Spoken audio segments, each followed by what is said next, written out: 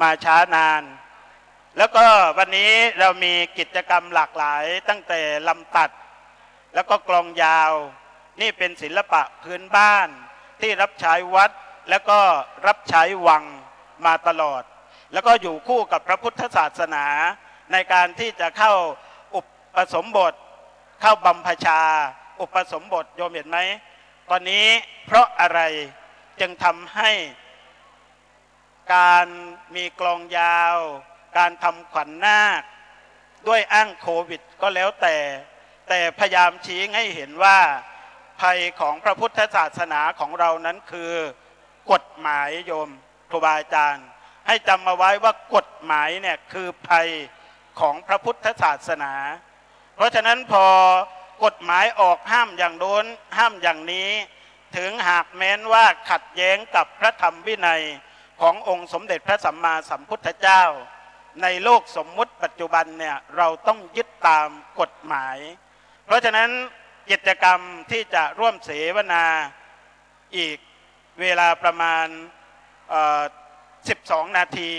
ที่จะมีวิทยากรขึ้นไปอยู่บนเวทีด้านหลังของอาตมาภาพเนี่ยเป็นสาระสำคัญของการจัดงานในครั้งนี้เลยนะโยมนะแล้วก็ครูบาอาจารย์ที่ท่านเดินทางมาภายในจังหวัดสุพรรณบุรี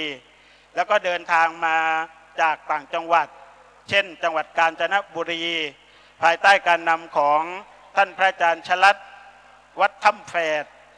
อำเภอท่าม่วงแล้วก็จากจังหวัดชัยนาทของอาจารย์พระครูโกศลชัยวัฒน์เจ้าคณะตำบลเนินขามแล้วก็คณะลูกศิษย์ของครูบาอาจารย์จากวัดสระแก้วอำเภอลาดยาวจังหวัดนครสวรรค์ที่ท่านมีแนวคิดที่จะตั้ง1อโรคยาอาสม1 จุด 1 จังหวัดแล้วก็1 หน่วยบรรเทาสาธารณภัยแล้วก็1 ที่ทำงานของมหาปรริญญาหรือทิศบัณฑิตที่เรียกว่าสมณจารีแล้วก็1 จุดที่คอยให้บริการกับพี่น้องญาติโยมท่านสาธุชนของพวกเราจุดละ1 จังหวัดที่หลวงพ่ออาจารย์พระครูนิยุตรัตนวัฒน์เจ้าวาดวัดสระแก้วอำเภอลาดยาวจังหวัดนครสวรรค์ซึ่งในวันที่12 มิถุนายนหลังจากวันนี้เราก็จะสัญจรไปที่อำเภอโพธารามจังหวัดราชบุรีได้สมาธิบรรณรุจิตำบลธรรมเสนก็ฝากญาติโยมท่านสาธุชนที่ชมทางบ้านแล้วก็อยู่ในศาลาการชุมนุมปฏิบัติธรรมสวดมนต์สัญจรตลอดไปทั่วหรือท่านอาจารย์พระครูเจ้าคณะจังหวัดสุพรรณบุรีได้นำเสนอว่าควรตั้งชื่อว่าสวดมนต์สัญจรตลอดบวรทั่วไทยก็ดีเหมือนกันท่านอาจารย์พระครูนะสวดมนต์สัญจรบวรทั่วไทยนั้นหมายความว่าเชื่อมโยงบ้านวัดแล้วก็โรงเรียนหรือราชการนี่ก็ท่านพระอาจารย์ได้นำเสนอเอาไว้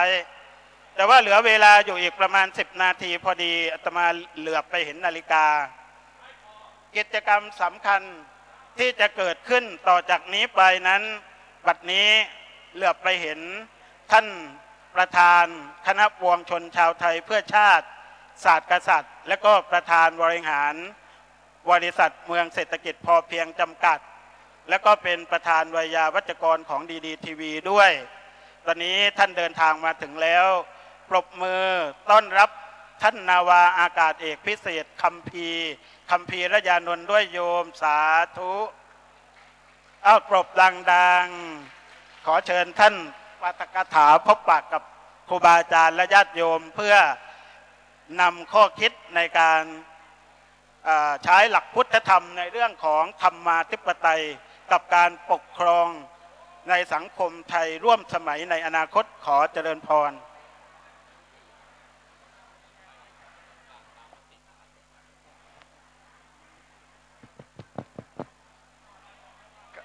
ท่านครับกราบนมัสการพระเถรานุเถระครับแล้วก็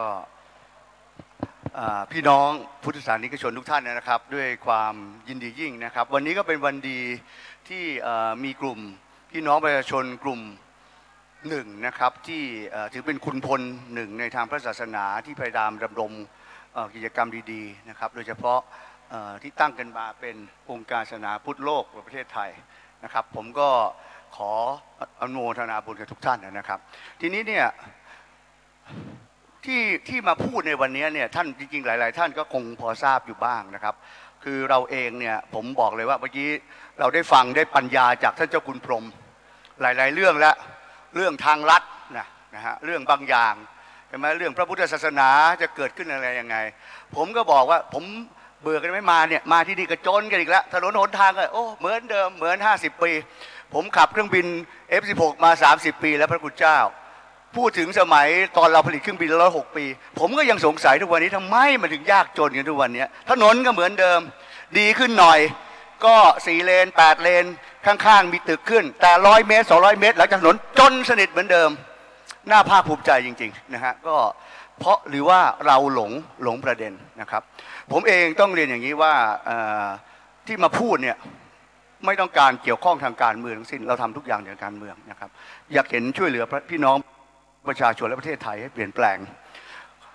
ด้วยส่วนตัวเองเนี่ยนึกถึงก่อนตอนกรุงศรีอยุธยาเราเสียสมเด็จพระเจ้าตากสินมหาราชทรงกู้แผ่นดินเนาะและก็ถวายแผ่นดินให้เป็นพุทธบูชาเรียบร้อยละจริงๆจบแล้วนะเนี่ยใครไม่ทำนี่ขัดพระบรมราชโองการหมดเลยเพราะจริงๆท่านยกแล้วก็บอกแล้วว่ากู้กรุงศรีกู้แผ่นดินสยามเพื่อถวายเป็น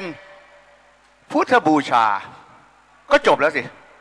ทีนี้ใครไม่สืบสารต่อร.6ท่านยังเอาธงสีขาวของเราพระนตรัยเนาะก็คือพระพุทธศาสนาผมพูดเนี่ยด้วยความภาคภูมิใจเพราะจริงส่วนหนึ่งอาจจะเป็นด้วยความสำนึกในหน้าที่ที่ในฐานะคนที่เกิดบนแผ่นดินสยามซึ่งผมไม่รู้นะว่าที่ผมต้องการจะพูดเพราะผมอาจจะตายวันตายพรุ่งอย่าประมาทอย่างที่พระเจ้าว่านะครับข้อที่2เรามีความสัมพันธ์ผูกทางคุณยายผมสืบเชื้อสายนรสีมาก็เกี่ยวข้องกับสมเด็จพระเจ้าตากสินของท่านซึ่งพระองค์ท่านอุตส่าห์กู้แผ่นดินให้เราแล้วเกิดอะไรขึ้นกู้มาไม่มีอย่างนี้ตอนร.5โอ้ท่านก็ทรงเลิกทาสอีกโอ้โหตอนนี้ทาสเต็มบ้านเต็มเมืองเลยนะเกิดอะไรขึ้นนะครับผมเรียนเองต้องเรียนอย่างนี้ว่าผมเองก็เคยถูกล้างสมองจากฝั่งตะวันตกเนาะก็อาจจะด้วยครอบครัวด้วยไม่เคยเล่าที่ไหนมากวันนี้มาวันดีที่อาสมพรหมเวทีแล้วอยู่ๆเห็นท่านเจ้าคุณท่านนึกกุณาเมตตาขึ้นว่าสุเทพท่านน่ารักมากนะครับท่านเจ้าคุณลูกแม่ตุ้ยบุษบกคือทุกอย่างที่พูดเนี่ยอยากจะถวายให้บรรพบุรุษด้วยนะครับว่าที่เขาทั้งสมเด็จพระนเรศวรมหาราชก็ดีสมเด็จพระเจ้าตากสินมหาราชก็ดีหรือแม้แต่พี่น้องประชาชนทุกหมู่เหล่าที่ช่วยสร้างแผ่นดินนี้ให้พวกเราอยู่ทุกวันนี้นะครับแล้วจริงๆอยากให้ทุกท่านเลิกมองนอกกรอบสักทีติดกรอบกันหมดผมเองเนี่ยต้องเรียนอย่างนี้ว่าตั้งแต่จบจนเข้าเตรียมทหารตอนนี้รุ่นจริงๆรุ่นผมรุ่นถ้าเตรียมทหารนี่18แต่ว่าก็คืออย่างเนี้ยที่อยู่ในวังเกิดจักรภพภูริเดชเนี่ยนี่คือเพื่อนกันแต่จริงๆผมสนิทหลายรุ่นเพราะผมก็เป็นเพื่อนกับรุ่น7อีกพี่ตุ้ยหมดเยอะแยะไปหมดนะครับรุ่น7รุ่น6รุ่น8เพราะผมชอบเรียนหลักสูตรบริหารระดับสูงและสุดท้ายก็ดันมาเป็นเพื่อนกับพี่ชวนหลีกภัยอีกนะครับแล้วก็เลิกละทีนี้ต้องย้อนถามไปก่อนว่าไม่เบื่อกันเหรอหรืออยากจะเหมือนเดิมเวลาจะไปที่ไหนต้องตั้งเป้าหมายครับอย่างเช่นตอนร.4 ร.5 ร.6ท่านเกิดยุคล่าอาณานิคมอันนี้ผมพูดตรงๆหรือสมเด็จพระเจ้าตากสินจะกู้แผ่นดินก็ต้องกู้เลยเพราะท่านต้องการกู้บ้านกู้เมืองรักษาพระศาสนาตอนสมัยร.4 ร.5 ร.6เช่นเดียวกันยุคล่าอาณานิคมท่านส่งพระโอรสท่านเอาแหม่มแอนนามาสอนร.5เลิกทาสเลยตั้งกระทรวงทบวงกรมแล้วก็ตอนหลังเนี่ยท่านก็ปีนั้นอะไรท่านตั้งกระทรวงศึกษาธิการอีกจำได้ไหมจริงๆกระทรวงศึกษาธิการเกิดขึ้นมาต้องพระท่านเป็นครูนะครับแล้วเกิดอะไรขึ้นตอนนี้เละเทะกันไปหมดนะครับผมเรียนอย่างนี้ว่าถ้าท่านเห็นเยอะๆและมองผ่านมาเยอะๆจริงๆอย่างที่เจ้าคุณทำพูดคือเที่ยวผมมาอยู่ที่สหรัฐมานานจบเศรษฐศาสตร์การเมืองระหว่างประเทศสหรัฐบิน F16 ก็สุดท้ายก็ที่สหรัฐมีบ้านอยู่ที่สหรัฐจบเศรษฐศาสตร์การเมืองระหว่างประเทศก็ที่สหรัฐกลับมารู้จักการเมืองเพราะอะไรตั้งแต่เอาจริงๆแล้วคุณปู่ผมเนี่ยตั้งแต่2473 2475เนี่ยเป็นทั้งผู้ใหญ่เป็นเทศมนตรีและเป็นนายกเทศมนตรีเมืองชลบุรี ถนนสุรชัยนี่คือชื่อคุณปู่ผมที่เมืองชนแล้วก็มาปั๊บเข้ามาสู่อะไรพอเรียนปั๊บเกิดพฤษภาธมินจบแล้วพฤษภาธมินนั่นก็นับเป็นญาติกันทางหนุนพักดีคุณพ่อผมเลยมาเป็นสวผมมามีตำแหน่งผู้ติดตามแต่ตอนนั้นแหละอายุ20นิดๆเองเข้าการเมืองในตอนนั้นแหละมาปั๊บมาจีบแฟนคนแรกอีกภรรยาคนแรกผมไปเจอบนเครื่องบินหลังจากกลับฝึก F16 ไปมาเป็นลูกนักการเมืองลูกเจ้าหนุ่ยแต่งกันไปแต่งกันเป็นลูกพี่ลูกน้องพี่ทักษิณอีกวนกันไปวนกันมาเห็นหมดเอาเงินไปแจกตั้งแต่ปีนู้นแล้วบนเขาบนดอย80 ล้าน100 ล้านใส่กระบุงไปแจก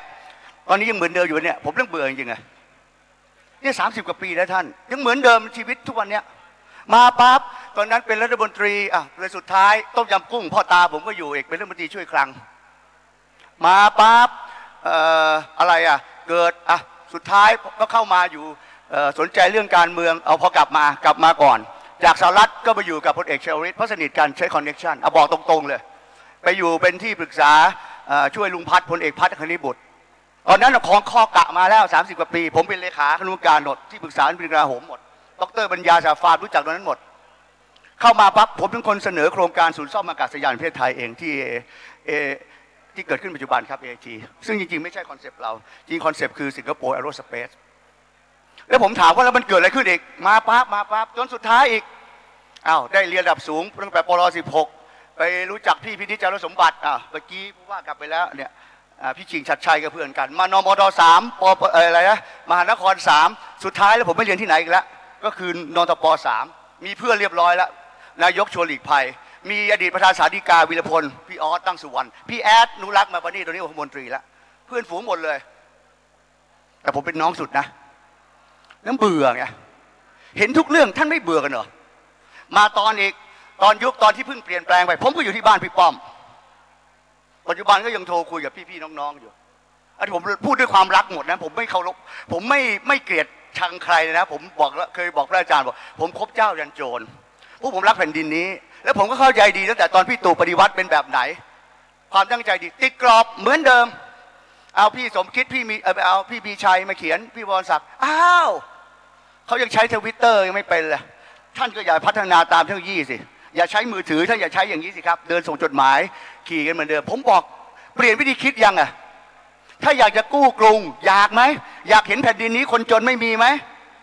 อยากเห็นแผ่นดินนี้ผู้ศาสนาประจำชาติไหมผมต้องการเห็นเมืองศิวิไลผมต้องการเห็นประเทศไทยเป็นมหาอำนาจในเอเชียเป็นน้องของพี่ศรีน้องพี่ปูตินพอคู่กับคิมทำสิหรือท่านจะมานั่งสวดนั่งขอสิ่งศักดิ์สิทธิ์บางระจันโดนล้อมหมดแล้วโอ้ยขอเดี๋ยวรอทับหลวงรอนะตายหมดทุกอย่างที่เกิดขึ้นนะครับท่านจริงๆต้องย้อนไปพระดามที่พระพุทธเจ้าท่าน 2,600 กว่าปีในทางรัฐศาสตร์การเมืองในประเทศพระพุทธเจ้าคือองค์จริงๆผมไม่อยากใช้คำว่าปฏิวัติในทางที่ทุกท่านมาติดกรอบเนี่ยไอ้90 ปีเนี่ยจริงๆคือการเปลี่ยนแปลงไปในทางที่ดีปฏิวัติยังปฏิวัติตังในธรรมจักร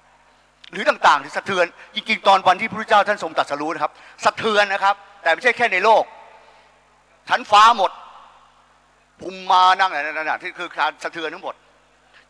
ผมก็ไม่ใช่จะรอบรู้อะไรมากเพียงแต่ว่าประเด็นก็คือผมชอบใฝ่รู้แล้วก็พยายามเข้าหาพระเข้าหาเจ้าวันนี้ตอนที่ฟังเจ้าคุณทำผมได้ข้อคิดจากท่านเจ้าคุณเยอะมากเลยทั้งเรื่องของการท่องเที่ยวจริงๆท่านเปรียบเทียบได้ดีมากๆทั้งการปลูกต้นทานต่างๆที่พระเถรานุเถระที่ท่านพยายามพูดสั่งสอนพวกเรา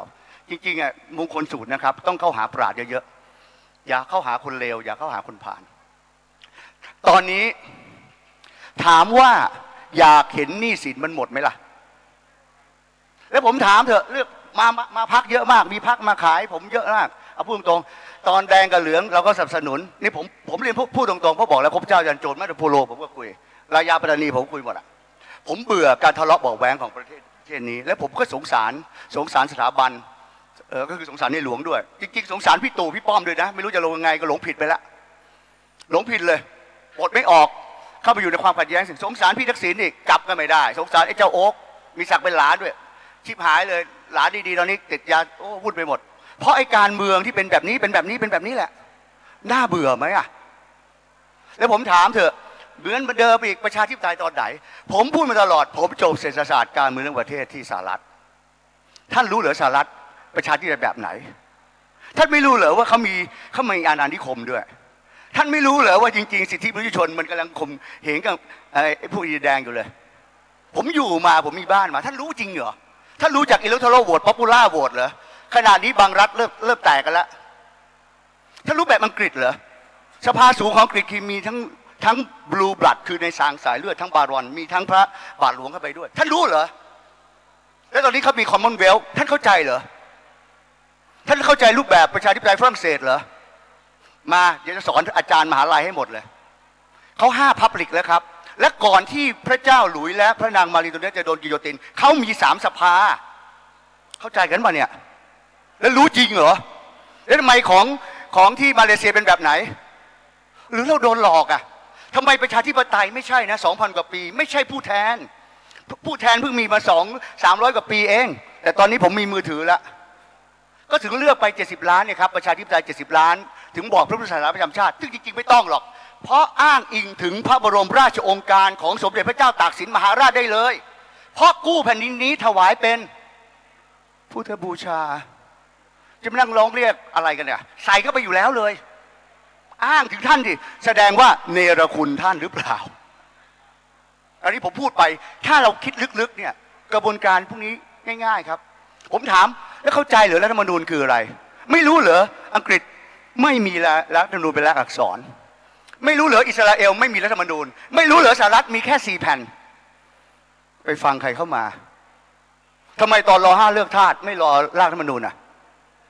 ทำไมสมเด็จพระเจ้าตากสินรอเลือกทาสไม่รอรัฐธรรมนูญล่ะครับท่านเริ่มเข้าใจไหมครับกระบวนการถ้าท่านติดกรอบพิธีการท่านไปไม่ถึงหมายความว่าท่านต้องการไปเชียงใหม่อย่างขนาดนี้นะครับท่านนั่งเรือเอี่ยมจุนหรือรถเมย์อยู่1 คันที่มี500 คนขับขี่เนี่ยมันไปไม่ถึงจะเปลี่ยนคนเข้าไปเนี่ยยังพักบางอย่างจะทำก็เข้าไปคน2 คนผมเคยเป็นมาหมดแล้วไอ้ที่ปรึกษากิติมศักดิ์ทั้งกรรมการทหารเจ้าอะไรอ่ะสวสภานิติตอนปฏิวัติผมก็เข้าไปเป็นแต่มันไร้สาระประเด็นคือในเมื่อพี่น้องประชาชน70 ล้านคนเนี่ยโดยประมาณเสียงส่วนใหญ่ต้องการต้องได้ตามนั้นตามระบอบประชาธิปไตยไม่ใช่จากยุคมาก่อนโอ้สภาธิปไตยของ70 ล้านมาอยู่ที่500ผมบอกเลยผมเป็นประเทศอื่นผมไม่มายุคแบบนี้ผมเบื่อผมไม่ต้องมานั่งรอเลือกตั้งผมซื้อเลยดีกว่าไหมจ่ายเงินเข้าไปซื้อตำแหน่ง2ยกจ่ายคนละ100 ล้านยกมือเลยไหมผมยกมือให้เดือนเกินครึ่งได้เอา100 ล้านไม่พอคนละ500 ล้านเอาป่ะเปลี่ยนได้หมดแหละครับแต่มันคือสิ่งที่ท่านต้องการจริงหรือที่ผมพูดผมไม่ทราบหรอกผมอยากเห็นประเทศนี้เปลี่ยนแปลงเนาะผมสงสารบรรพบุรุษผมสงสารลูกหลานเราต้องการที่เกิดขึ้นถ้าท่านตั้งเป้านะครับเพราะถ้าไม่ตั้งเป้าผมเรียนเลยว่าลาวกัมพูชาแซงหมดแล้วจริงๆเหมือนเกาหลีเมื่อก่อนมาดูงานบ้านเราตอนนี้เป็นยังไงครับเราต้องการไหมให้ประเทศเข้าสู่รัฐสวัสดิการต้องเข้านะครับเสียงส่วนใหญ่บอกเลยเดี๋ยวแจกมือถือยกมือขึ้นเรียนฟรีถึงปริญญาตรีต้องมีทุกคนต้องมีที่ดินทำกินหรือเปล่าก็สมเด็จพระเจ้าตากสินกู้แผ่นดินถวายพระพุทธศาสนาประจำชาติแต่คงความเป็นธรรมแก่ทุกพระศาสนาคดีความไม่เป็นธรรมลบออกให้หมดอภัยให้หมดพรหมวิหาร4กลับมาให้หมดพี่ทักษิณทุกคนเนี่ย2,000 กว่าคนน่ะเละเทะชิบหายแล้วอยู่ขมงเขมรอีกกลับมาให้หมดหรือไม่อยากที่จะผู้สูงอายุไม่ต้องไปเรียกร้องมึงอย่า10,000ต้องมา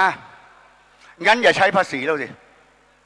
ท่านคือเจ้าของประเทศนะที่ผมจะบอกให้ท่านฟังท่านไม่ใช่ขี้ข้าเพราะสมเด็จพระเจ้าตากสินท่านกู้แผ่นดินมาให้เราแล้วรัชกาลที่5ปลดทาสแล้วครับหรือท่านกำลังมาเป็นขี้ข้าเขาไม่ใช่นะเงินภาษีทุกบาททุกสตางค์3 ล้านล้านบวกพันธบัตร6 ล้านล้านต้องทำนะให้ข้าราชการทั้งหมดต้องทำนะไม่ทำมาขอโทษเคหัวพวกนักการเมืองที่ผ่านมาทำไม่ได้ละอายหรือเปล่าผมเห็นขึ้นกันจังมากราบขอโทษชาวบ้านแล้วโขกหัวซะหรือฮาราคิรีเหมือนโลโมฮุนประธานาธิบดีเกาหลีเหนือพี่จุดเกาหลีใต้เขาได้รับการเลือกตั้งถล่มทลายแบบเป็นที่รักมากเหมือนพี่ทักษิณปรากฏภรรยากับเลขาเขาครับไปติดสินบนแล้วเรื่องถูกสังคมท่านรู้ไหมประธานาธิบดีโลโมฮุนเกิดฮิริโอตปะครับท่านรู้ไหมเกิดอะไรขึ้นครับกระโดดหน้าผาฆ่าตัวตายท่านไปอ่านประวัติศาสตร์ได้ของเกาหลี ทีนี้เนี่ยเรามาพูดแล้วถึงสามัญสำนึกหรือสิ่งที่ควรจะเปลี่ยนแปลงอย่างที่ผมบอกอะตอนนี้ผมขับ F16 มา30 ปีแล้วลูกหลานขนาดนี้เราอยากให้ลูกหลานเราขับรถไม่เป็นขี่วัวขี่ควายทำนาเหมือนเดิมเหรอปลูกมันสำปะหลังเหรอไม่ใช่นะครับพี่ศรีเนี่ยเอานักบินอวกาศมาสอนตั้งแต่โรงเรียนประถมแล้วเข้าใจคำว่าไอน์สไตน์จริงเหรอไม่รู้เหรอในเรื่องของนิวเคลียร์แทนที่มานั่งคุยกลัวสงครามสร้างอะไรป้องกันอย่างพัฒนานิวเคลียร์พัฒนาอะไรอย่างไร้สาระสิ่งดีผมบอกเลยว่าตอนต้องผมไม่ได้มาอวยเจ้านะแต่ผมพูดตามข้อเท็จจริงใครที่ทำเพื่อบ้านเมืองร.4 ร.5 ร.6ที่ท่านทำจริงท่านเชื่อไหมว่าเราซื้อเครื่องบินตอนยุคเข้าสู่สงครามโลกที่1นะครับแค่2 ปีพระคุณเจ้าเราผลิตก๊อปปี้และผลิตเครื่องบินได้เองตอนนั้นนะครับ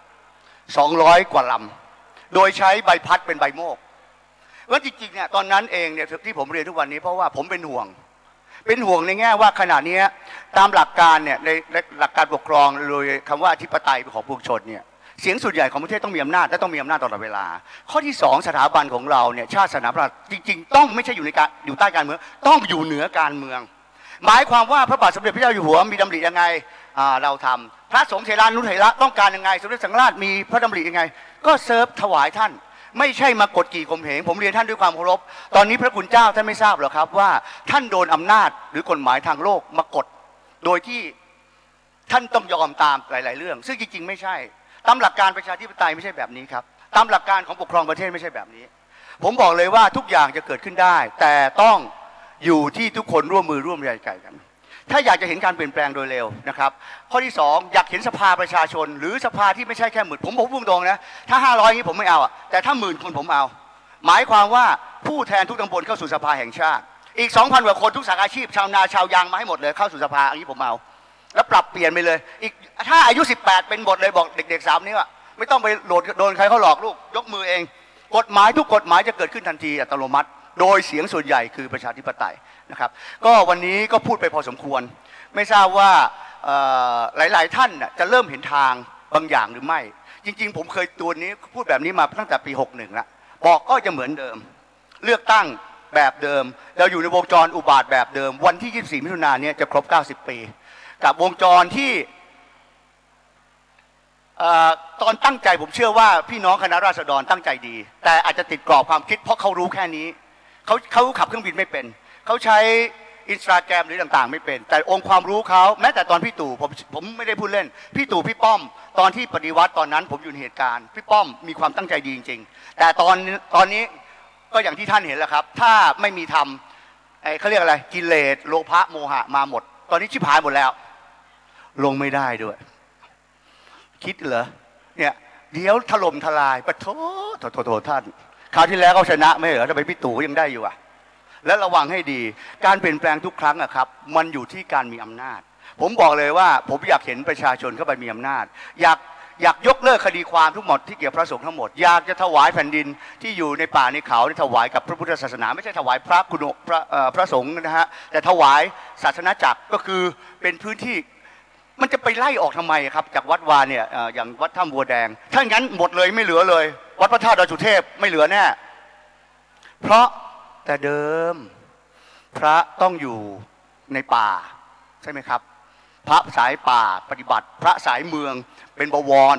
มาสอนลูกสอนหลานสอนประชาชนให้เรื่องทำดีถูกไหมครับเพราะฉะนั้นจริงๆเรื่องพวกนี้ถึงมีมาตลอดเวลาแต่เจ้ากรรมนายเวรเกิดกระทรวงทบวงกรมมาทีหลังแล้วทำไมท่านผิดล่ะครับถ้าสถาบันพระศาสนาอยู่เหนือท่านได้รับการดูแลหมดไม่ใช่กดขี่ข่มเหงหมายความว่าธนาคารพุทธก็ต้องเกิดเพราะท่านจะจับเงินลำบากแต่ต่อไปใช้คอยนะครับท่านใช้เดี๋ยวนี้เขาก็ไม่รับบัตรเครดิตแล้วใช้ QR code ผมบอกพระเถรานุเถระท่านไม่ทราบหรอกบางองค์หลวงปู่เนี่ยท่านบรรพชาตั้งแต่สามเณรไม่ทางโลกเลยเสร็จหมดญาติโยมมัคคดาขอโทษบางที่นะครับบางที่เข้ามาวุ่นวายทรัพย์สินทั้งหมดซึ่งพระเถรานุเถระท่านไม่ค่อยทราบไม่รู้เรื่องหรอกแต่จริงๆเงินทองเนี่ยย้อนไปเถอะท่านติดตรงนี้หรือเปล่าท่านติดหรือเปล่าว่าท่านโดนล้างสมองผมบอกเลยผมโดนล้างสมองมาก่อนจนมาเห็นทางแห่งธรรมเนี่ยแหละโอ้ตอนนั้นผมไปอยู่สหรัฐผมชื่นชมสหรัฐมากทุกรูปแบบเลยโอ้โหโดนมันหลอกเรื่องฟอบโดนมันหลอกเรื่อง CNN โดนมันหลอกโอ้จิปาถะทั้งระบบทุนนิยมอดัมสมิธท่านรู้เปล่ากำลังจะเจ๊งแล้วเนี่ย ท่านไม่รู้หรอเศรษฐศาสตร์ที่เด็กๆเรียนกันเนี่ยไปถามธรรมศาสตร์จุฬาบอกไอเดียเลยใช้เงินสกุลเดียวกันรวมประเทศจริงๆ EU นี่คือตัวอย่างผมบอกเลยอดัมสมิธล้มอังกฤษอยู่ไม่ได้ถอนตัวออกจาก EU อันนี้พ่อแม่พี่น้องยังไม่ทราบอันนี้พูดถึงนักวิชาการที่ชอบอวดตัวอวดเก่งว่าเรียนต่างประเทศเดี๋ยวจะสอนให้ผมไม่ใช่ว่าผมรู้ผมก็อ่านชอบพูดชอบฟังจากผู้รู้นะครับเพราะฉะนั้นตอนนี้ถ้าท่านเห็นภาพเกิดอะไรขึ้นให้หมดเนี่ยตอนนี้ผมเพิ่งได้พูดเล่นยังไม่รู้จะออกมาอีกแล้วจากสายไหนไม่รู้50 ล้าน US อยู่ๆมาเป็นดิจิตอลเข้ามาให้ผมอีกละแต่มันมาจากไหนวะจะใช้ออกมายังไงจะมาแจกคนละนั่นไหมอย่างนี้เป็นต้นคือกระบวนการในการเปลี่ยนแปลงคนคุมโลกเขาทำได้หมดนะท่านอย่าไปติดกรอบเด็กเนี่ยอย่างลูกหลานบางคนมาพูดถึงสหประชาชาติลูกเข้าใจจริงเหรอสหประชาชาติหรือลีกออฟเนชั่นมาจากไหนสหประชาชาติเกิดขึ้นจากหลังสงครามโลกมิใช่หรือไม่รู้เหรอ5 ประเทศที่คุมกฎบัตรที่เป็นมนตรีความมั่นคงครับท่านก็มีสหรัฐอังกฤษฝรั่งเศสจีนรัสเซียไม่เห็นแปลกใจสหรัฐหรือแม้แต่พี่ปูตินผมเชียร์พี่ปูตินทำอะไรไม่ผิดหรอกครับเพราะเขากลุ่มและผมถึงถามผมถ้าผมบอกผมจะเอาประเทศผม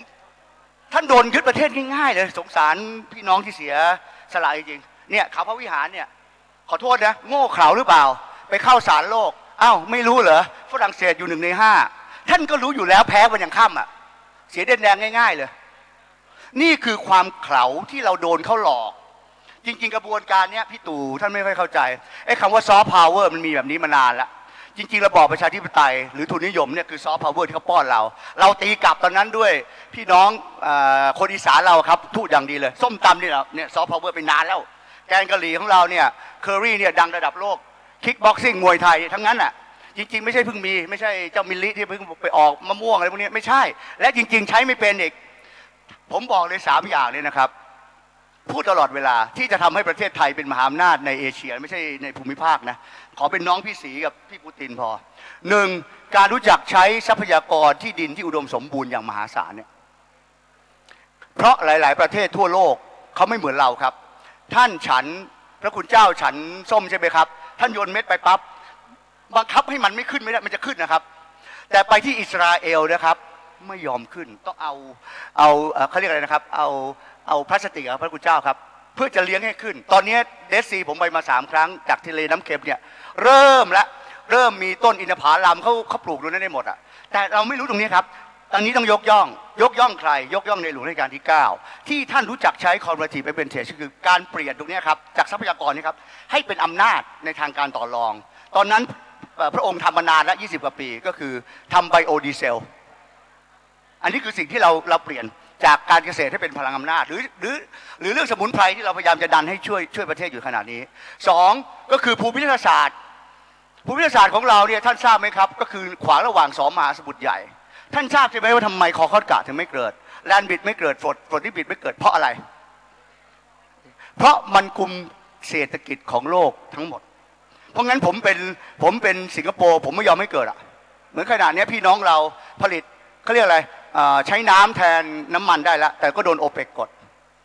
ถ้าท่านใช้นี้ให้เกิดประโยชน์ครึ่งหนึ่งใช้บริหารรัฐอีกครึ่งหนึ่งให้พี่น้องประชาชนถือหุ้นร่ำรวยกันไหมครับ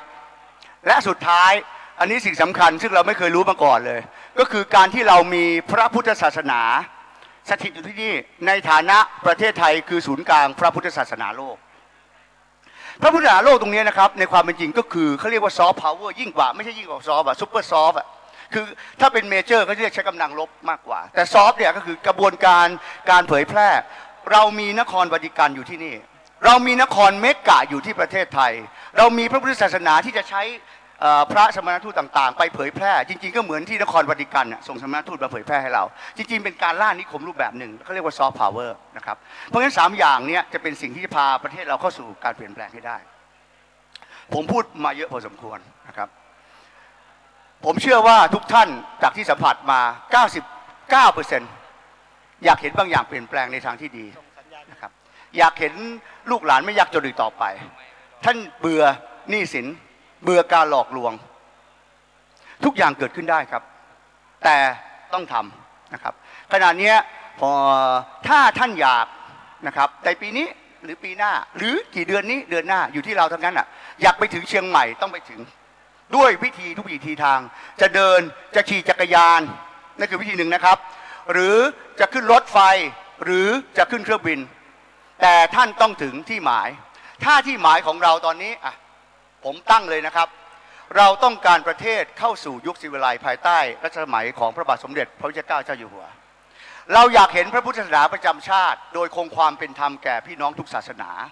เราอยากเห็นการศึกษาที่เรียนฟรีของเด็กๆทุกคนจนถึงชั้นปริญญาตรีเป็นอย่างน้อยเราต้องการเห็นผู้สูงอายุที่อายุ60ไปแล้วเนี่ยมีเงินสนับสนุนดูแลตามสภาวะเศรษฐกิจคือ 10,000 บาทเราอยากเห็นทุกคนมีที่ทำกินเราอยากรักษาพยาบาลฟรีเราอยากเห็นรูปแบบที่เป็นประชาธิปไตยยิ่งขึ้นต้องเกิดขึ้นทีนี้ท่านจะเดินหรือท่านจะขี่จักรยานไปถึงจุดหมายหรือท่านจะขึ้นเครื่องบินอันนี้อยู่ที่ตัวท่านผมบอกเลยว่าตอนนี้เราพยายามที่จะเร่งทำบางอย่างเพื่อไม่ทราบจะตายวันตายพรุ่งนะครับก็ขอให้เกิดการเปลี่ยนแปลงโดยเร็วนะครับก็ทั้งนี้ทั้งนั้นเป็นกำลังใจทุกฝ่ายโอกาสสุดท้าย1 นาทีนี้นะครับก็นานณที่นี้ถือเป็นสถานที่ศักดิ์สิทธิ์วัดป่าเลไลมีประวัติศาสตร์คู่พุทธศาสนามาอย่างยาวนานเกี่ยวข้องกับจักรสุพรรณบุรีนะครับก็ผมขออนุญาตโอกาสนี้ขอดานาคุณพระศรีรัตน์ไตรนะครับสิ่งศักดิ์สิทธิ์ทั้งหลายในสากลพิภพสิ่งศักดิ์สิทธิ์ทั้งหลายที่ทุกท่านนับถือวิญญาณของมวลชนพระเดชะบารมีของสมเด็จพระบุรพมหาสัตราธิราชเจ้าทุกพระองค์นะครับแล้วก็ด้วยความตั้งใจคุณความดีของทุกท่านที่ได้ร่วมกันทำเพื่อบ้านเพื่อเมืองเพื่อจะช่วยตรงนี้นะครับก็ขอให้เป็นกุศลเป็นพระปัจจัยในการผลักดันนะครับให้ทุกท่านเจริญด้วยจตุรพิธพรชัยขณะเดียวกันก็ขอให้บ้านเมืองของเราสงบสามารถเปลี่ยนแปลงไปสู่สิ่งที่พี่น้องต้องการอย่างสันติสุขนะครับแล้วก็ร่วมกันฉลองสิ่งที่เราปรารถนาในเร็วนี้ในเร็ววันครับก็ขอกลับมากรุณาทุกท่านด้วยความเคารพครับสาธุปรบมือหน่อยโยมท่านนาวากาศเอกพิเศษคัมภีระยานนท์ประธานกรรมการบริหารเมืองเศรษฐกิจพอเพียงจำกัดแล้วก็ประธานคณะปวงชนชาวไทยเพื่อชาติศาสตร์กษัตริย์ปรบมือสาธุต้อนรับอีกครั้งหนึ่งสาธุวันนี้ท่านมาประรบธรรมาธิปไตยกับการเมืองการปกครองสมัยใหม่ของประเทศไทยต่อไปในอนาคตแต่ว่าอาจจะไม่เกี่ยวกับประเทศไทยพระพุทธศาสนาเท่าไหร่ถ้าโยมฟังให้ดีแต่ก็เป็นสิ่งที่เกี่ยวเนื่องและกระทบอย่างล้วนๆเลยนะโยมนะสำหรับพิธีการที่จะเกิดขึ้นในช่วงบ่ายตอนนี้ทางวิทยากรและก็ทางผู้ดำเนินรายการได้เดินทางมาถึงเรียบร้อยแล้วขอข้ามของคุณโยมพ่อชัยพงษ์แสนดีไปก่อนนะโยมพ่อนะเอาไว้ในช่วงขั้นรายการของหลังจากนี้ไปอีกช่วงหนึ่งซึ่งท่านก็เป็นประธานของการเลี้ยงช้างในพระบรมราชูปถัมภ์ชื่อว่าปางช้างที่จังหวัดกาญจนบุรีชื่อสายทานอัยยาราอาตมาก็จำไม่ค่อยมั่นใจเท่าไหร่เพื่อไม่เป็นการเสียเวลาญาติโยมท่านสาธุชนทางบ้านแล้วก็มีครูบาอาจารย์หลายท่านเขียนจดหมายน้อยมาถามว่าวันนี้พระเจ้าพระสงฆ์ญาติโยมที่มาชุมนุมประพฤติปฏิบัติธรรมแล้วก็ฟังการเสวนาบรรยายธรรมเพื่อให้เกิดปัญญาณที่นี้เนี่ยเขาอยากรู้ว่าตอนนี้เนี่ยสถานการณ์ของพระพุทธศาสนาเป็นอย่างไรเขาใช้เงินเขาในที่นี้อาตมาไม่รู้นะแต่ว่าอ่านตามจดหมายน้อยที่เขาเขียนมาว่าเขาใช้เงินของพวกเราไปสนับสนุนการเผยแผ่ศาสนาอื่นอย่างไรเขามีเกี่ยวกับเรื่องของกฎหมายที่คุ้มครองปกป้องศาสนาพุทธและศาสนาอื่นแตกแฝงด้วยในการปกป้องคุ้มครองศาสนาเขามากกว่าของเราอย่างไรอันนี้เป็นจดหมายน้อยที่เขียนฝากเข้ามาเพื่อไม่เป็นการเสียเวลาญาติโยมท่านสาธุชนตอนนี้ครูบาอาจารย์มีวิทยากรอีกท่านหนึ่งที่กำลังเดินทางมานั้นก็คือท่านศาสตราจารย์พิเศษร้อยโทดร.บรรจบบรรณรุจิซึ่งกำลังเดินทางมาเป็นราชบัณฑิตยสภาสาขาวิชาศาสนศาสตร์แล้วก็จะมาร่วมเสวนาธรรมในช่วงนับตั้งแต่วินาทีนี้เป็นต้นไปซึ่งในช่วงนี้ก่อนที่ท่านจะเดินทางมาถึงก็อยากจะเจริญพรเชิญชวนโยม ที่กำลังมาถึงเนี่ยให้รีบเข้ามานั่งข้างในแล้วก็เจริญพรเชิญด็อกเตอร์ณพลเดช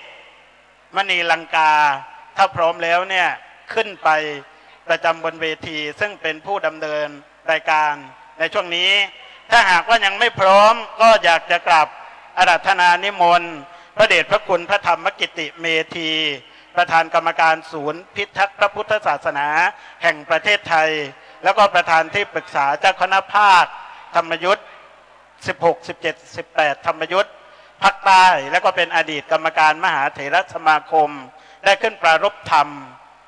เกี่ยวกับเรื่องของสถานการณ์ของพระพุทธศาสนาก่อนในเบื้องต้นขอกราบอาราธนาครับอาสาธุดังๆหน่อยโยมแล้วก็ครูบาอาจารย์สาธุวันนี้ท่านเดินทางมาจากวัดราชาธิวาสวิหารเพื่อที่จะมาให้ความรู้กับพวกเราขอกราบอาราธนานิมนต์หลวงพ่อขึ้นไปนั่งปรารภพบปะพูดคุยก่อนที่จะเข้ากับหัวข้อเสวนาก่อนเพื่อเป็นการให้ความรู้นอกเหนือจากที่กำหนดตามกำหนดการเอาไว้ครับ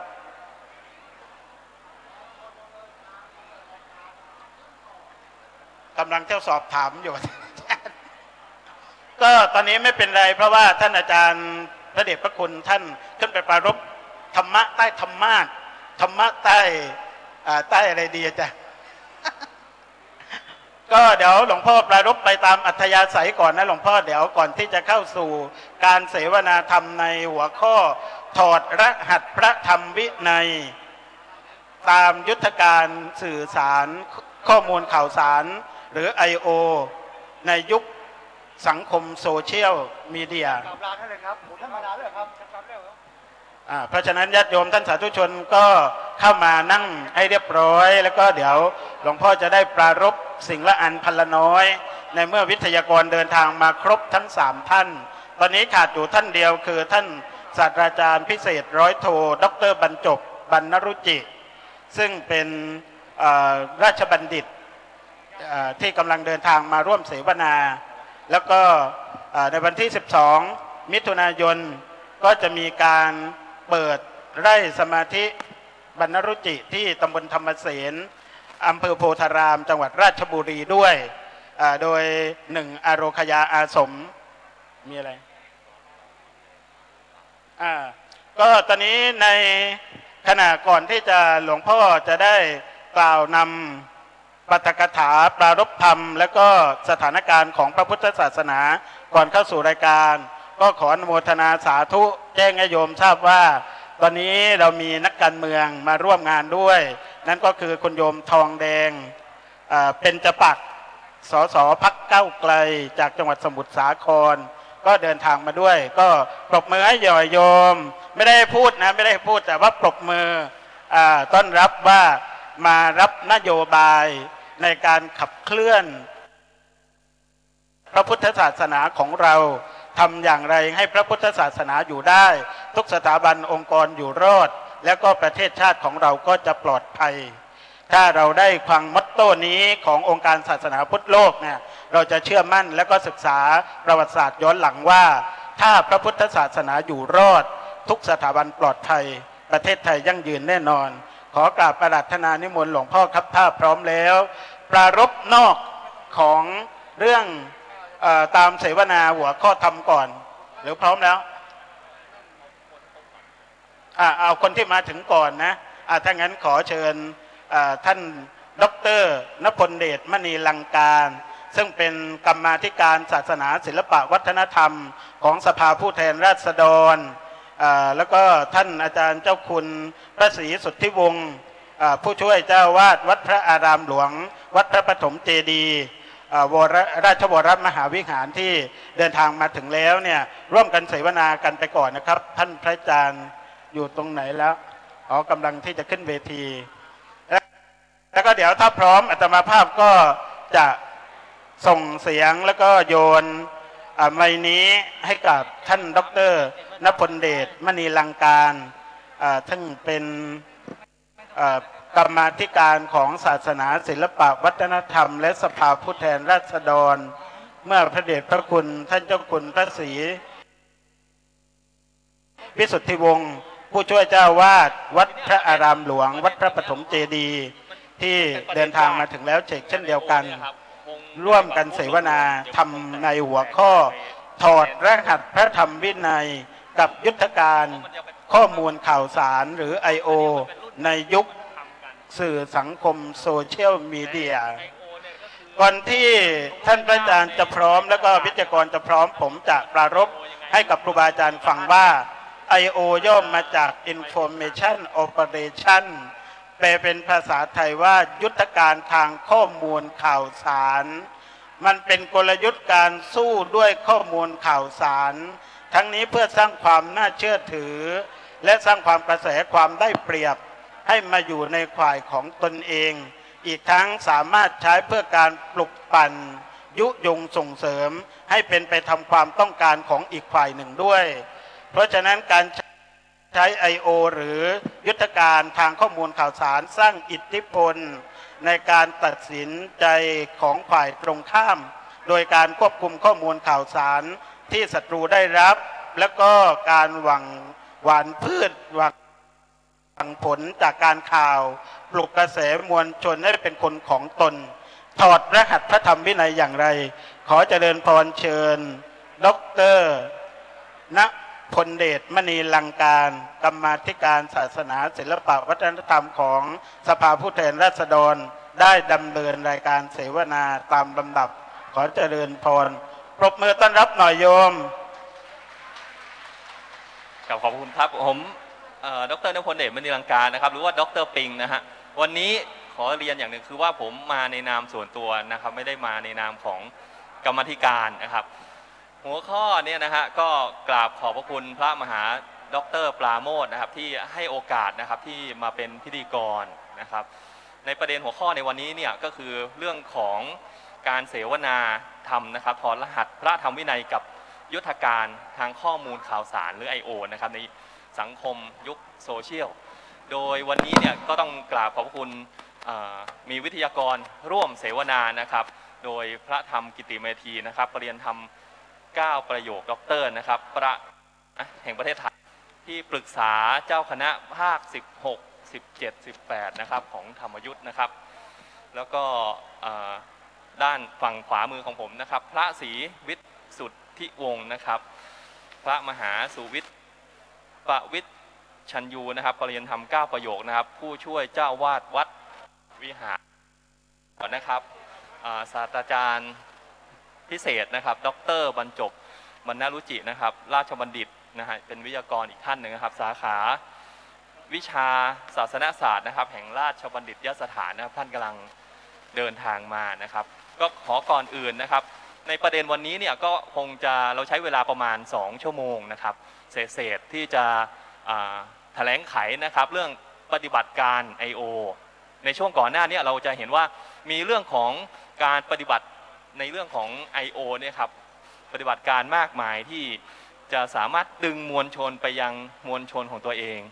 มีคำถามจากทางบ้านนะครับจนนำมาสู่การเสวนาในวันนี้นะครับเรื่องของ I.O. เนี่ยในฐานะที่เป็นชาวพุทธด้วยกันนะครับเรามีปฏิบัติการอย่างไรนะครับที่จะสามารถที่จะอยู่ในการคุมของโซเชียลมีเดียหรือว่า I.O. นะครับในทางของพระภิกษุสงฆ์เนี่ยมีกระบวนการอย่างไรบ้างนะครับแล้วก็ทางคฤหัสถ์นะฮะมีกระบวนการอย่างไรบ้างนะฮะเลยมาสู่ในประเด็นเสวนาธรรมนะครับถอดรหัสพระธรรมวินัยก็คือเป็นเรื่องของพระธรรมวินัยด้วยนะครับกับยุทธการทางข้อมูลข่าวสาร I.O. นะครับซึ่งเบื้องต้นเนี่ยเราจะขอความแนวคิดนะฮะจากท่านเจ้าคุณธรรมกิติเมธีนะครับว่าเราจะมีกระบวนการเบื้องต้นอย่างไรแล้วมีแนวคิดอย่างไรนะครับในยุค 5G นะฮะที่แต่ละฝ่ายเนี่ยต่างแย่งชิงการมีพื้นที่ข่าวการมีพื้นที่ของมวลชนที่เขาสามารถที่จะเข้าถึงซึ่งแน่นอนว่ามันจะเกิดกระบวนการสร้างความเชื่อครับหรือว่า trust พอมี trust ปุ๊บเนี่ยเวลาสื่อสารข้อมูลอะไรออกไปเนี่ยนะครับก็จะทำให้มวลชนของตัวเองเนี่ยครับเกิดความเชื่อนี่มันก็จะส่งผลถึงการที่จะ โยงข้อมูลในสังคมโซเชียลมีเดียการที่จะมีการโพสต์หรือว่าศัพท์ทางวัยรุ่นเขาเรียกว่าเกรียนคีย์บอร์ดเนี่ยนะครับมันก็จะเป็นการสร้างความเชื่อในกลุ่มภาพรวมนะครับก่อนอื่นนะครับกราบขอนมัสการท่านเจ้าคุณธรรมกิติเมธีนะครับขอแนวคิดนะฮะเราจะแบ่งเป็น2พาร์ท2ช่วงนะครับเอาแนวคิดก่อนว่า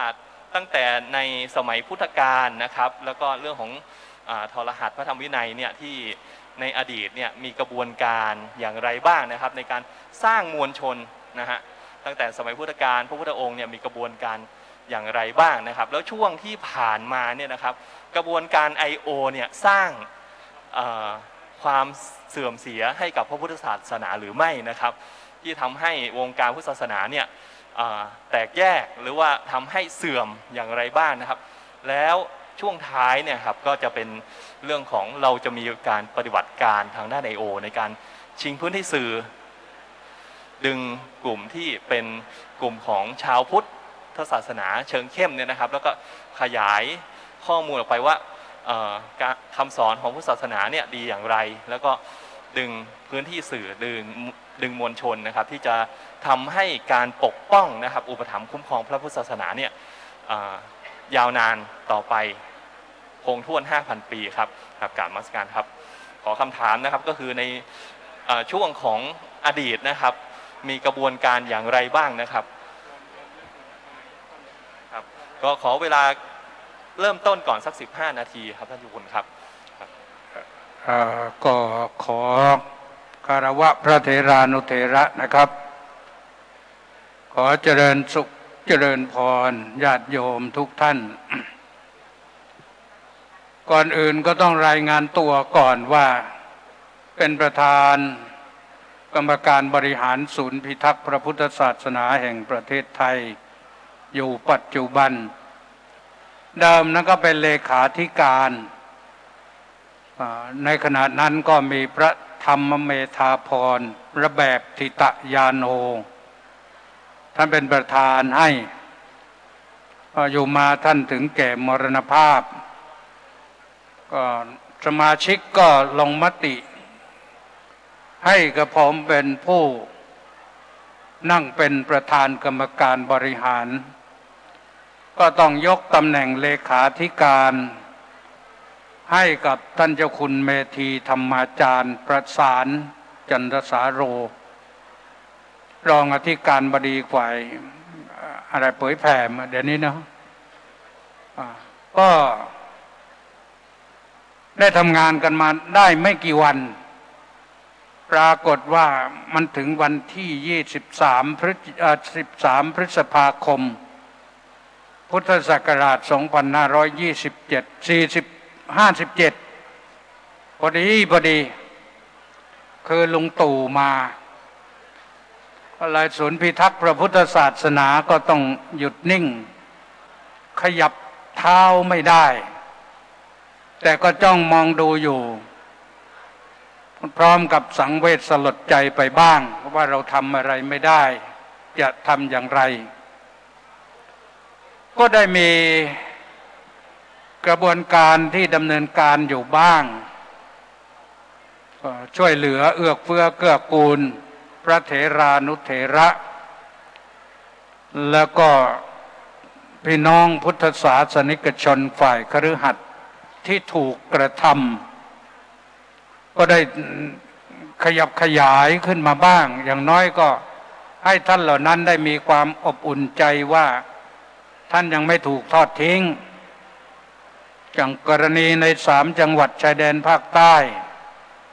ถึงวันนี้ก็ยังส่งกำลังไปช่วยอยู่เป็นระยะตามที่การเวลาและทรัพยากรจะเอื้ออำนวย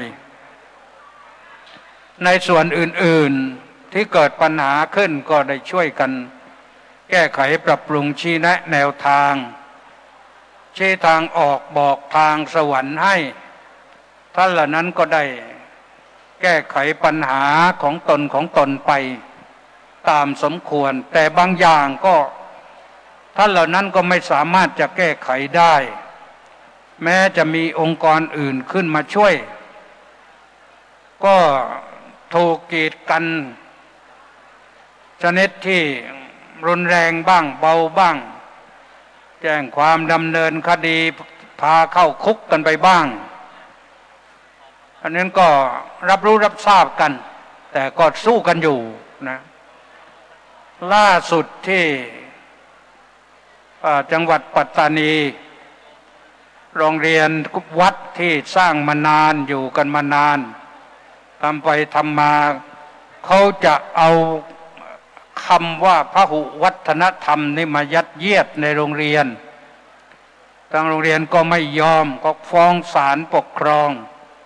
ศาลปกครองให้ฝ่ายฟ้องชนะตอนนี้ก็อุทธรณ์กันอยู่นะเพราะว่า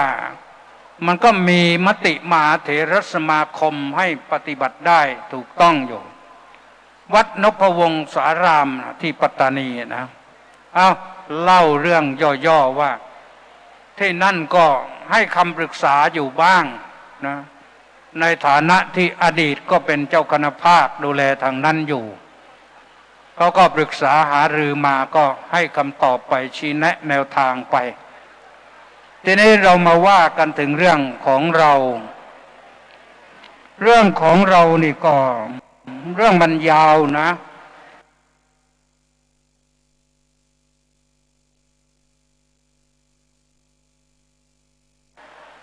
วันนี้เราจะมาฟังเรื่องถอดรหัส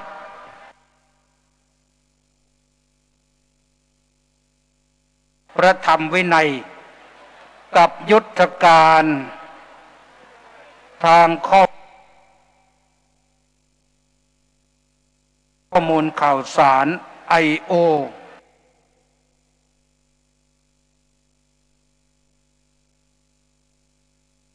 ในสังคมยุคสื่อโซเชียลก็ต้องแยกศัพท์ให้ก่อนนะถอดรหัสนั่น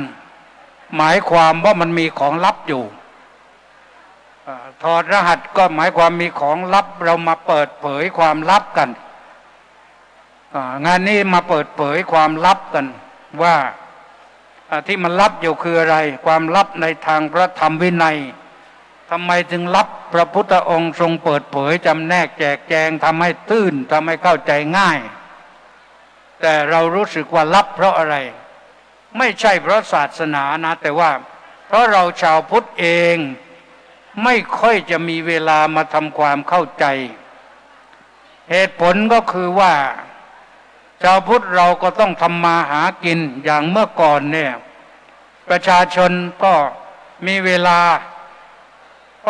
ามากก็มีลูกมากมีลูกมากก็เอาลูกมาบวชก็เยอะบวชสามเณรก็เยอะบวชพระก็แยะแต่ทำไปทำมาเดี๋ยวนี้จะบวชสักคนก็มาคิดแล้วคิดอีกจะให้ลูกบวชก็เอาเดี๋ยวโรงเรียนก็จะไม่มีเด็กเรียนอะไรต่างๆลูกก็จะเดือดร้อนลำบากบ้างยอมผู้หญิงจะให้สามีบวชก็แล้วต่อไปจะอยู่กับใครใครจะช่วยทำมาหาเกณฑ์จะเลี้ยงลูกก็ลำบากอีกเพราะฉะนั้นตาหลวงก็ไม่ค่อยจะมีสามเณรก็ไม่ค่อยจะมีอันนี้มันเป็นปัญหาเหมือนกันนะพระธรรมวินัยนี่ไม่ได้เป็นเรื่อง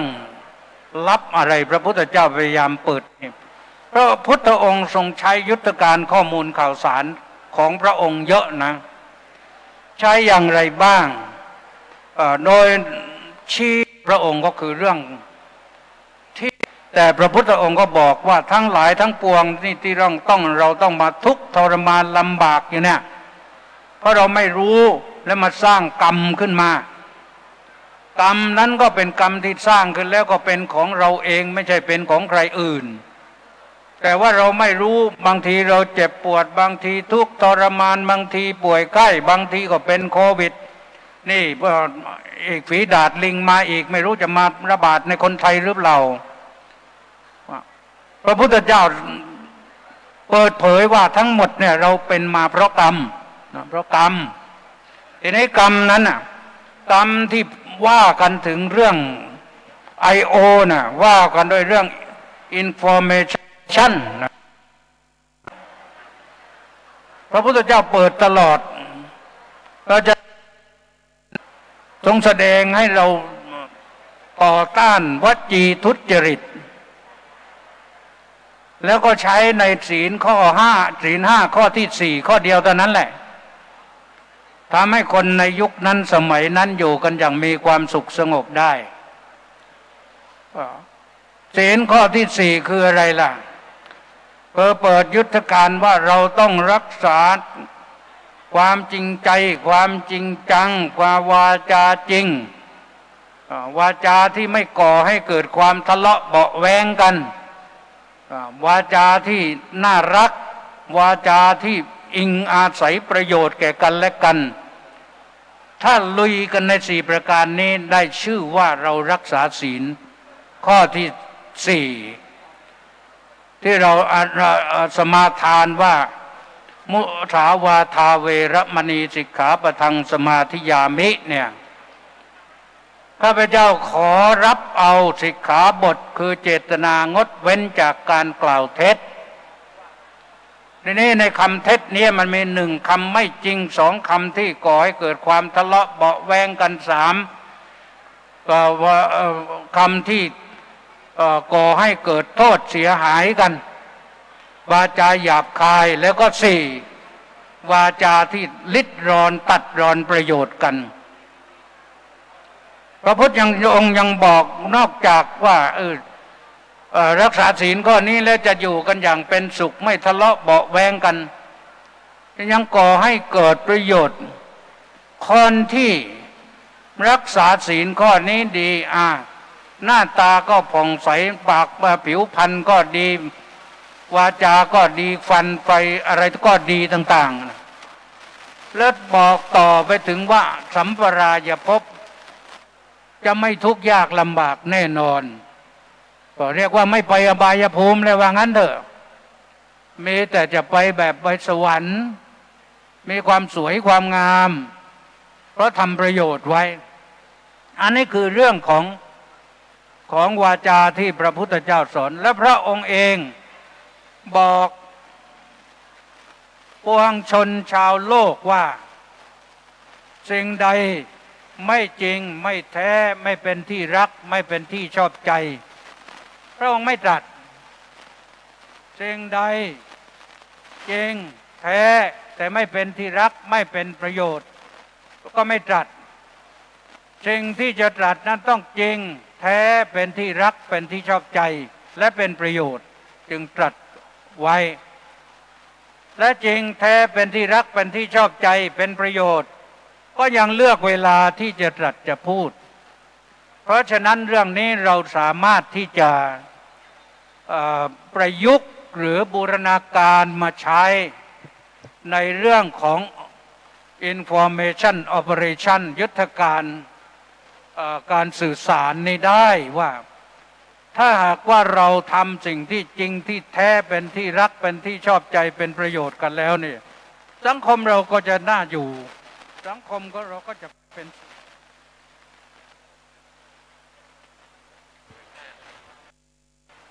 ไปไ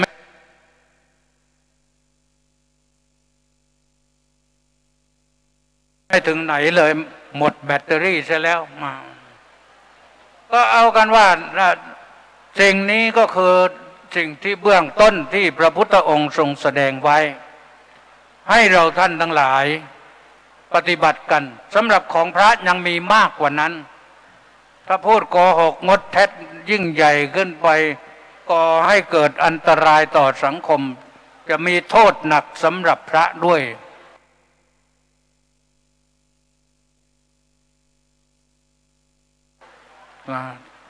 เพราะฉะนั้นในท่านทั้งหลาย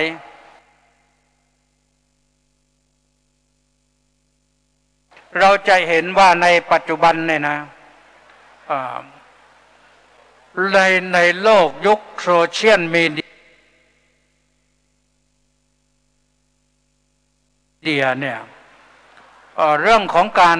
ใช้คำที่ไม่จริงไม่แท้หลอกลวงกันมันก่อให้เกิดความ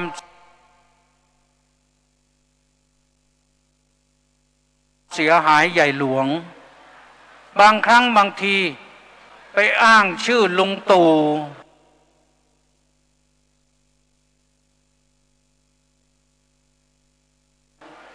ว่าขอยืมเงินหน่อยว่างั้นบางทีไปสร้างลุงป้อมว่าขอยืมหน่อยตอนนี้อัตคัดเอาไม่ทันว่างั้นนะแต่เขารู้แหละลุงทั้งสองท่านจะไม่มายืมเงินใครหรอกไม่ว่าคนคุ้นเคยขนาดไหนแล้วเขาอ้างชื่อแล้วก็บอกเบอร์หมายเลข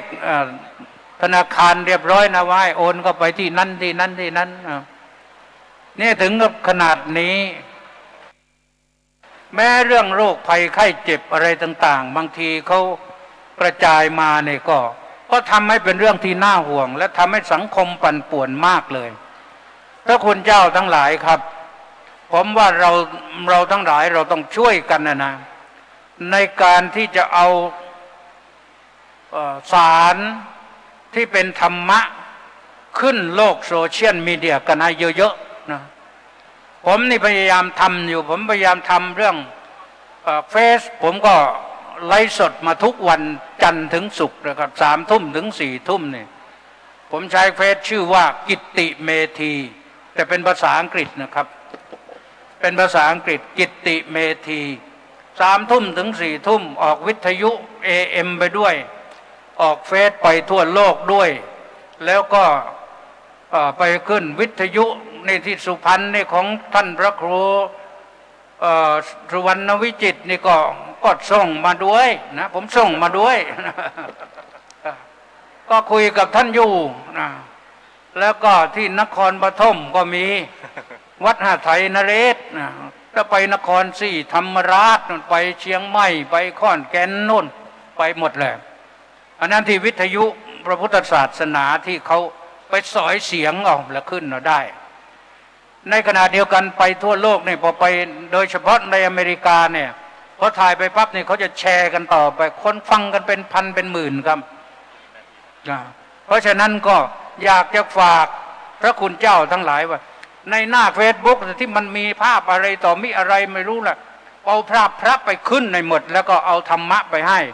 ผมยังมีไลน์ยังมี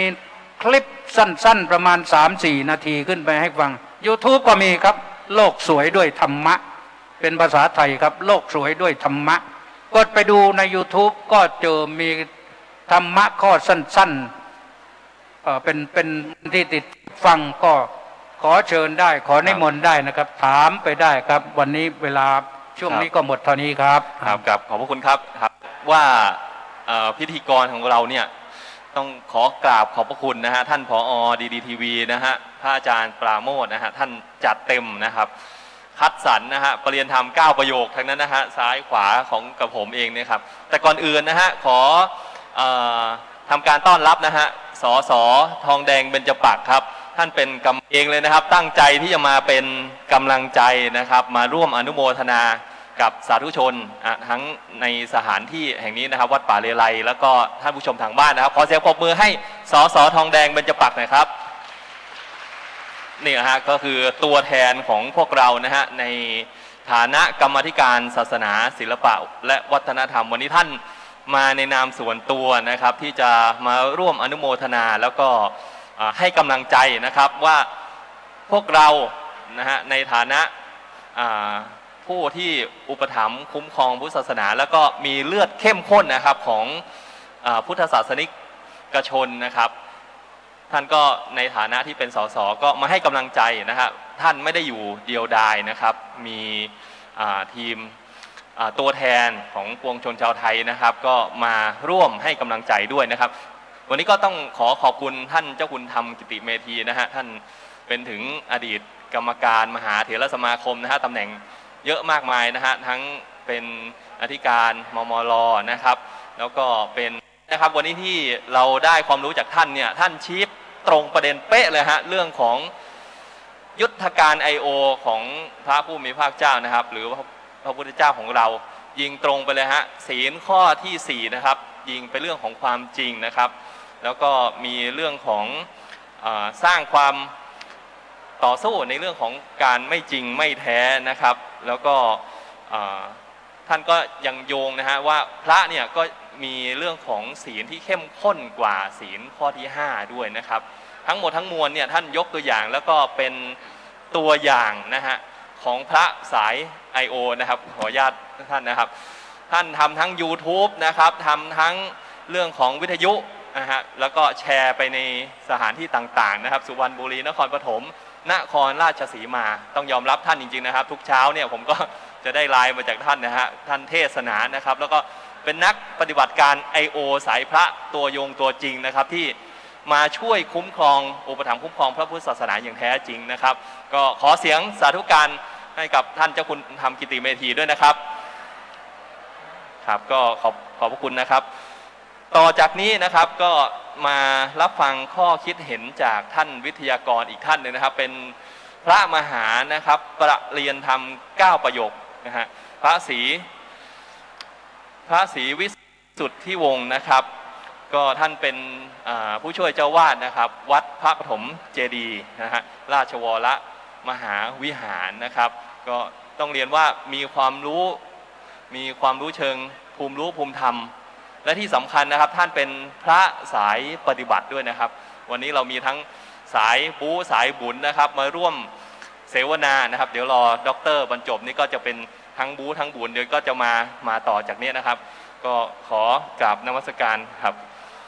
ก็ขออนุญาตดำเนินการต่อนะครับประเด็นให้เวลาแค่15 นาทีครับประเด็นเหมือนกันกับท่านเจ้าคุณธรรมกิติเมธีครับกราบขออนุญาตครับถอดรหัสพระธรรมวินัยนะครับกับยุทธการทางข้อมูลข่าวสาร I.O. นะครับน้อมถวายความเคารพพระเดชพระคุณพระธรรมกิติเมธีสังฆาธิบดีบนเวทีสัมมนาแห่งนี้ด้วยความเคารพอย่างสูงกราบถวายความเคารพท่านอาจารย์พระครูวิบูลย์เจติยานุรักษ์เจ้าคณะจังหวัดสุพรรณบุรีพระมหาเถรานุเถระที่ได้เมตตามาร่วมรับฟังการเสวนาทุกรูปด้วยความเคารพขอเจริญพรโยมอาจารย์พิธีกรเจริญพรญาติโยมสาธุชนทุกท่านที่ได้มาร่วมกิจการงานบุญซึ่งมีท่านสมาชิกสภาผู้แทนราษฎรคุณโยมทองดีคุณโยมทองแดงได้เป็นประมุขประธานอยู่ณมณฑลพิธีแห่งนี้ท่านทั้งหลายในเรื่องของการดำเนินกิจการโดยเฉพาะเรื่องราวที่เป็นข่าวแห่งความดียุทธวิธีนั้นเป็นเรื่องที่มีความสำคัญเมื่อครั้งสมัยพุทธกาลวิธีการอันองค์สมเด็จพระบรมศาสดาสัมมาสัมพุทธเจ้าได้ประกาศเผยแผ่หลักธรรมคำสอนในท่ามกลางแห่งหลักความเชื่อวิถีปฏิบัติของแต่ละลัทธิในยุคสมัยนั้นเข้มข้นแต่พระองค์ก็มีความสามารถในการที่จะชี้นำชักนำให้ผู้คนได้เชื่อตามปฏิบัติตามและก็ได้ดื่มด่ำในคุณค่าแห่งความเชื่อและวิถีการประพฤติปฏิบัตินั้นซึ่งสื่อในยุคสมัยก่อนก็จะมีความแตกต่างจากยุคสมัยนี้เราก็ทราบดีว่าสื่อในการที่จะนำคอนเทนต์เรื่องราวเนื้อหาสาระจากผู้สื่อไปถึงผู้รับมีเยอะมากแต่เมื่อครั้งสมัยพุทธกาลเทคโนโลยียังไม่เจริญหลักการที่สำคัญก็คือเรื่องของปากต่อปากเรื่องสำคัญในยุคนั้นคงจะไม่ใช่การแข่งขันในเรื่องของความทันสมัยของสื่อแต่เป็นเรื่องราวของเนื้อหาสาระอันสื่อก็คือปากต่อปากจะนำไปสู่กันนั้นมีความสำคัญเป็นอย่างมากนี่คือประเด็นหนึ่งในเรื่องเสวนาวันนี้จะเป็นทิศทางเป็นเป้าหมายว่าเวลาที่พวกเราจะตั้งเข็มทิศในการที่จะทำงานอันเป็นองค์การใหม่ที่เพิ่งตั้งขึ้นซึ่งได้รับข้อมูลจากท่านอาจารย์พระครูวิบูลย์เจติยานุรักษ์หลวงพ่อเจ้าคณะจังหวัดได้แจ้งเมื่อสักครู่ว่าด้วยสถานการณ์ที่ตั้งองค์การนี้ขึ้นมายังใหม่อยู่แล้วก็กำลังระดมทุนที่ญาติโยมมาร่วมกัน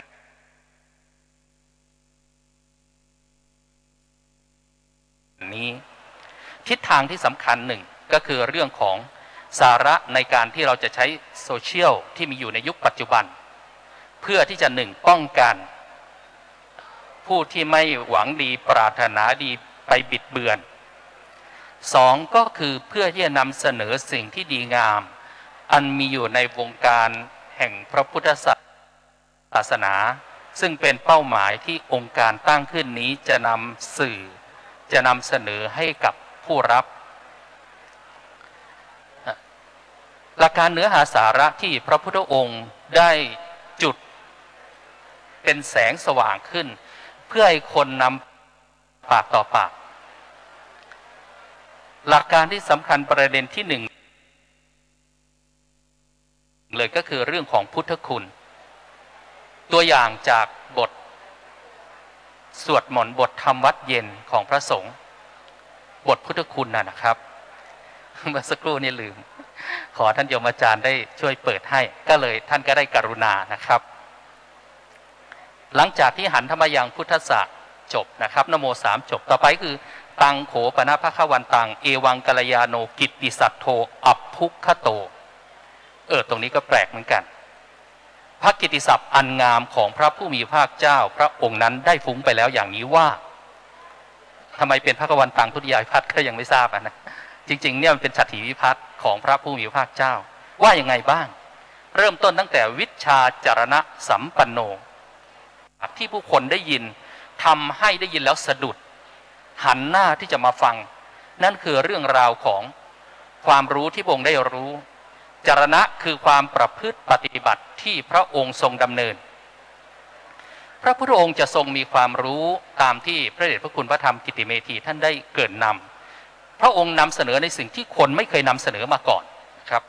อัปปวัตติยังนะครับปวัตติตังธรรมจักกังทรงยังพระธรรมจักรให้เปิดเผยไปให้ขับเคลื่อนไปทั้งที่ยังไม่มีใคร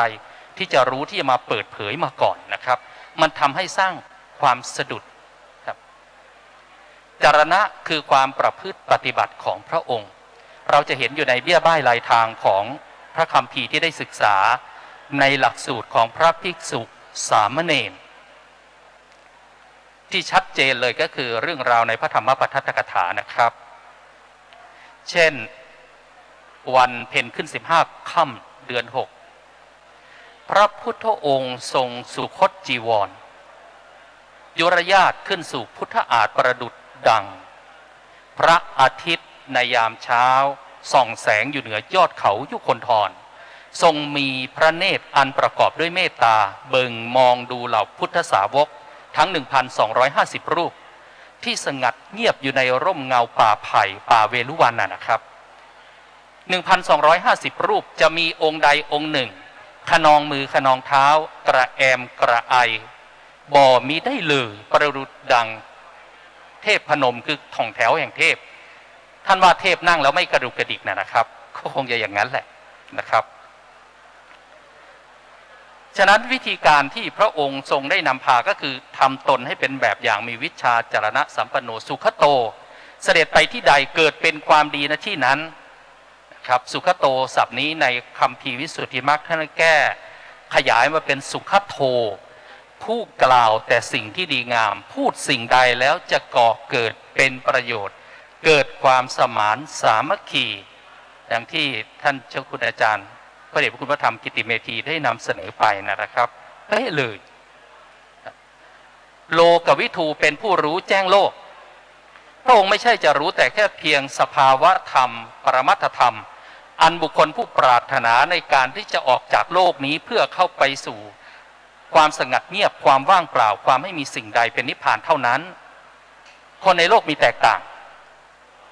มีจำนวนมากยังไม่พร้อมยังตัดไม่ได้ยังจะอยู่ครองเรือนไม่ใช่พระองค์จะรู้แต่แนวทางแห่งการบรรลุแม้แต่ในการดำเนินชีวิตปัจจุบันแบบโลกพระองค์ก็ทรงรู้ตลอดทุกต้นสายปลายเหตุแห่งสรรพสิ่งตามหลักแห่งพระพุทธคุณว่าสัพพัญญูรู้ทุกอย่างตั้งแต่ต้นจนจบเช่นในเรื่องสิกขาลสูตรเสด็จไปบิณฑบาตเจอสิกขารมานพยืนไหว้ทิศปลก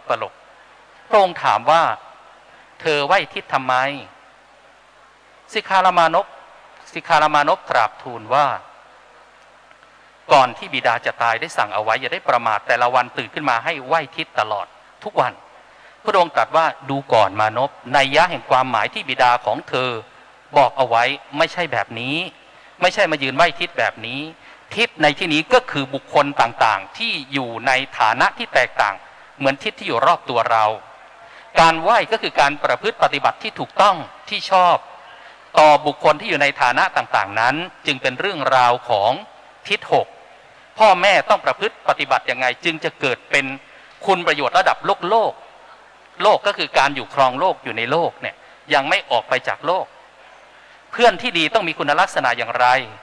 สามีภรรยาที่จะครองคู่อยู่ด้วยกันอย่างมีความสุขมีปัญหาน้อยต้องประพฤติปฏิบัติอย่างไรธรรมะเหล่านี้มีดาลดาษและก็งดงามนั่นคือคุณลักษณะของพระองค์ที่มีความประพฤติสงัดเงียบตัวอย่างอีกอันหนึ่ง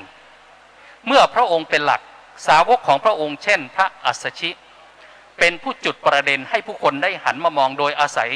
เนื้อหาคอนเทนต์คือหลักการที่พระพุทธองค์ทรงรู้อันได้แก่อริยสัจสี่ปรากฏอยู่ในพระธรรมจักรปวัตตนสูตรสิ่งแรกที่อุปติสสะนะครับอดีตของพระสารีบุตรเมื่อยังเป็นโยมเห็นที่มันสะดุดใจอยากให้คนสนใจนั่นก็คือเรื่องของจรณะ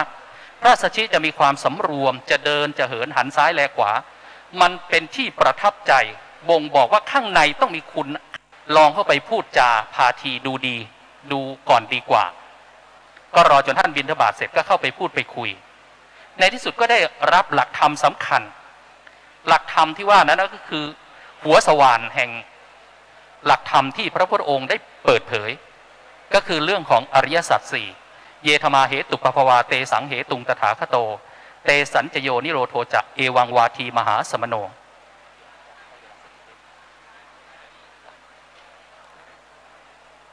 จริงๆแล้วหลักธรรมคำสอนสูงสุดในพระพุทธศาสนาซึ่งเป็นเนื้อหาสาระที่พระองค์จะนำไปสู่เวนยสัจก็เหตุแห่งทุกข์และก็เป้าหมายก็คือนิโรธรวมทั้งมรรคคือวิธีการที่จะไปสู่เป้าหมายนั้นจากเป็นบุคคลผู้ที่ยังมีอุปนิสัยยังไม่สามารถที่จะรู้แจ้งในหลักแห่งอริยสัจพระเจ้าด้วยทรงมีพระญาณสามารถที่จะรู้ว่าคนเช่นนี้พูดตรงนี้ยังไม่รู้เรื่องพระองค์จะค่อยตะล่อมก่อนแต่เป้าหมายจริงก็คือจะมาตรัสอริยสัจสี่เช่นตรัสแก่ยศกุลบุตรไม่ได้ตรัสอริยสัจสี่เลยทรงเริ่มต้นด้วยอนุปุพพีกถาแล้วค่อยมาเข้าสู่อริยสัจสี่ถึงได้มีการบรรลุเข้าใจคอนเทนต์เนื้อหาสาระที่พระองค์ต้องการที่จะสื่อให้ผู้ฟังนำไปใช้เกิดเป็นประโยชน์แต่บางคนแม้แต่ตะล่อมแล้วก็ยังไม่สามารถที่จะรู้ความจริงสูงสุดได้พระพุทธองค์ก็จะสร้างความน่าสนใจความน่าศรัทธาให้หันมามองก่อนยังไม่บรรลุไม่เป็นไรถ้าเป็นเนื้อหมูก็หมักเอาไว้ก่อนถ้าเป็นข้าวกล้าก็หว่านเอาไว้ก่อนมันยังไม่ออกดอกออกผลในวันนี้ในวันพรุ่งนี้ฉะนั้นพระพุทธองค์จึงเป็นบุคคลผู้ที่มีความฉลาดรู้เข้าใจในเนื้อหาสาระที่จะนำเสนอเข้าใจบุคคลผู้ที่จะรับสารว่ามีภูมิปัญญาขนาดไหนฉะนั้นความโดดเด่นของพระพุทธองค์ในพุทธคุณที่ยาวไปเนี่ยซึ่งเหลือเวลาอยู่น้อยเนี่ยที่อยากจะนำเสนอก็คือความสงัดเงียบความมีแก่นสาระในสิ่งที่พระองค์นำเสนอไปพระเจ้าชาติศัตรูพระราชโอรสของพระเจ้าพิมพิสารเมื่อครั้งที่กลับตัวกลับใจรู้แล้วว่าถูกพระเทวทัตหลอกจึงเข้าสู่ป่าอัมพวันสถานที่อยู่ของหมอชีวกโกมารพัฒน์เพื่อที่ไปกราบพระพุทธเจ้าคนอยู่เต็มหมดแต่ทำไมฉะไหนมันเงียบสงัดเหมือนไม่มีใครเลยเราถูกหลอกมาฆ่าหรือเปล่าขนาดนั้นบ่งบอกให้เห็นว่าคุณลักษณะประจำพระองค์ที่ทำให้บุคคลตราตรึงประทับใจเวลาที่ได้สัมผัสก็คือความนวลเนียนความสงัดเงียบพระสุรเสียงที่ก้องกังวานเนื้อหาสาระที่ลุ่มลึกนำเสนอไปแล้วมีผลทำให้คนฟังปากต่อปากกิตติสัทโธอัพพุคโตชื่อเสียงอันดีงามได้ฟุ้งไปแล้วอย่างนี้ว่าแน่นอนว่าเรื่องปากต่อปากความเปลี่ยนแปลงความบิดผิวของเนื้อหาสาระอาจจะมีบ้างแต่ด้วยต้นแหล่งที่ออกไปของสื่อคือพระพุทธองค์ไม่ว่าจะเป็นพระจริยวัตรหรือเนื้อหาสาระหลักธรรมนั้นมันมีความถูกต้องและชัดเจนฉะนั้นเป็นหลักการข้อคิดในองค์การที่พวกเราจะได้ดำเนินการต่อไปโดยอาศัยสื่อ I.O. ที่โยมอาจารย์ท่านตั้งเป็นหัวข้อเอาไว้ Information Operation เบื้องต้นเลยก็คือเรื่องราวของสิ่งที่เราจะนำเสนอสื่อออกไปว่าต้องเป็นสิ่งที่ดีงามซึ่งแน่นอนกับผมมีความมั่นใจนะครับ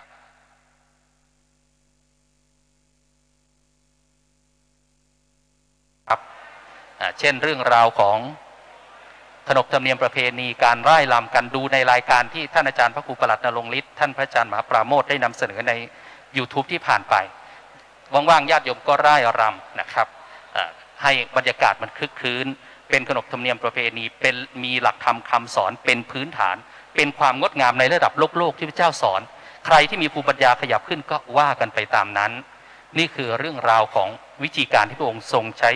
สื่อและสิ่งที่นำเสนอขอบคุณท่านโยมอาจารย์ขอเจริญพร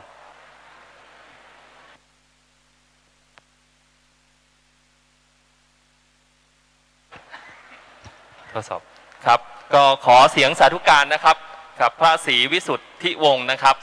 สามครั้งสาธุสาธุนี่นะท่านก็เริ่มต้นนะพระควันตังเอวังกัลยาโนกิติสัทโธอาภุคโตโอ้โหตรงประเด็นมากนะครับแล้วก็โยงไปถึงเรื่องพระสัมมาสัมพุทธเจ้านะครับท่านมีกิตติศัพท์ที่ฟุ้งกระจายนะครับเหมือนของหอมนะครับมีแต่เรื่องดีๆนะครับซึ่งแน่นอนว่ากำลังจะสื่อสารว่าอย่างไรนะครับญาติโยมทุกวันนี้มีการสวดมนต์เป็นปกติหรือไม่นะครับการให้ข้อมูลการสั่งสอนพระธรรมเทศนาให้กับญาติโยมเนี่ยเรามีกันมากน้อยขนาดไหนอย่างไรนะครับซึ่งตรงนี้เนี่ยเป็นประเด็นที่ค่อนข้างที่จะสำคัญนะครับซึ่งก็ตรงกับเรื่องหัวข้อณตอนนี้เลยนะครับเรื่องของถอดรหัสซึ่งก็ตรงกับพระธรรมวินัยนะครับกับยุทธการ I.O. นะครับก็คือ Information Operation นะครับถ้าภาษาอังกฤษอีกภาษาหนึ่งนะฮะอีกมุมหนึ่งเรียกว่า Information Warfare เป็นสงครามรบนะฮะซึ่งในอดีตเนี่ยในสมัยพุทธกาลพระพุทธเจ้าเนี่ยครับพระองค์ท่านก็ต้องใช้คำว่าออกรบเองนะฮะโดยใช้คำจริงนะครับโดยใช้ข้อมูลข่าวสารจริงนะครับซึ่งก็ตรงกับท่านเจ้าคุณธรรมกิติเมธีท่านได้ให้ข้อมูลไว้นะครับซึ่งถัดจากช็อตนี้นะครับเราจะแบ่งเวลาท่านละ20นาทีนะครับเป็นข้อมูลแล้วก็ประสบการณ์โดยตรงแล้วครับที่ท่านในฐานะที่เป็นผู้นำนะครับในการปกป้องคุ้มครองพระพุทธศาสนานะครับท่านได้ดำเนินการอย่างไรบ้างนะครับโดยเฉพาะท่านเจ้าคุณธรรมกิติเมธีเนี่ยครับท่านในอดีตเนี่ยท่านปกป้องมาเยอะนะครับแล้วท่านก็เคยเป็นเจ้าคณะภาคนะครับ16 17 18 3ภาคนะครับของธรรมยุทธ์นะฮะมันก็ต้องเรียนว่าณตอนนี้ท่านเป็นที่ปรึกษานะ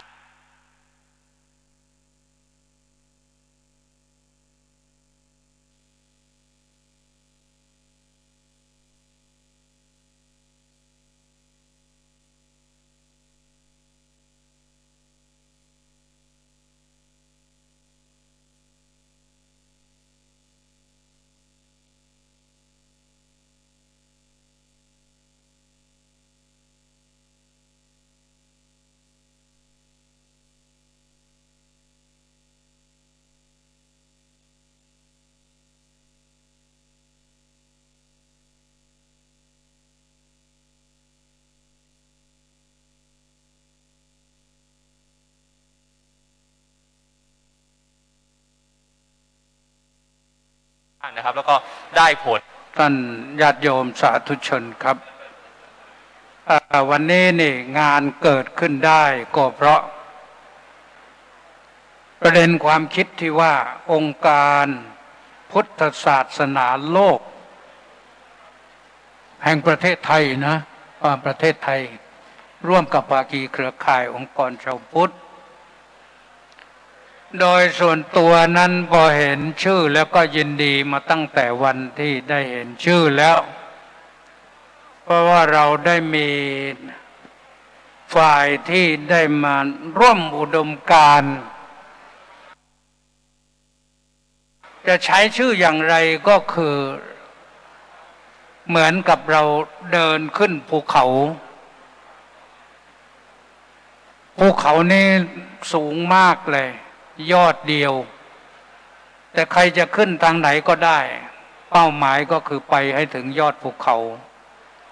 หมายความว่าเราจะรักษาพระพุทธศาสนาไว้เหมือนกัน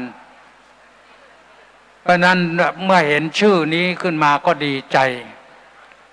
แล้วจะดีใจต่อไปว่าเมื่อวงเล็บประเทศไทยแล้วอาจจะมีวงเล็บต่อไปประเทศกัมพูชาประเทศเวียดนามประเทศลาวประเทศมาเลเซียตัวนำหน้าก็คือองค์การ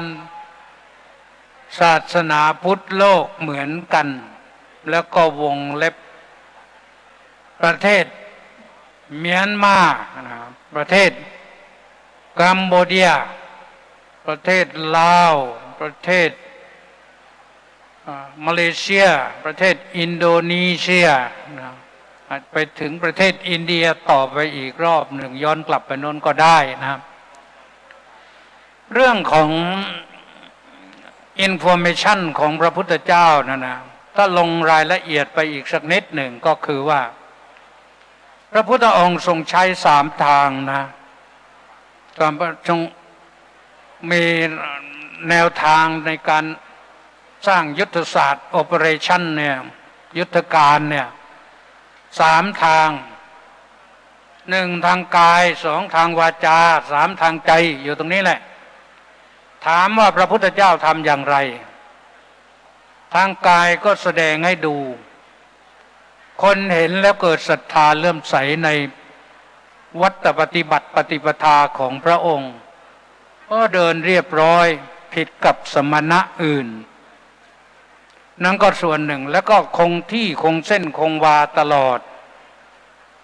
เพราะฉะนั้นไปที่ไหนคนก็ต้อนรับประการที่2ทางวาจาพระองค์ก็เทศนาใช้ทุกอย่างนะวิธีเทศนาของพระพุทธองค์ได้ไม่ยึดเอาอย่างใดอย่างหนึ่งเรารู้กันว่าณวังคัสสตุศาสตร์สุตตังคยังวยากรณังคาถังอุทานังอิติวุตกังชาตกังอพุทธธรรมังเวทัลลังสอนหลากหลายวิธี9 วิธีนะสุตตังสอนแบบเป็นแนวไปเลยเหมือนกับเอาได้มาร้อยไว้ไปทางไหนก็ไปตามแนวนั้นเคยยังก็สอนร้อยแก้วผสมร้อยกรองเช่นที่สอนคำกาบกลอนโครงฉันพระองค์ก็ไม่ติดขัดนะวยากรณังสอนแบบลึกมั่นในแนวธรรมะแบบอภิธรรมไม่แวะไหนไปตรงไปเลยแต่ว่าตรงแบบอภิธรรมลึกๆจิตเจตสิกรูปนิพพานไปนั่นแหละคาถังสอนแบบร้อยกรองตลอดเลยอย่างมหาสมัยสูตรนี่ร้อยกรองตลอดอิทธิมันโตชุติมันโตวันนะบันโตยสัจจิโนโมดะมานาอภิกกามงภิกขุนังสมิติงวนังนะว่าไปอย่างนั้นตลอดเลยว่าด้วยเรื่องเทวดามาชุมนุมกันที่เมืองกบิลพัสต์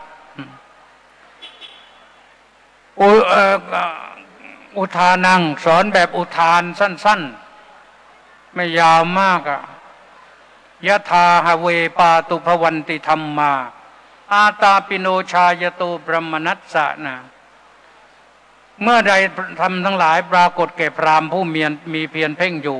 ตอนนี้ท่านศาสตราจารย์พิเศษร้อยเธอด็อกเตอร์มาร้อยโทด็อกเตอร์บรรจบก็มาพอดีนะแล้วก็ขอเสียงปรบมือนะครับท่านศาสตราจารย์พิเศษนะครับร้อยโทด็อกเตอร์บรรจบบรรณรุจิครับก็เป็นวิทยากรอีก1 ท่านนะฮะนึกว่าเบี้ยวเสียแล้ว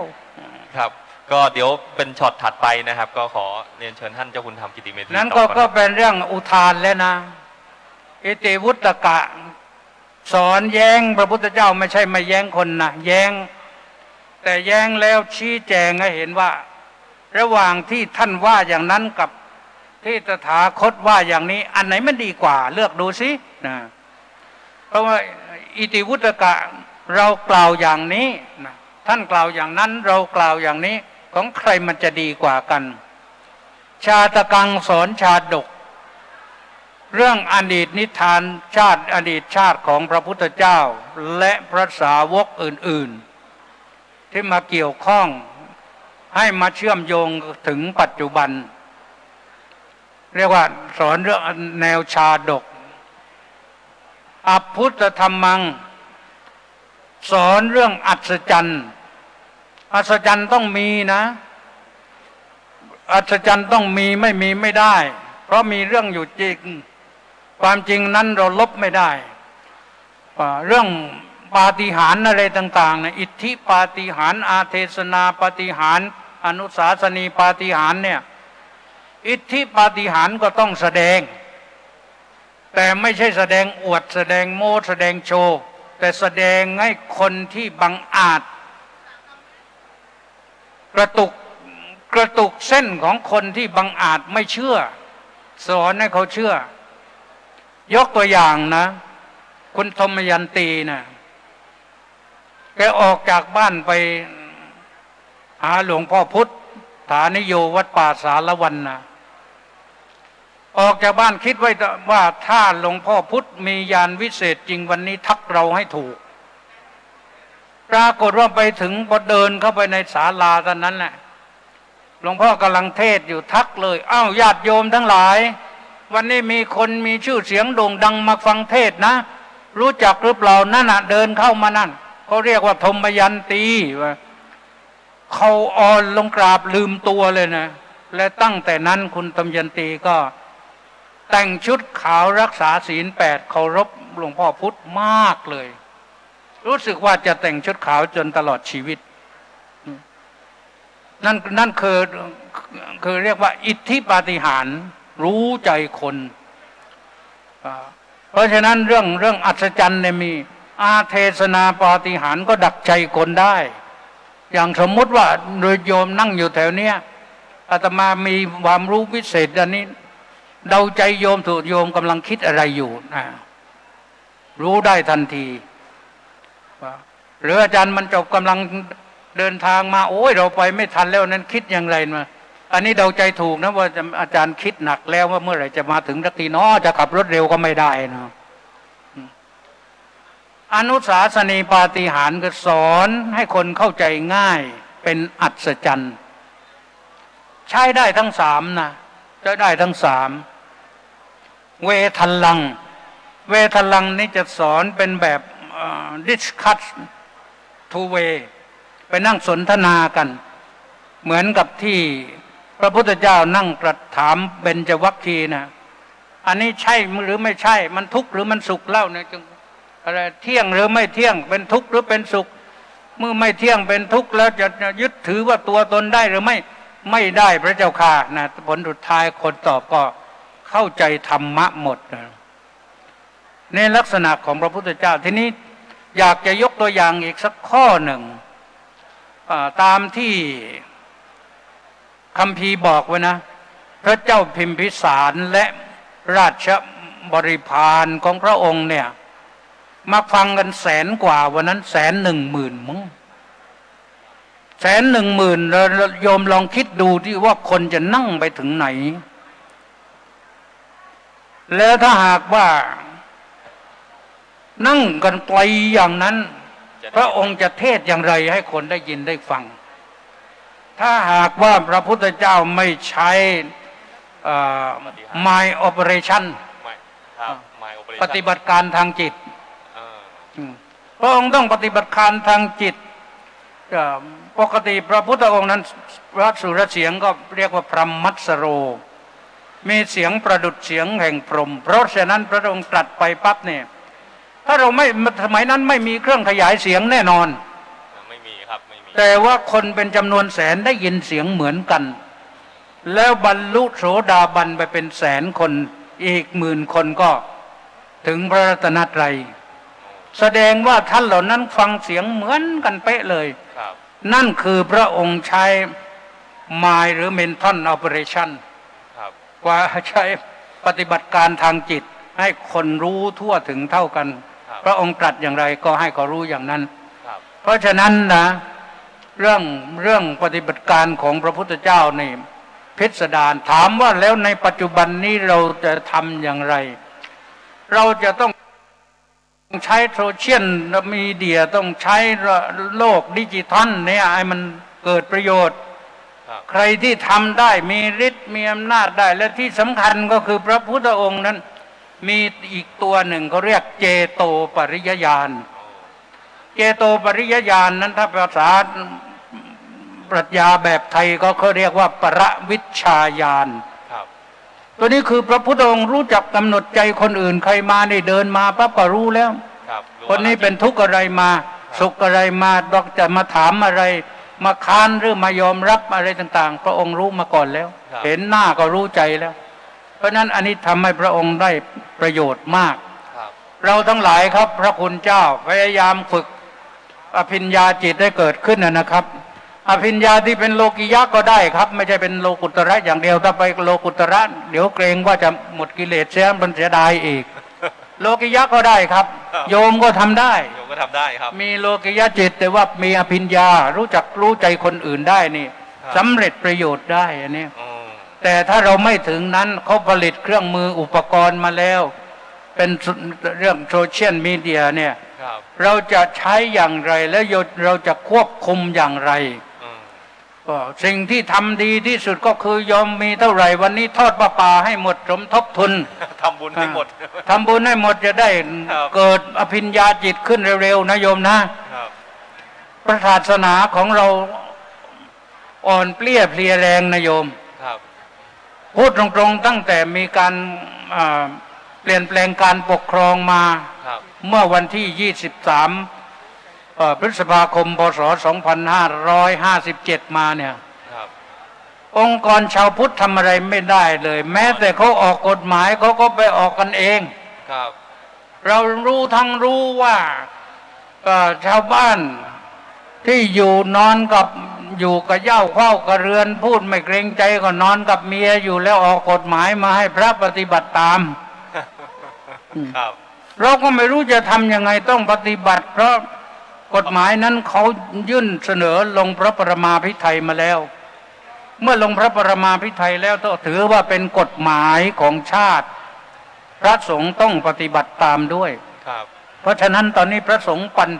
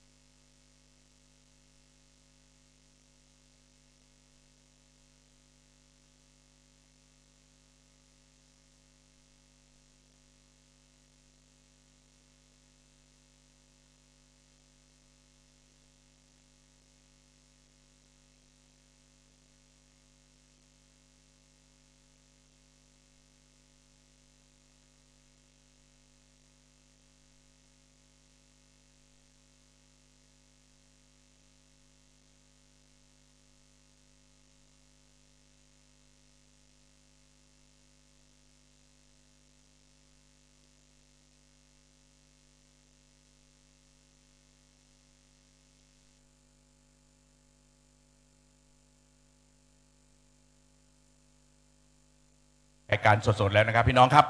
ตื่นเต้นนะผมเองก็เป็นพิธีกรหลักมาตลอดเลยตื่นเต้นเหมือนกันวันนี้เพราะว่าเป็นระดับโลกน้องเจ้าที่ถ้า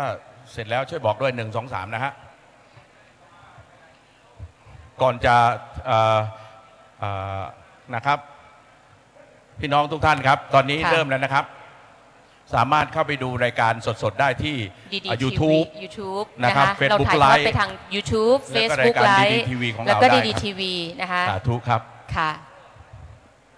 1 2 3บอกด้วยนะครับเจ้าหน้าที่ ระหว่างนี้นะคะญาติโยมเริ่มทยอยเข้ามาเลยนะคะ สวัสดีพระเถรานุเถระและก็พี่น้องชาวไทยทั่วโลกด้วยนะ ค่ะ พร้อมๆกันเลยอยากให้ทุกคนสาธุพร้อมๆกันเอาตรงกลางโอเคจริงๆคุณต้องอยู่ทางซ้ายอย่างนี้ จริงเหรอ ผู้หญิง เอาใช่เอาเรานึกว่าเราไม่รู้ซ้ายขวา ซ้ายถูกต้องเดี๋ยวเขาจะหาว่าไม่ถูกประเพณี เราก็นึกว่า เวลาแต่งงานก็อยู่ซ้ายมือเห็นเรื่องสำคัญ ยังไม่แต่งอะไรไม่รู้ ครับจะหาว่าประเพณี เราก็นึกว่า เวลาแต่งงานก็อยู่ซ้ายมือเห็นเรื่องสำคัญขาสั่นเลยเนี่ยขาสั่น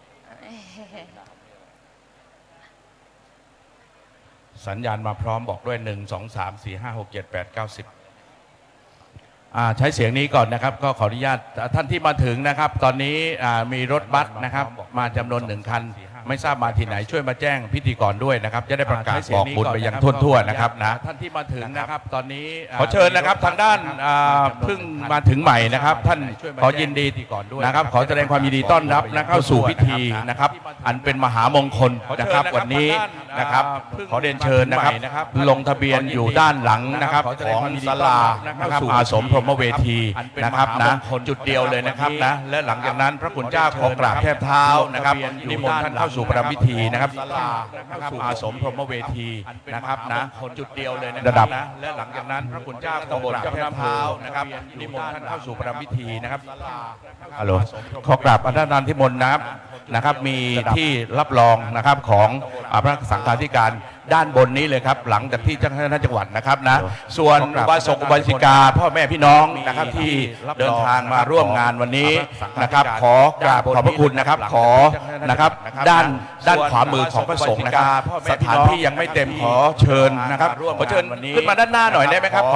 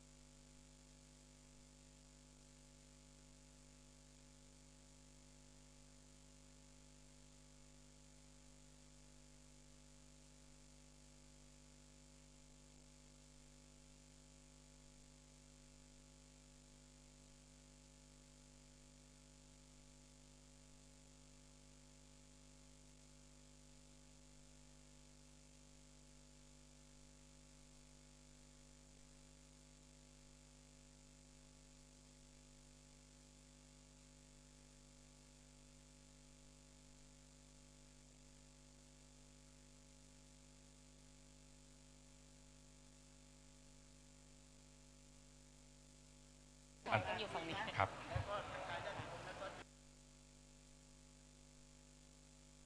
ออนแอร์ออกรายการสดๆแล้วนะครับพี่น้องครับตื่นเต้นนะผมเอง พระครูวิบูลย์เจติยานุรักษ์เจ้าคณะจังหวัดสุพรรณบุรีและบริษัทการค้าเจริญรุ่งเรือง AEC International จำกัดมหาชนพร้อมถึงพระเจ้าพระสงฆ์องค์กรภาครัฐและภาคเอกชนภายในจังหวัดสุพรรณบุรีและจังหวัดใกล้เคียงซึ่งกับผมไม่สามารถระบุนามได้ทั้งหมดณที่นี้ณบัดนี้ได้เวลาอันเลิกมงคลแล้วกับผมขอกราบเรียนท่านผู้ว่าส่วน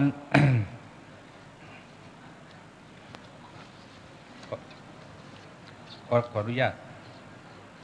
ผู้ว่าท่านนัทพัฒน์สุวรรณประทีป ผู้ว่าราชการจังหวัดสุพรรณบุรีประธานคฤหัสถ์ได้กล่าวต้อนรับงานและกราบอาราธนาพระเดชพระคุณตามลำดับได้กล่าวนำสมาทานศีลแสดงตนเป็นพุทธมามกะและกล่าวสัมโมทนียคาถาเปิดงานดังกล่าวเพื่อเป็นสิริมงคลและเป็นเกียรติต่อท่านผู้มาร่วมงานและเจ้าภาพจัดงานรวมถึงผู้ชมผู้ฟังทางบ้านและเจ้าภาพโรงทานซุ้มต่างๆที่มาสนับสนุนการจัดงานครั้งนี้สืบต่อไปกราบขอบพระคุณอย่างสูง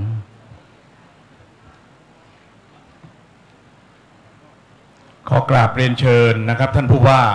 ณัฐพัฒน์ สุวรรณประทีปนะครับกล่าวคำต้อนรับ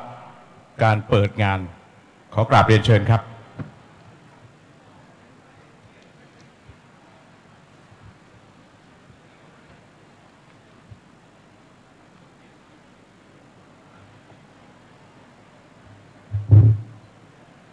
กราบนมัสการพระเดชพระคุณพระธรรมพุทธิมงคลที่ปรึกษาเจ้าคณะภาค 14 เจ้าวาดวัดป่าเรไรวรวิหารนมัสการพระคุณเจ้าทุกรูปนะครับเรียนท่านประธานองค์การศาสนาพุทธโลกนะครับแล้วก็คณะรวมทั้งพุทธศาสนิกชนที่มาร่วมกิจกรรมที่เคารพทุกท่านครับกับผมเองในนามของฝ่ายบ้านเมืองก็ต้องขอบคุณนะครับที่ทางองค์การศาสนาพุทธโลกเนี่ยได้มาจัดกิจกรรมในวันนี้ที่วัดป่าเรไรจังหวัดสุพรรณบุรีเพราะในการบริหารงานของบ้านเมืองเองวัตถุประสงค์สุดท้ายที่เราต้องการก็คือความสุขของพี่น้องประชาชนแต่ว่าหลายท่านก็จะมองไปที่ความสุขในเรื่องของการกินอยู่หลับนอนการมีเครื่องมือเครื่องใช้อำนวยความสะดวกต่างๆแต่ผมก็คิดว่าสิ่งสำคัญอีกประการหนึ่งที่จะทำให้พี่น้องประชาชนมีความสุขอย่างแท้จริงก็คือความสุขใจความสุขใจนั้นจะเกิดขึ้นได้จากการที่เรามีคุณธรรมมีศีลธรรมเพราะนั้นเมื่อผมมารับราชการเป็นผู้ว่าราชการจังหวัดเนี่ยผมจึงให้ความสำคัญกับการดำเนินการในด้านนี้ผมมาเป็นผู้ว่าราชการจังหวัดเมื่อเดือนตุลาคม 2563 นะครับได้นำเอาแนวทางการพัฒนาคุณธรรมจริยธรรม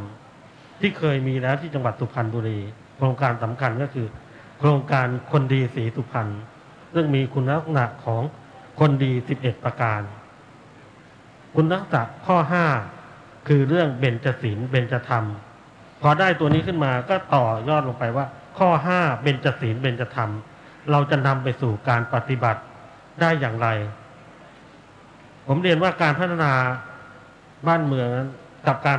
พัฒนาด้านโครงสร้างทางกายภาพมันมีตัวชี้วัดที่เห็นได้ชัดเจนแต่การพัฒนาจิตใจพัฒนาคุณธรรมจริยธรรมเป็นสิ่งที่ทำได้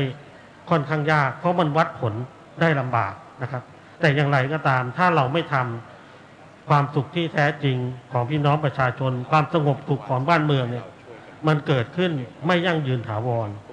เราก็ต้องช่วยกันทำพอมีโครงการคนดีศรีสุพรรณคุณลักษณะข้อที่5เบญจศีลเบญจธรรมแล้วผมก็นำมาต่อยอดต่อว่าจะไปทำที่ไหนดีก็ไปทำที่บวรนั่นแหละครับก็คือบ้านวัดและโรงเรียนบ้านก็คือให้ทางฝ่ายบ้านเมืองท่านนายอำเภอได้กระจายกิจกรรมนี้ลงไปในฝ่ายท้องที่ก็คือกำนันผู้ใหญ่บ้านในฝ่ายท้องถิ่นคือท่านนายกองค์กรปกครองส่วนท้องถิ่นทั้งหลายได้นำเอาโครงการคนดีศรีสุพรรณลงไปดำเนินการในพื้นที่หมู่บ้านชุมชนส่วนในวัดนี่ก็ให้ทางสำนักพุทธได้กราบนมัสการทางพระคุณเจ้านะท่านเจ้าคณะจังหวัดสุพรรณบุรีด้วยนะในการสนับสนุนและผมเองก็ได้จัดทำโครงการเพื่อลงไปที่วัด เรียกว่าโครงการเข้าวัดทำวัด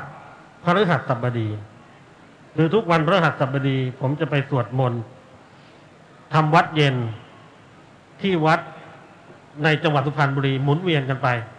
เมื่อพฤหัสที่ผ่านมาก็ไปที่อำเภอด่านช้างไปสวดมนต์ที่อำเภอด่านช้างนะครับแล้วจะเวียนกันไปเงี้ยครบ10อำเภอก็มาเริ่มต้นกันใหม่แต่มันก็ไปได้แค่เดือนละ4 วัดก็เลยให้ทางอำเภอช่วยกันด้วยช่วยกันในการกระจายการสวดมนต์ทำวัดเพื่อที่จะชัก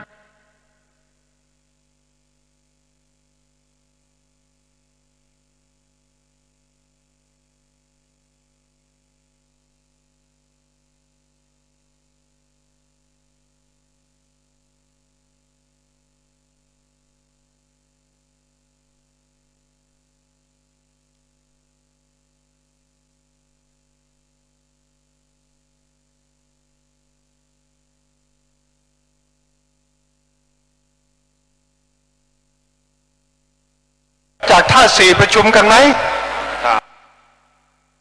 ไปกระทบถึงคุณธรรมของท่านในจิตไหมผมก็เรียนไปตามข้อเท็จจริงว่าไม่กระทบเพราะจิตนั้นเป็นสิ่งที่แยกจากสมองเพราะฉะนั้นเมื่อสมองมีปัญหาแต่จิตยังอยู่จิตยังอยู่เพราะจิตที่บรรลุธรรมก็ยังคงอยู่เพราะอะไรเพราะอภิธรรมพูดไว้ชัดเจนแล้วว่าในเมื่อมีวิถีจิตมันก็ต้องมีวิบากจิตที่เป็นผลซึ่งสำเร็จอยู่ในจิตใต้สำนึกแล้วตรงเนี้ยไอ้โรคอัลไซเมอร์ไปทำอันตรายไม่ได้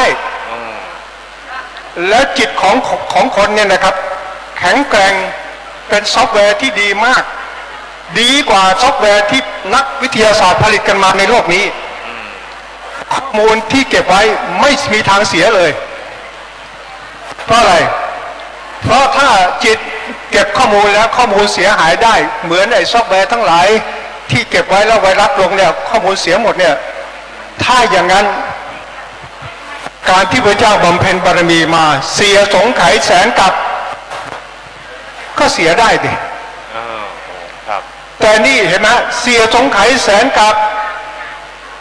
ไม่มีไวรัสตัวไหนไปทำลายคุณภาพของจิตตัวนี้ได้เลยจนกระทั่งมาในชาติสุดท้ายพระองค์ได้เสด็จเป็นพระสัมมาสัมพุทธเจ้าเห็นไหมครับว่าไวรัสทำอะไรจิตไม่ได้เลยเพราะฉะนั้นจิตเนี่ยมันเหนือกว่าซอฟต์แวร์คิดขึ้นนะครับนี่คือข้อมูลเหตุผลที่ผมให้และผมก็รอดูว่าใครจะมาโต้แย้งบ้างไม่มีครับแต่ยกเว้นคนที่ไม่รู้ก็พยายามหาเรื่องอยู่แต่ว่ามีอยู่2-3 คน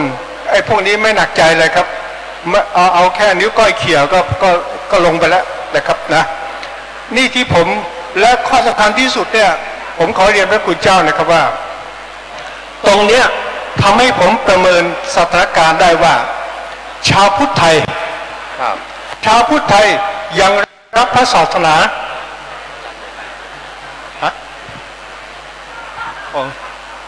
เขาบอกว่าอย่ากำตูดไมค์เขาว่าเพราะผมขอเรียนอย่างนี้นะครับว่าชาวพุทธไทยยังหิวพระอริยะนั่นหมายความว่าสะท้อนถอดออกไปนะให้ชัดนะนั่นแสดงว่าเขาต้องการพระและพระเนี่ยจะยิ่งใหญ่ได้จะมั่นคงได้จะสง่างามได้มันมีหลักการอันหนึ่งที่พระคุณเจ้าอย่าโกรธผมนะครับที่ผมพูดเนี่ยพระในที่สุดพระในเมืองไทยเราเนี่ยถ้าจะเข้มแข็งต้องกลับไปหาพระธรรมวินัย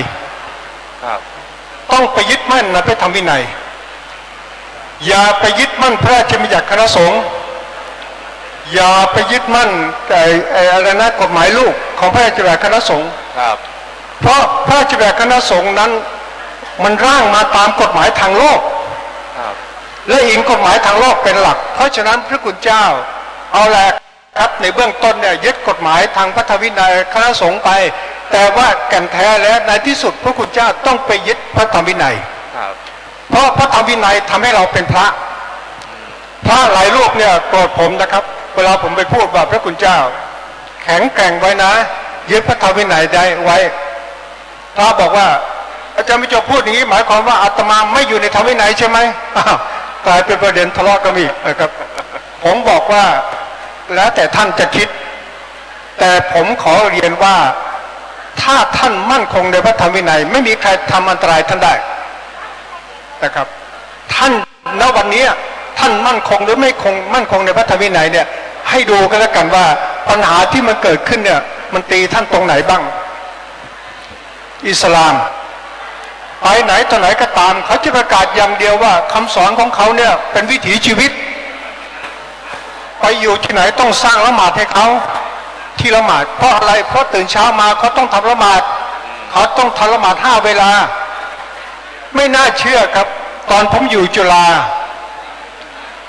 นิสิตของนิสิต2 คนเป็นอิสลาม มีคณะหนึ่งนะครับผมไม่พูดคณะไหน เข้าไปนั่งอยู่ในห้องกาแฟของคณะทำไปมาห้องกาแฟห้องนั้นกลายเป็นที่ละหมาด เด็ก2 คนสามารถยึดห้องละหมาดได้จากห้องกาแฟเพราะอะไรเพราะเอาอ้างกฎระเบียบวิถีชีวิตจากคำสอนอิสลามของเขาตรงนี้ผมพูดตรงนี้พระคุณเจ้าก็คงจะบอกว่าถ้ายึด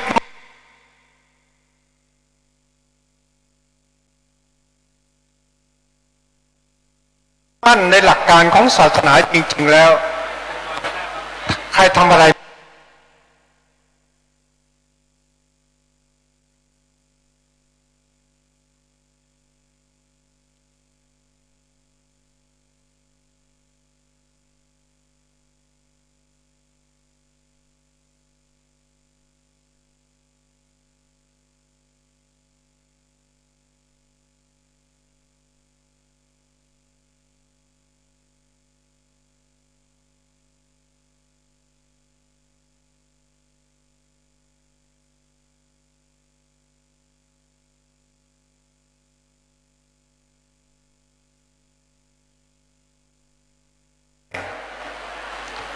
ทำไมพลเอกประยุทธ์พูดถึงพระสงฆ์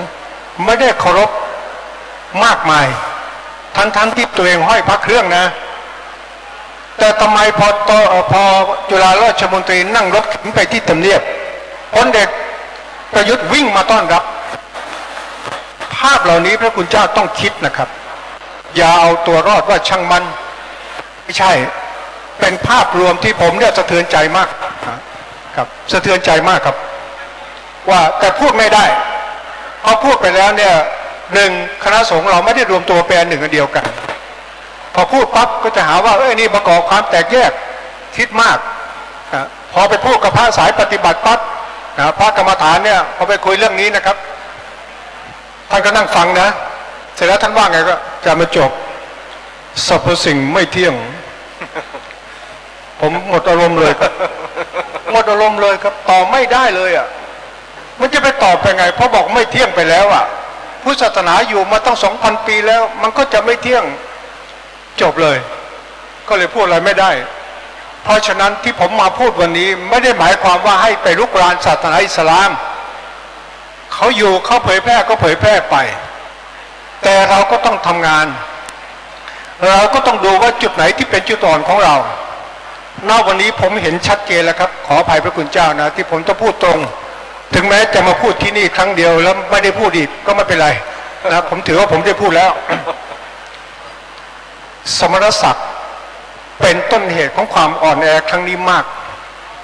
ชัดเลยผมมานั่งคุยอย่างเงี้ยคุยไปคุยได้นะครับกับพระที่ไม่ค่อยมียศศักดิ์หรือกับพระที่มียศศักดิ์ระดับล่างต่ำกว่าเจ้าคณะจังหวัดแต่ถ้าไปคุยกับพระที่มีสมณศักดิ์สูงคุยไม่ได้เลยครับคุยเสร็จแล้วท่านจะหลบจะหลีกแล้วพอครั้งที่2ผมไปท่านปิดประตูห้องเลยนะเพราะท่านกลัวกระทบว่าท่านสมณศักดิ์ท่านจะไม่ก้าวหน้าผมว่านี่คืออันตรายที่สุด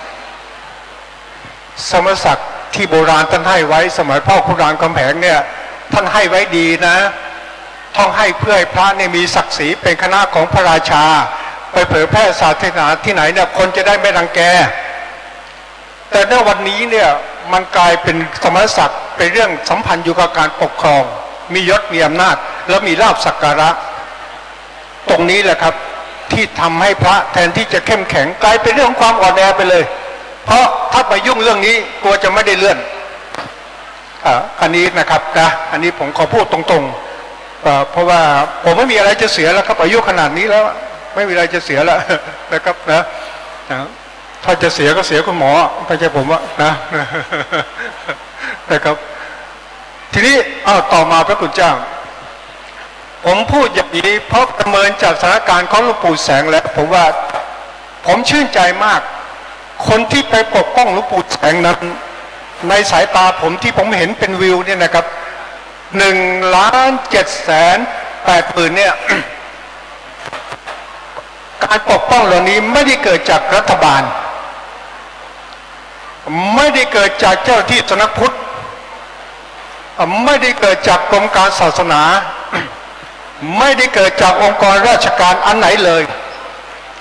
แต่เกิดจากภาคประชาชนที่เป็นชาวพุทธล้วนๆชาวบ้านล้วนๆเห็นไหมครับพระคุณเจ้าประเมินสถานการณ์ได้ไหมว่าชาวพุทธนั้นที่เลื่อมใสพระสงฆ์เลื่อมใสที่ว่ามีสมณศักดิ์ชั้นนั้นชั้นนี้เนี่ยไม่เท่าไหร่หรอกแต่พระสงฆ์ที่ชาวพุทธต้องการคือพระที่ดีที่ปฏิบัติดีปฏิบัติชอบ นะครับตรงนี้ก็ขอเรียนไว้อาจจะแทงใจพระคุณเจ้ามากหน่อยแต่ผมจำเป็นต้องพูดเพราะนี่คือสาระนะครับสาระแล้วถ้าพระคุณเจ้าเอาศรัทธาตรงนี้กลับมาเนี่ยทุกอย่างมันจะกลับมาหมดนะถ้าพระคุณเจ้าเข้มแข็งทุกอย่างมันจะกลับมาหมดพุทธศาสนาจะสง่างามหมดเราจะต้องการอะไร เราจะเข้มอย่าวางแผนอะไรทำได้หมดแต่ถ้าณวันนี้เนี่ยไปกับปกครองตามลำดับเนี่ยกลัวมหาเถรจะโกรธบ้างกลัวอะไรต่างจะโกรธบ้างจะทำอะไรไม่ได้เลยนะครับในสุดเราจะนั่งมองหน้ากันแล้วก็ปล่อยให้พระศาสนาถูกเขาทำลายไปด้วยการออกหมายบ้างด้วยการอะไรต่างบ้างเนี่ยในสุดพังหมดนะครับ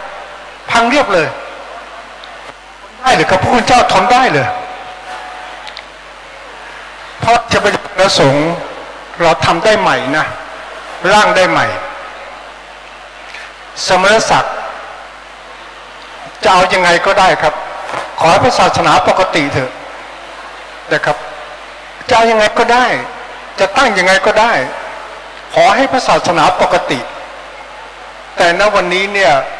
ถ้าพระคุณเจ้านั่งเฉยอยู่อย่างนี้นั่งมองอย่างนี้ในที่สุดมันจะหมดครับสมณศักดิ์ก็จะไม่หลุดเพราะพระคุณเจ้าคงไม่รู้อะไรณวันนี้บุคคลภายนอกการจัดการเรื่องพระสงฆ์ที่ติดคุก3-4 รูปเนี่ยโอ้โหถ้าเราไปรู้บ้างหลังลึกจริงๆแล้วนี่เสียวแทนพระคุณเจ้าทุกรูปในประเทศนี้ครับเขาพูดชัดเจนเลยว่าพระสงฆ์เมืองไทยจะโค่นสมัยก็ได้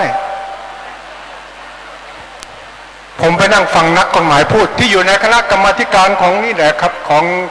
ท่านดร.ปิงเนี่ยเป็นคนพูดผมมองดูแล้วถ้าอย่างนี้มันก็จริงนะท่านนั่งมองกันอย่างนี้อยู่แบบตัวใครตรงมันอย่างเงี้ยจริงครับเขาออกกฎหมายอะไรมารับหมดเงียบถ้างี้จบฮะจบจริงๆเพราะฉะนั้นที่ผมพูดมาทั้งหมดนี้ไม่ใช่ภารกิจขององค์กรพุทธโลกนะไม่ใช่แต่เล่าความเป็นมาให้ฟังทีนี้พุทธโลกเนี่ยจะไปสู้เขายังไงณวันนี้เนี่ยเราต้องยอมรับว่ากระบวนการทำลายพระสงฆ์เนี่ยเหตุการณ์ที่เกิดขึ้นกับพระสงฆ์ที่หมอปลาไปมีบทบาทเนี่ยหนึ่งเราต้องยอมรับความจริงนะว่าเรื่องจริงก็มีนะเรื่องจริงก็มีไม่ใช่เรื่องแต่งเท็จทั้งหมดแต่ที่สองมันมีกระบวนการที่จัดตั้งเป็นองค์กรที่หยิบเรื่องจริงเนี่ยเป็นต้นเหตุแล้วก็หาเรื่อง ไปถึงพระองค์ที่ไม่จริงมันมีกระบวนการนี้อยู่คนของเขาเนี่ยมีเป็นร้อยเป็นพันที่พร้อมจะทำอย่างนี้ ซึ่งคนที่รู้ดีที่สุดเนี่ยคือพอดีทีวีไอ้อย่างเงี้ยต้องให้ท่านพูดนะครับผมไม่น่าพูดอะเพราะถ้าผมพูดแล้วเดี๋ยวมันเปลี่ยนที่อยู่ง่ายนะของพอเนี่ยเขาไม่เอาไปง่าย นี่คือเรื่องที่จะพูดให้ฟังพระคุณเจ้าเพราะฉะนั้นที่ผมมาพูดในวันนี้นะครับผมว่าเรายังสู้ได้แต่ขอให้เราเนี่ยตระหนักของความเป็นพุทธ และโดยเฉพาะพระคุณเจ้าพระคุณเจ้าต้องตื่นนะครับองค์ที่ไม่ตื่นนะครับและอยากจะอยู่ส่วนตัวเงียบๆอันนี้ก็อยู่ไปไม่ว่ากันแต่อย่าขัดขวางองค์ที่ท่านตื่นนั้นปลุกท่านให้ตื่นแล้วก็เดินตามพระธรรมวินัยนะครับตรงเนี้ยปฏิบัตินิสัยสี่กริกิจสี่เนี่ยได้ครบเนี่ยก็พอแล้วนะครับเพราะฉะนั้นความจริงศีลของพระเนี่ยมีไม่มากหรอกมีแค่4 ข้อไม่ฆ่าสัตว์ไม่ถือของที่เขาไม่ได้ให้ไม่มีเพศสัมพันธ์ไม่พูดอวดคนวิเศษเนี่ยศีลเนี่ยเป็นพื้นฐาน ส่วน227ที่ว่านั้นนะพระมีศีลมากเหลือเกินศีล227ไอ้ตรงนั้นไม่ใช่ศีลนะครับมันเป็นสิกขาบทสำหรับที่มีพระทำผิดมาแล้วทำผิด4 ข้อนั้นมาแล้วแล้วพุทธเจ้าในเรื่องมาถึงพุทธเจ้าพระพุทธเจ้าก็วินิจฉัยว่าเนี่ยความผิดอย่างเงี้ยมันต้องโทษอย่างนี้นะเพราะฉะนั้นเอาเข้าจริงเนี่ยพระมีศีลเพราะว่าศีล4 ข้อเนี่ยก็สำคัญแล้วไม่ฆ่าสัตว์ไม่ลักทรัพย์ไม่มีเพศสัมพันธ์ และก็ไม่พูดอวดคนวิเศษ นะครับตรงนี้เพราะฉะนั้นและตัวนี้มันก็ไปล้อกับศีล 5ชาวบ้านรักษาศีล 5พระก็รักษาศีล 4เพราะว่าเรื่องสุราเมลัยกับพระนี่ไม่ต้องพูดถึงแล้วนะครับแต่ถ้าเราไปนั่งมองสิกขาบท227โอ้ทุกตายเลยความจริงถ้าเรารักษาได้เนี่ยไอ้227มันก็ไม่เกิด เพราะฉะนั้น227ที่เกิดมาเนี่ยเกิดมาจากการประพฤติผิดศีล 4 ข้อนี้ทั้งนั้นเพราะผิดจากความเป็นสมณะไง เพราะฉะนั้นที่ผมมาในวันนี้นะครับก็มาปลุกท่านทั้งหลายว่ามาเรียนกับท่านทั้งหลายว่าองค์กรพุทธเนี่ยเขาจะเดินงานที่สำคัญ 1. ฟื้นฟูวัฒนธรรมประเพณีที่เป็นของพุทธเนี่ยกลับมาการได้พระสวดมนต์เนี่ยเป็นเรื่องสำคัญมากทุกวันนี้เราไม่รู้สึกหรอกเพราะตามวัดต่างๆยังมีเสียงสวดมนต์แต่ถ้าเมื่อใดก็ตามที่พุทธศาสนาหมดอำนาจ พระถูกกฎหมายทั้งหลายออกมาจนกระทั่งทุกวันนี้เห็นไหมครับว่าไอ้มัสยิดทั้งหลายเนี่ย สามารถเปิดลำโพงดังได้แต่พระแค่ตีระฆังเข้าพรรษาเนี่ยยังทำไม่ได้อะอันนี้ท่านสะเทือนใจไหมผมได้ยินแล้วผมสะเทือนใจนะว่าที่คอนโดแห่งหนึ่งเนี่ย ตอนเข้าพรรษาพระท่านตีระฆังชาวบ้านโวยและในที่สุดพระก็ต้องถูกห้ามตีระฆังมันเป็นไปได้ถึงขนาดนี้เลยครับแผ่นดินพุทธเนี่ยเพราะฉะนั้นเรื่องนี้พระคุณเจ้าต้องรวมตัวกันนะครับรวมตัวหวงแหนเสียงระฆังเสียงสวดมนต์เพราะเป็นรูปธรรมผมเคยไปที่เวียดนามหลวงปู่ที่เวียดนามเนี่ยซึ่งหลวงปู่ฝ่ายมหายานนะครับเนี่ยเป็นอาจารย์ของหลวงพ่อเสียมป้อเนี่ย ท่านเป็นพระเวียดนามท่านเป็นชาวจังหวัดกาญจนบุรีและไปบวชเป็นพระเวียดนามเป็นนิกายมหายานเวียดนามอยู่ที่กรุงเทพท่านเล่าให้ผมฟัง ท่านบอกในช่วงที่สงครามเวียดนามเนี่ยท่านบอกว่าศาสนาคริสต์เนี่ยมีอำนาจมากออกกฎเกณฑ์เยอะแยะไปหมด ศาสนาพุทธเนี่ยขยับตัวลำบากเพราะประธานาธิบดีก็เป็นคริสต์น้องชายประธานาธิบดีก็เป็นคริสต์ ร่วมกันออกกฎหมายกดขี่ชาวพุทธนะครับจนกระทั่งทำกิจกรรมอะไรไม่ได้เลย ทำวันวิสาขะก็ทำไม่ได้หาว่าชุมนุมทางการเมืองพระกลางดึกเลยต้องเผาตัวตายผมว่าต่อไปนะครับพระคุณเจ้าบ้านเราเนี่ยจะเกิดเหตุการณ์อย่างนี้ขึ้น นะครับจะเกิดเหตุการณ์นี้ขึ้นเพราะฉะนั้น เสียงสวดมนต์เนี่ยพระคุณเจ้าเป็นเรื่องสำคัญนะครับเรื่องนี้ทางเวียดนามว่ายังไงรู้ไหมทางเวียดนามบอกว่าณวันนี้เนี่ยตอนที่ผมไปฉลองพุทธโลกนะองค์การพันธุ์โลกอะหลวงพ่อบอกว่าตอนนี้ชาวเวียดนามเขาดีใจมากเสียงสวดมนต์ที่ขาดหายไปนั้นกลับเข้ามาแล้วชาวบ้านทุกหมู่บ้านได้สวดมนต์ไหว้ดังเหมือนแต่ก่อนแล้วพระคุณเจ้าอย่าชะล่าใจนะครับว่าเสียงสวดมนต์เรามีชาวพุทธเยอะจริงหลายคนชอบพูดเหมือนอย่างเงี้ยทำอะไรไม่ได้หรอกเพราะชาวพุทธเราเยอะแต่ถ้าชาวพุทธเยอะและเป็นชาวพุทธเงียบไม่รับรู้ร้อภัยโอกาสต่างๆมันก็มีให้ดูความจริงที่ท่านเจ้าคุณท่านพูดปากใต้ที่จังหวัดปัตตานียะลานราธิวาสเคยมีชาวพุทธอยู่เป็นแสนแต่ณวันนี้มีเหลือแค่50,000เคยมีชาวพุทธมาที่เมื่อ20กว่าปีมาแล้วมั้งท่านคงจำได้ ที่มีคนเดิน2 คนน่ะเดินมาจากปากใต้เพื่อมาบอกนายกมาบอกรัฐบาลว่าชาวพุทธปากใต้อยู่ไม่ไหวแล้วเพราะมันถูกขู่ฆ่าทุกวันแล้วมันก็เอาจริงก็เลยเดินทางจากจังหวัดปากใต้ปัตตานีมั้งเดินทางมาบอกนายกที่กรุงเทพ แต่พอมาแล้วปรากฏว่าไม่ได้เข้านะไม่ได้เข้าพบนายกผมก็เลยเชิญไปที่พุทธมณฑลให้เขาเล่าความจริงให้ฟังเขาเล่าด้วยน้ำตานองหน้าเขาบอกว่าทำไมชาวพุทธในประเทศนี้เนี่ยยังไม่เห็นใจเขาทำไมชาวพุทธไหนว่ามี 95% ทำไมจึงปล่อยให้เขาโดดเดี่ยวปล่อยให้เขาถูกฆ่าทำไมไม่มีใครช่วยเขาเลยทั้งที่สมเด็จพระนายเจ้าพระบรมราชินีนาถเนี่ยท่านทรงรับสั่งแล้วว่ามันไม่ไหวแล้วนะ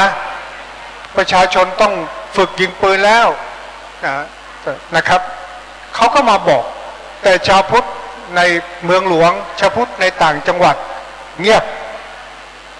เขาร้องไห้แล้วเขาก็กลับไปเขาบอกยังไงเขาก็ต้องตายอยู่ที่นั่นแหละเขาไม่ทิ้งเรื่องนี้ผมมาพูดเล่าให้ท่านฟัง หลายท่านก็อาจจะมองว่าผมปลุกผี เหมือนอย่างที่หลายคนปลุกไม่เป็นไรครับถ้ายังไม่ถึงวันนั้นท่านก็น่าชื่นตาบานกันต่อไปแต่ถ้าถึงวันนั้นเมื่อไหร่เนี่ยท่านก็คงจะคิดถึงผมคิดถึงที่ผมพูดวันนี้เพราะว่าไม่น่าเชื่อครับตั้งแต่ปี57มาถึงปัจจุบันเนี่ย ศาสนานี้ทำงานได้ประสบความสำเร็จมากมีกฎหมายในสภาต่างๆสามารถคอนโทรลนายกรัฐมนตรีได้เป็นไปได้ยังไงครับแค่10ไม่ถึง10 ปีไหมเนี่ย8 ปีสามารถทำได้ขนาดนี้เพราะฉะนั้นผมบอกจริงๆนะผมอยากให้ท่านนายกประยุทธ์ออกครับผมอยากให้ออกเพราะอยู่ไปแล้วไม่เป็นประโยชน์แก่พุทธศาสนาเลยนะครับที่ผมพูดจริงผมอยากให้ท่านออกและผมอยากให้ชาวพุทธทั้งหมดเนี่ยตื่นเราไม่ได้ไปทำร้ายใครตื่นสำนึกในความเป็นพุทธแล้วเราจะหวงแหนพุทธศาสนาไหมหรือจะให้ศาสนาอื่นเข้ามาแทนที่หรืออยากจะเปลี่ยนวัดพระแก้วเป็นมัสยิดแล้วแต่ท่านนะแล้วแต่ท่านแต่วันนั้นมันมาถึงได้จริงโอกาสต่อไปเพราะฉะนั้นพระคุณเจ้าที่ฟังอยู่เนี่ยหลายรูปก็อาจจะไม่ชอบที่ผมมาปลุกผมไม่ได้ปลุกนะที่ผมพูดความจริงเพราะฉะนั้นผมยังเสียดายว่าหลักของอุเบกขาในทางพุทธศาสนาเนี่ยที่พระเจ้าท่านบอกเนี่ยชาวพุทธออกมาใช้ผิด อุเบกขาคือการมองปล่อยวางเราแปลว่าปล่อยวางแต่ความจริงไม่ใช่อุเบกขาเนี่ยคือมองปัญหาให้ตรงมองนิ่งๆมองให้เกิดปัญญานั่นคืออุเบกขาส่วนจะปล่อยวางหรือไม่นั้นก็ดูว่าถ้าปัญหานั้นมันไม่อันตรายก็ปล่อยวางแต่ถ้ามันเป็นอันตรายแก่พุทธศาสนาก็ต้องเคลื่อนไหว ทำไมผมจะกล้าพูดอย่างนี้พระคุณเจ้าพระอรหันต์เนี่ยเป็นยอดของคนมีอุเบกขาเลยนะถ้าเราแปลว่าอุเบกขาคือการปล่อยวางพระอรหันต์ก็เป็นยอดของนักปล่อยวางเลย แต่ทำไมที่เวลาที่มีภัยศาสนาเกิดขึ้นแล้วพระมหากัสสปะท่านไม่ปล่อยวางล่ะท่านต้องมาทำสังวิจนาทำไม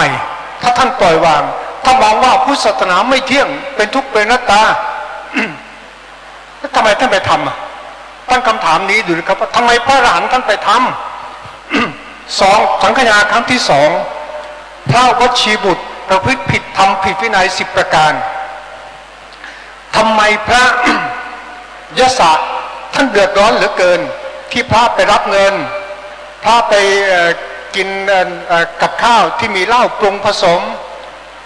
พระกินข้าวเวลาบ่ายพระไว้ผมยาวเกิน2 องคุลีซึ่งมันเล็กน้อยเนี่ยเรามองว่าเล็กน้อยแต่ทำไมพระอรหันต์ท่านเดือดร้อนเหลือเกินถึงขนาดต้องชวนกระทำสังฆทานครั้งที่2แล้วสังฆทานครั้งที่3อีกก็พระอรหันต์อีกนั่นแหละคือพระโมคคัลลิบุตรติสสะเถระทำไมต้องมาขวนขวายขจัดอรัชชีออกไปเป็นหมื่นๆน่ะร่วมมือกับพระเจ้าอโศกถ้าอุเบกขาปล่อยวางจริงพระอรหันต์เหล่านี้ก็ทำผิดก็แสดงว่าอุเบกขาไม่ใช่ปล่อยวางแบบไม่สนใจถ้าปล่อยวางแบบไม่สนใจนั้นคือโง่ คือโง่นะครับพระคุณเจ้าอย่าไปชื่นชมนะใครที่ปัญหาไม่เกิดขึ้นแล้วหลบเฉยบอกว่าเราขออยู่ปล่อยวางอย่างสมถะ อันนั้นขอให้ท่านประนามเลยครับว่าโง่นะครับเพราะฉะนั้นเมื่ออุเบกขาไม่ได้หมายความว่าเฉยแบบปล่อยวางแต่เฉยต้องทำงานเนี่ยดูพระอรหันต์เป็นตัวอย่างนะครับหลวงพ่อชาเนี่ย ท่านสอนดีมากสอนให้เรารู้จักอุเบกขากับลูกศิษย์ท่านลูกศิษย์ท่านเนี่ยไปอยู่ในกุฏิ หลังหนึ่งเล็กๆแล้วรู้ว่าแล้วรูปนี้นะครับพอมีฝนตกมาตรงนี้ก็จะหลบที่นอนมาตรงนี้พอฝนตกตรงนี้รั่วตรงที่นอนตรงนี้รั่วก็ย้ายที่นอนไปอีกที่หนึ่งวนอยู่ตรงนั้นน่ะหลวงพ่อชามาเห็นเข้าก็เลยถามว่าทำไมเธอถึงไม่ซ่อมล่ะพระรูปนี้ก็บอกว่าผมปล่อยวางครับหลวงพ่อถ้าบอกเธอทำไมโง่ขนาดนี้ทำไมถึงถืออุเบกขาโง่การซ่อมแซมที่อยู่เพื่ออยู่ได้นะมันเป็นเรื่องของปัญญานะเพราะฉะนั้นเธอนี่โง่มากเห็นไหมครับว่าเพราะฉะนั้นผมอยากจะให้ชาวพุทธเนี่ยที่ถือการปล่อยวางที่เราถูกสอนกันมาว่า ให้อยู่แบบอุเบกขาปล่อยวางไม่ต้องไปยุ่งกับใครตัวใครตัวไอ้อย่างนั้นผิดนะครับผิดและตัวนี้แหละจะทำให้ชาติล่มจมศาสนาล่มจมนะครับเพราะฉะนั้นผมมาพูดวันนี้ผมไม่ตั้งใจจะมาพูดแรงขนาดนี้นะแต่ว่าพอให้ผมยืนนี่แหละผมต้องพูดแรงนะครับเอาแค่นี้นะจะพูดกับครับก็ขอเสียงปรบมือให้กับท่านศาสตราจารย์พิเศษบรรจบวรรณรุจินะครับนี่แหละฮะท่านอาจารย์บรรจบเนี่ยไปพูดเวทีไหนเนี่ยผมเจอท่านครั้งสุดท้ายที่ขึ้นเวทีด้วยกันนะครับ8 ปีที่แล้วท่านพูดเสร็จท่านก็ไม่ขึ้นเวทีอีกเลยครับเพิ่งกลับมาขึ้นเวทีอีกรอบนะครับขอเสียงปรบมือให้ท่านอีกรอบครับวันนี้ที่ท่านมาพูดนี้ไม่ได้สร้างความแตกแยกระหว่างศาสนานะครับท่านมาปลุกใจนะครับในฐานะที่เป็นพุทธศาสนิกชนนะครับปลุกใจพระปลุกใจญาติโยมนะครับ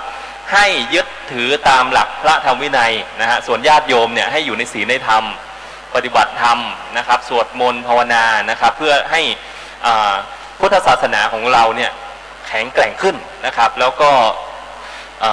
ด้วยพระพุทธศาสนาเนี่ยก็คือเป็น1 ใน 3ของสถาบันนะครับที่มีประชาชนคนไทยนับถือกว่า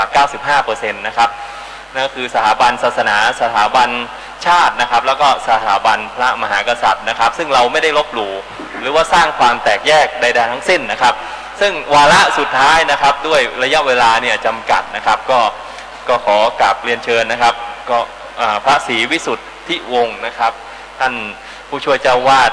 วัดพระปฐมเจดีย์นะครับเป็นอันดับสุดท้ายแล้วครับท่านผู้ชมครับกราบเรียนนมัสการครับนิมนต์ครับ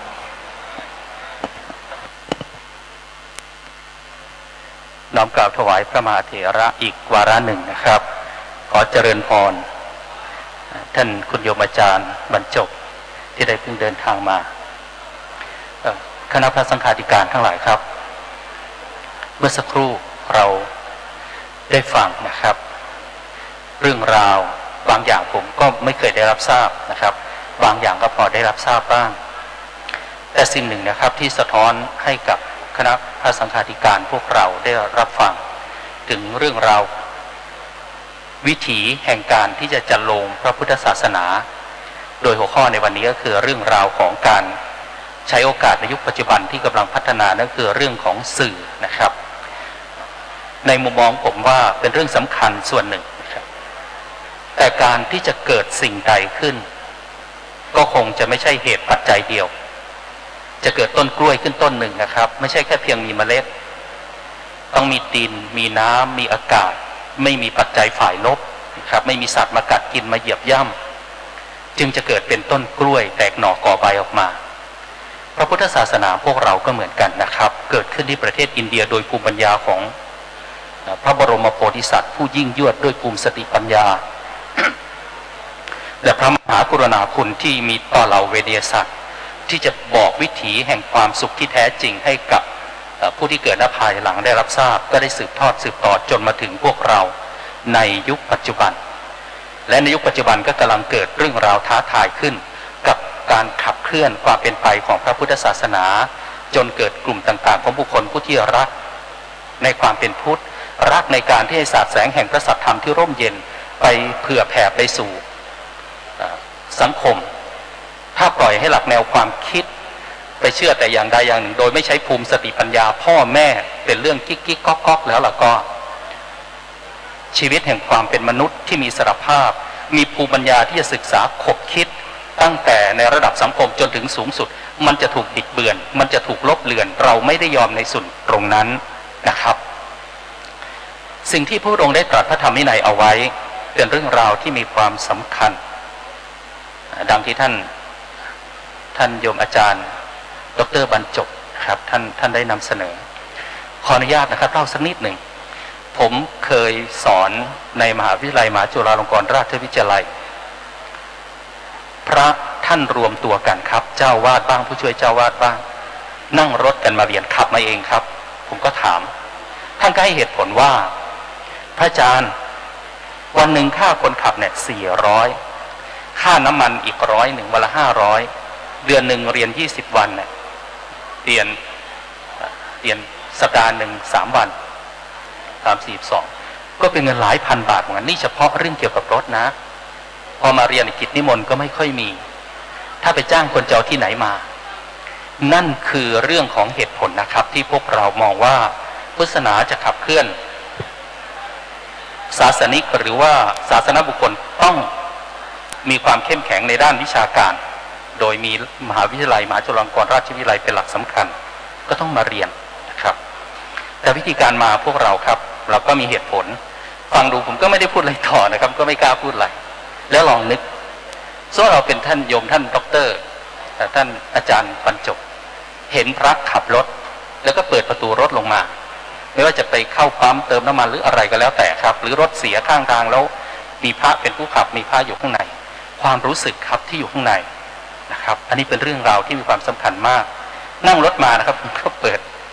มี Facebook ครับเห็นมี Facebook อันหนึ่งพระขับรถ มอเตอร์ไซค์ครับแต่มีพ่วงข้างเดี๋ยวเร็วมากครับแล้วในนั้นเขาเชิงล้อเลียนครับเปิดเพลงใส่ด้วยมอเตอร์ไซค์ห่างมอเตอร์ไซค์ห่างคือถ่ายจากข้างหลังครับพระก็บิดคือถ้าเป็นโยมครับเห็นภาพตรงนี้จะรู้สึกไงแน่นอนฝ่ายปกครองเราอาจจะมีเหตุผลที่พร้อมที่จะให้โอ้ยมันอยู่ไกลบ้านนอกดูแลไม่ถึงโอ้ยเป็นเรื่องธรรมดาพระจะไปเท่านี้มันจะผิดอะไรมากมายแต่ในความเข้มแข็งครับผมว่าเกราะป้องกันไหนก็ไม่เท่ากับความศรัทธาของผู้คนที่อยู่ในท้องที่ ถ้าคนที่อยู่ใกล้ๆนะครับท่านญาติโยมเขาเห็นด้วยเห็นชอบนะครับก็จะปกป้องเองใครจะมาทำอะไรหลวงพ่อเราวัดเราศาสนาเรารัฐมนตรีเป็นลูกศิษย์หลวงพ่อวัดนั้นนะครับท่านสสเป็นลูกศิษย์วัดนี้ใครจะเอากฎหมายอะไรมาแบบนี้ไม่ได้ไปกระทบกระเทือนพระแต่ถ้าหากมิเช่นนั้นแล้วนะครับที่โยมอาจารย์ว่าพระจะล้มเมื่อไหร่ก็ได้น่ากลัวครับเป็นเรื่องที่น่ากลัวมากฉะนั้นรถคันหนึ่งนะครับที่จะวิ่งห่อตะบึงไปได้มันมีอะไหล่หลายส่วนไหนที่มันหลวมแล้วก็ค่อยๆแก้ไขไปนะครับพุทธศาสนาที่ยืนหยัดอยู่ได้เพราะมีพระสงฆ์ครับพูดได้เต็มปากพระสงฆ์ที่อยู่ได้ในยุคปัจจุบันนี้ที่ไม่ได้มีองค์สมเด็จพระบรมศาสดาที่เป็นหัวเรือใหญ่เป็นผู้ที่มีวิชาจรณะสัมปันโนแต่เราอยู่กันแบบปกครองต่างที่ต่างถิ่นที่มากมายมหาเถรสมาคมนะครับแล้วก็คณะผู้ปกครองเป็นผู้ที่มีส่วนสำคัญมากๆขนาดมีอยู่ขนาดนี้ยังแค่ขนาดนี้ถ้าไม่มีนี่จะขนาดไหนนะครับฉะนั้นทุกรูปไม่ว่าจะเป็นคัสซีของรถเป็นล้อของรถเป็นเครื่องยนต์ของรถล้วนแล้วแต่มีความสำคัญนะครับกับผมมองเห็นครับแล้วก็อายุพรรษาน้อยนะครับก็เพียงแต่อยากจะกราบเรียนถวายนะครับบางครั้งเวลาที่กระทำการอันใดเนี่ยครับสมมุติว่าถ้าเราเป็นโยมมองดูหลักแบบนี้นะครับเราจะศรัทธาไหมเราจะปกป้องไหมเราจะให้การอุปถัมภ์ไหมนะครับบางทีเรามาอยู่ฝ่ายนี้เราก็จะมีเหตุผลของเราแต่เหตุผลเป็นเรื่องที่เราให้ค่า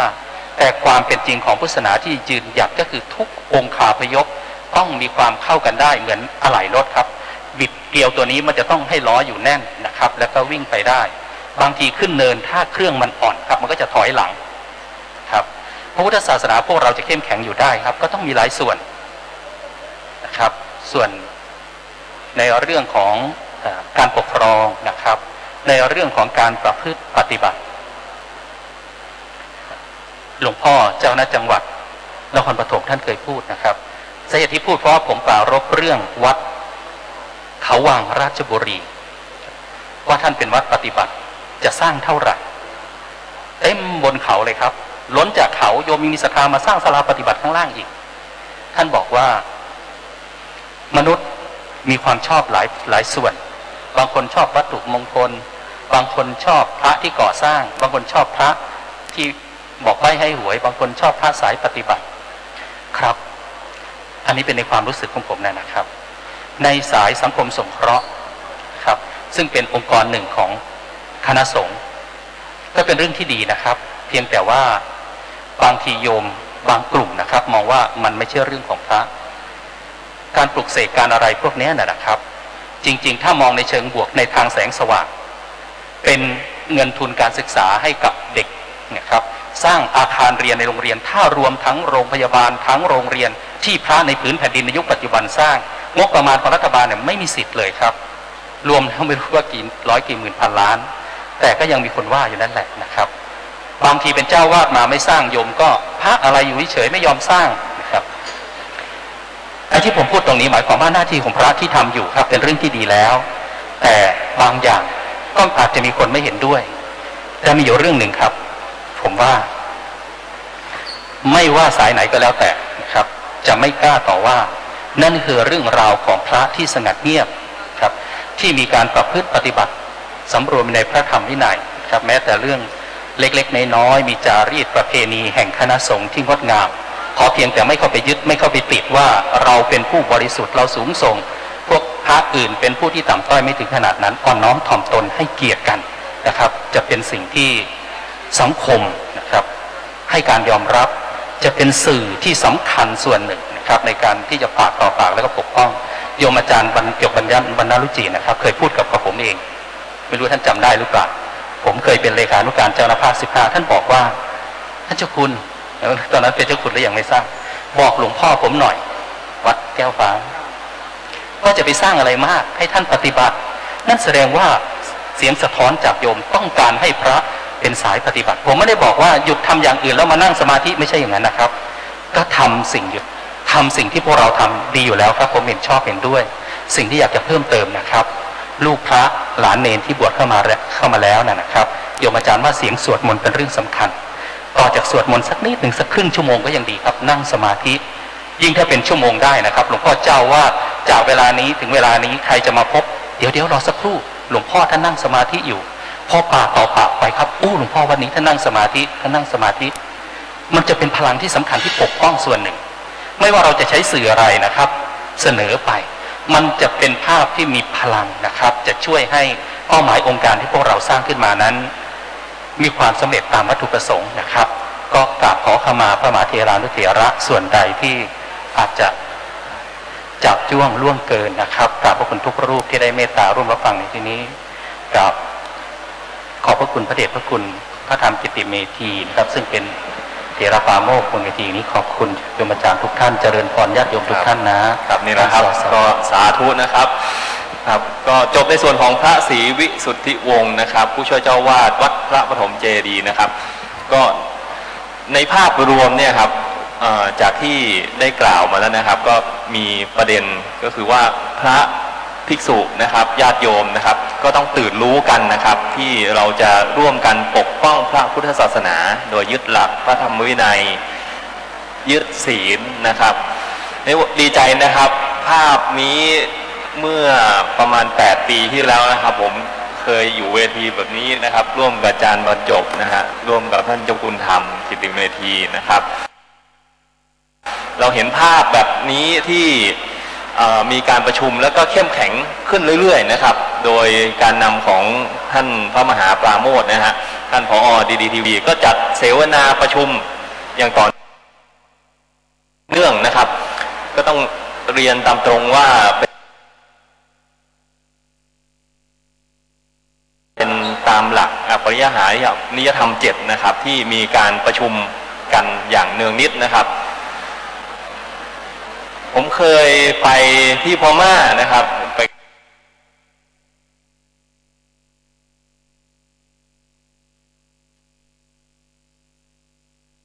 อาจารย์บรรจบนี่แหละน่าจะร่วม10 ปีแล้วล่ะที่แล้วนะครับเห็นพระสงฆ์นะครับเขาจะมีการประชุมกันทุกเดือนนะครับนั่งแบบนี้แหละครับตอนนั้นไปน่าจะแถวกรุงย่างกุ้งนะฮะมีการประชุมกันย่างกุ้งใช่ไหมครับเขาประชุมสงฆ์กันนะครับนั่งในอาคารคล้ายๆแบบนี้ครับร้อนมากนะครับพระสงฆ์นั่งกับพื้นนะครับและเข่าติดกันเลยนั่งทั้งวันนะครับไม่ลุกวันนี้ผมเห็นภาพเนี่ยมันเริ่มจะคล้ายมากขึ้นนะครับกับพระสงฆ์ที่พม่าที่เขาแลกกันด้วยชีวิตนะครับก็จุดเริ่มต้นเนี่ยก็อย่างที่ท่านเจ้าคุณธรรมกิติเมธีว่ามันต้องเริ่มจากพระสุปฏิปันโนครับถ้าไม่ระดับอริยสงฆ์ก็เป็นปุถุชนก่อนเริ่มต้นนะครับรู้ถึงภัยศาสนานะครับแล้วก็เริ่มปกป้องพระพุทธศาสนานะครับโดยยึดตามหลักกฎหมายตามกรอบนะครับแล้วก็อยู่ร่วมกันแล้วก็ประชุมกันแล้วก็ตื่นรู้ที่จะป้องกันพระพุทธศาสนานะครับโดยเฉพาะช่วงในช่วงเวลานี้ครับที่สังคมในระดับ I.O. นะครับ Information Operation เนี่ยหรือว่า Information Warfare เนี่ยครับเริ่มลุกมาจากฝ่ายตรงข้ามนะครับในช่วงสุดท้ายนี้นะครับก็จะขอความกราบเมตตานะครับจากท่านพระคุณธรรมกิติเมธีนะครับกล่าวปิดจบนะฮะช่วงเวลาสุดท้ายนี้แล้วนะครับในวาระของการเสวนานะครับถอดรหัสพระธรรมวินัยกับยุทธการข้อมูลข่าวสาร I.O. Information Operation นะฮะในสังคมยุคสื่อโซเชียลในช่วงสุดท้ายครับกับนิมนต์ครับครับก็ขออีกรอบครับสั้นๆต่อยอดของอาจารย์บรรจบสักนิดหนึ่งโดยเฉพาะอย่างยิ่งเรื่องอุเบกขานะตามพระบาลีนั้นมีศัพท์อยู่ศัพท์หนึ่งว่าอัญญานุเบกขาที่อาจารย์บอกว่า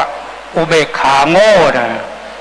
หรือใครก็แปลเหมือนกันแหละอุเบกขาโง่แต่โง่แล้วอะไรก็เฉยวัดรกรุงรังก็เฉยหลังคารั่วก็เฉยเพื่อนจะมาค้นกุฏิแล้วก็เฉยเนี่ยนี่คืออุเบกขาโง่นะแต่อุเบกขาเนี่ยมันก็ยังมีอยู่2 อย่างนะอุเบกขาเป็นองค์ความรู้ของพระพุทธเจ้าแล้วองค์ความรู้ของเราด้วยนะที่เราสวดกันเป็นประจำพุทธังโฆสติสังฆาโตธัมมานังวิจโยตถาเวริยัมปีติปัสสติพุทธังคาจตถาปเรสมาธุเปกพุทธังคาสมาธิอุเบกขาอันนี้เป็นองค์แห่งความรู้พูดให้ภาษาร่วมสมัยก็เรียกว่า องค์แห่งความรู้นักวิจัยทุกคนเนี่ยถ้าได้ความรู้ที่ดีต้องใช้องค์ความรู้ทั้ง7ประการนี้ให้ครบทีนี้องค์ความรู้นี้อุเบกขาอย่างไรอุปะแยกสัตว์หน่อยอุปะนั้นแปลว่าเข้าไปแปลว่าใกล้แปลว่ามั่นแปลได้3อย่างนะแล้วก็อิกขะอิกขะแปลว่าดูแปลว่าตรวจดูแปลว่าสำรวจนะ looking for นะ watch แล้วก็ investigate นะเข้าไปตรวจสอบดูว่ามันถูกต้องหรือไม่ถ้าไม่ถูกต้องก็ต้องคัดค้านทัดทานเพราะฉะนั้นนักวิจัยต้องสำรวจตรวจสอบต้อง investigate เลยอ่ะต้องใช้อุเบกขาลึกเลยแล้วจะแก้ปัญหาได้และในขณะเดียวกันถ้าหากว่าเราเห็นอะไรเกิดขึ้นเป็นอันตรายต่อพระพุทธศาสนาเราก็นั่งอุเบกขาอยู่นี่ก็ถือว่าท่านมีแต่อุเบกขาโง่เท่านั้นนะไม่มีอุเบกขาฉลาดเลยจริงๆอุเบกขานั้นคือตัวสร้างความฉลาดที่สำคัญที่สุดถ้าท่านไม่ใช้อุเบกขาท่านฉลาดไม่ลึกเพราะฉะนั้นต้องเข้าไปดูอย่างใกล้ชิดต้องไปสำรวจว่าอันนี้มันเป็นอะไรมันเป็นภัยหรือเป็นอันตรายหรือเป็นความปลอดภัยต้องเข้าไปดูนะถ้าได้อย่างนั้นแล้วเราก็จะอุ่นใจได้ว่าจะปลอดภัยอีกอย่างหนึ่งที่จะเพิ่มเติมยังไม่ได้พูดก็คือเรื่อง information operation เนี่ยแหละคือยุทธการ เกี่ยวกับการสื่อสารเนี่ยสื่ออาจจะเป็นเราหรือเป็นเครื่องมือเป็นตัวสื่อสารเรามีดีอยู่แล้วคือสาระเป็นธรรมสาระเรารักษาไว้ให้ดีแล้วก็นำไปส่งให้ถูกต้องการไปส่งถูกต้องก็ส่งถูกต้องถูกคนด้วยพยายามสำรวจตรวจสอบหน่อยว่าคนนี้เขาควรจะรับธรรมะได้ขนาดนี้ในหมู่พระสงฆ์ควรรับขนาดไหนในหมู่ญาติโยมควรรับขนาดไหนในหมู่เด็กนักเรียนควรรับขนาดไหนเราต้องเอาสารไปให้ถูกต้องให้พอเหมาะพอดีกับเขาที่สำคัญก็คือตัว equipment คือเครื่องมือก็คือตัวเนี่ยพวกโซเชียลมีเดียนี่แหละเราจะทำอย่างไรโดยส่วนตัวนะเคยเสนอมา2-3 รอบแล้วว่าเราถึงเวลาแล้วที่พระพุทธศาสนาเราจะต้องมีIT Center ศูนย์ IT ศูนย์ Information Technology ซึ่งจะมีเครื่องมือครบไม่ว่าจะใช้อินเทอร์เน็ตไม่ใช้ Facebook ใช้ LINE ใช้ Instagram ที่กระจายไปให้ทุกช่องทางในขณะเดียวกันเราจะต้องใช้วิทยุโทรทัศน์ให้เต็มที่ตอนนี้ก็พยายามแล้วพยายามอีกจนกระทั่งว่าจะย่ำแย่อยู่พยายามจะให้ดีทีวีเป็นสื่อสากลของพระพุทธศาสนามันก็ยังไม่สามารถอัพไปถึงขนาดนั้นได้เข้าไปนั่งอยู่ในมส.พูดมากครับท่านก็ให้พักผ่อนได้แล้วไม่รู้จะทำอย่างไงเพราะฉะนั้นเนี่ยเราจะต้องทำอะไรล่ะสร้างศูนย์ขึ้นมาสำนักพุทธก็เคยเสนอให้นะว่าเราต้องทำอย่างนี้อย่างนี้แล้วทำไม่ใช่ภาษาไทยอย่างเดียวไม่ใช่ภาษาไทยกับบาลีนะให้มีภาษาไทยภาษาเอสปันยันภาษาฟรานซ์ภาษาอังกฤษภาษาเจแมนดารินภาษาเจแปนิสในนี้มันมีทุกช่องทางเลยทุกชแนลทุกวินโดว์ทุกภาษาเลยแม้แต่ภาษาของตะวันออกกลางถ้าเราสามารถเผยแผ่ธรรมะไปได้พูดอิสลามอะไรกุมกันไปปั๊บไปแล้วก็พูดธรรมะภาษาไทยกันปั๊บในธรรมะของพระพุทธศาสนาเนี่ยที่จริงคนเหล่านั้นมีพื้นฐานอาจารย์มีพื้นฐานพระพุทธศาสนาอยู่แล้วในหนังสือ 2500 Year Anniversary of Buddhism ของอินเดียน่ะที่ท่านยาวาฮลันเนฮารูให้บัณฑิตชาวพุทธของอินเดียไปค้นหาทั่วโลกว่าศาสนาพุทธไปถึงไหนบ้าง เขาค้นพบไปถึงอียิปต์นะอียิปต์มีพระพุทธรูปแล้วแสดงว่าพระพุทธศาสนาเคยไปถึงเพราะฉะนั้นปากีสถานอัฟกานิสถานอันนี้ไม่ต้องพูดถึงกันแม้แต่ในซาอุดิอาระเบียก็ยังมีข้อสงสัยอยู่ว่าที่หินกาบะนั่นที่เขาไปก็ไม่กล้ามองหน้าไม่กล้าเงยหน้าขึ้นไปดูนะมันมีอะไรแต่วันนี้อย่าพูดตรงนี้เลยนะถ้าอยากจะรู้ว่ามีอะไรก็พูดกันหลังใหม่เพราะว่ามันมีเรื่องที่น่าสนใจมากๆแล้วศาสนาพุทธต้องไปถึงซาอุแล้วแน่นอนก็ข้างเหนือไปถึงประเทศกรีกพระโยนกธรรมรักขิตที่พระเจ้าอโศกมหาราชส่งไปก็ไปถึงแล้วสมัยนั้นท่านมีเครื่องมือขนาดนั้นท่านส่งขนาดนั้นเดี๋ยวนี้เราไม่ต้องไปไกลถึงขนาดนั้นเรานั่งอยู่ที่ประเทศไทยนี่มาเข้าศูนย์ IT Center เนี่ยอย่างไรท่านดร.ปิงก็ไปเสนออนุกรรมาธิการดูช่วยหางบประมาณมาตั้งมาสัก2-3 พันล้านแล้วก็ตั้งศูนย์นี้ใหญ่โตแล้วอาตมาจะเป็นผู้อำนวยการเองจะเป็นผู้อำนวยการให้อาจารย์มันจบก็มาเป็นผู้จัดการก็จะได้ทำศูนย์ IT เราจะได้โอเปเรตเรื่องการเผยแผ่พระพุทธศาสนาให้มันเป็นระบบให้มันก็ไปกันได้ทั่วถึงสักทีก็เพราะฉะนั้นเนี่ยคิดว่าญาติโยมแล้วก็พระเถรานุเถระในวันนี้นั่งทนฟังกันมานานเนี่ยก็2 ชั่วโมงนะตรงนี้คิดว่าคงจะได้ประโยชน์บ้างแต่ถ้ายังไม่ได้นะยังไม่ได้อะไรยังไม่อิ่มติดตามไปดูกิตติเมธีเฟซบุ๊กไลฟ์มา3 ทุ่มถึง4 ทุ่มก็1 ชั่วโมงเสาร์จันทร์ถึงศุกร์นะทุกวันยังมีอยู่แล้วก็ถ้าไปดู YouTube ก็ได้นะใช้ชื่อรายการว่าโลกสวยด้วยธรรมะอันนั้นธรรมะสั้นๆก็จะได้มารับรู้เรื่องธรรมะวันละข้อมีหลายร้อยข้อแล้วตอนเนี้ยนะใส่ไปเรื่อยๆก็ขออนุโมทนาสาธุการนะครับท่านคุณหมอที่จัดการตั้งองค์การศาสนาพุทธโลกวงเล็บประเทศไทยนะหวังว่าต่อไปคงจะมีวงเล็บมา20-30 ประเทศนะเพื่อให้มันเป็นพุทธโลกกว้างขึ้น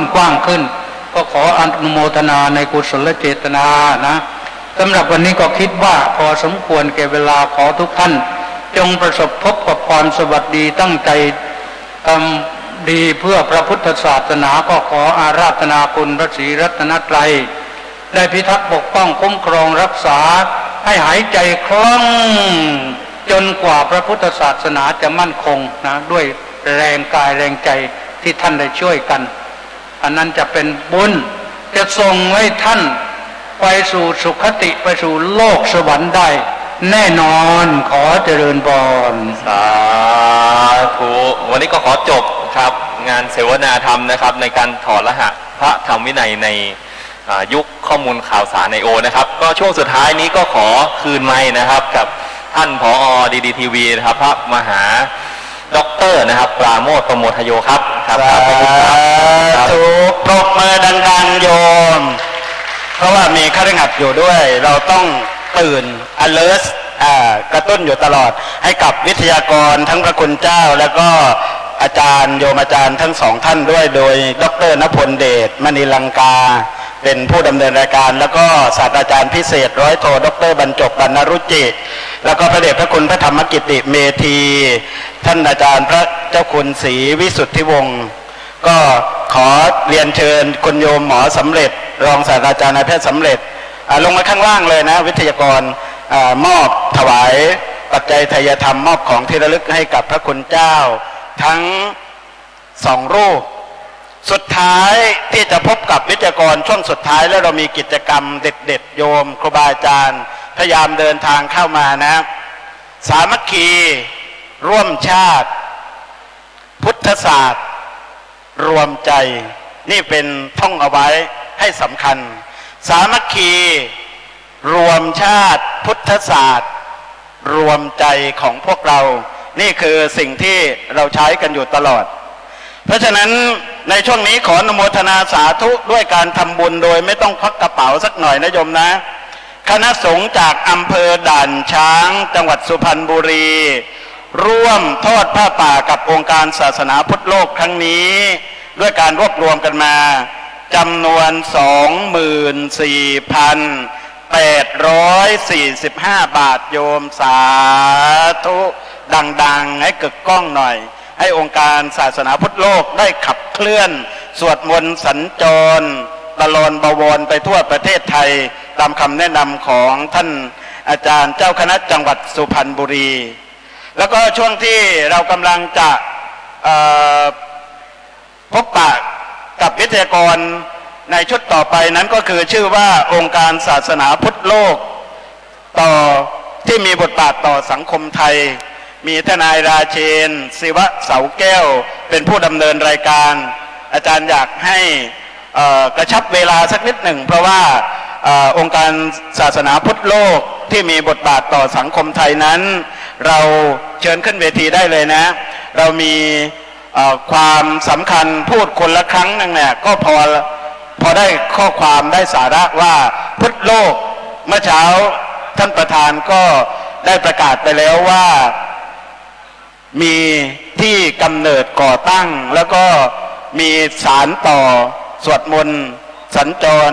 ตลอดบวรไปทั่วประเทศนั่นก็คือคำว่าบวรเนี่ยบ้านวัดโรงเรียนหรือราชการจะไปอย่างไรก็ขอเชิญผู้ร่วมเสวนา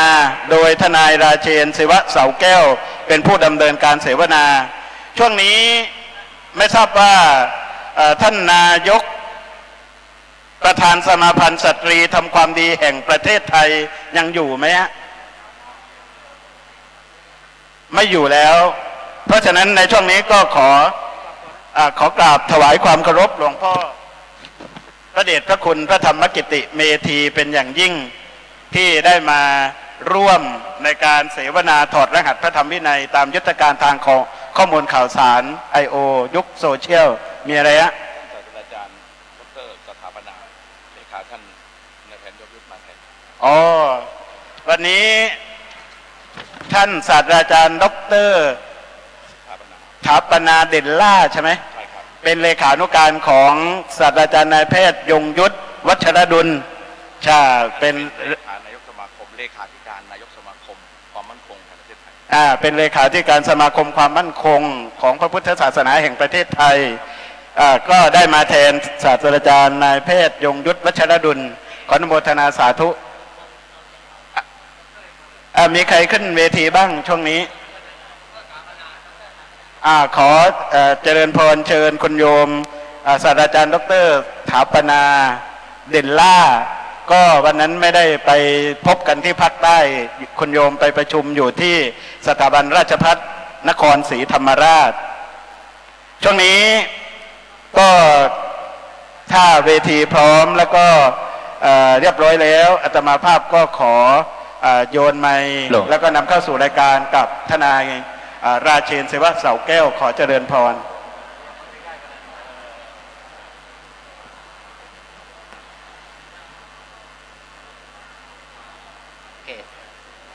กราบนมัสการพระธรรมพุทธิมงคลเจ้าอาวาสวัดป่าเลไลวรวิหารท่านพระครูวิบูลย์เจติยานุรักษ์เจ้าคณะจังหวัดสุพรรณบุรีกราบนมัสการพระเถรานุเถระในที่ประชุมทุกท่านกราบสวัสดีพี่น้องชาวไทยพุทธทั้งที่จังหวัดสุพรรณบุรีจังหวัดใกล้เคียงและที่รับชมรับฟังรายการของดีทีวีนี่ทุกท่านนะครับการเสวนาช่วงนี้ก็จะเป็นช่วงสุดท้ายของรายการก่อนที่จะมีการทำพิธีทอดผ้าป่าเราได้เห็นกิจกรรมนะฮะดำเนินกิจกรรมตั้งแต่เช้าจนถึงจะถึงเวลาที่จะทอดผ้าป่านะครับผมซึ่งเมื่อสักครู่นี้ทุกท่านก็คงจะได้ยินได้ฟังทางวิทยากรทางที่เป็นพระคุณเจ้าและก็ทางท่านอาจารย์บรรจบนะครับได้พูดถึงภัยพระพุทธศาสนาหรือวิธีที่ดำเนินการรับมือกับปัญหาต่างๆที่เกิดขึ้นกับพระพุทธศาสนานะครับท่านพูดอยู่คำหนึ่งว่าท่านเป็นห่วงเรื่องการใช้คำว่าอุเบกขาในพระพุทธศาสนาในส่วนของทั้งพระคุณเจ้าและศรัทธาชาวบ้านทั่วไป แต่อย่างไรก็ตามนะครับองค์การศาสนาพุทธโลกประเทศไทย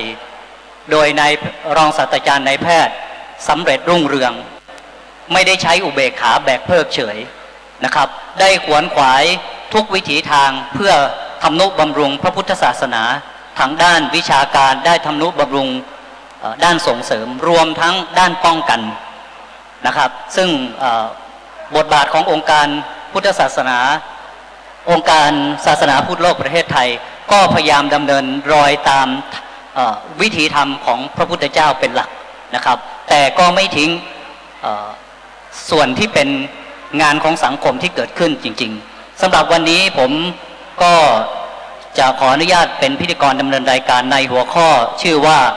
องค์การศาสนาพุทธโลกบทบาทองค์การศาสนาพุทธโลกประเทศไทยต่อสังคมไทยนะครับโดยมี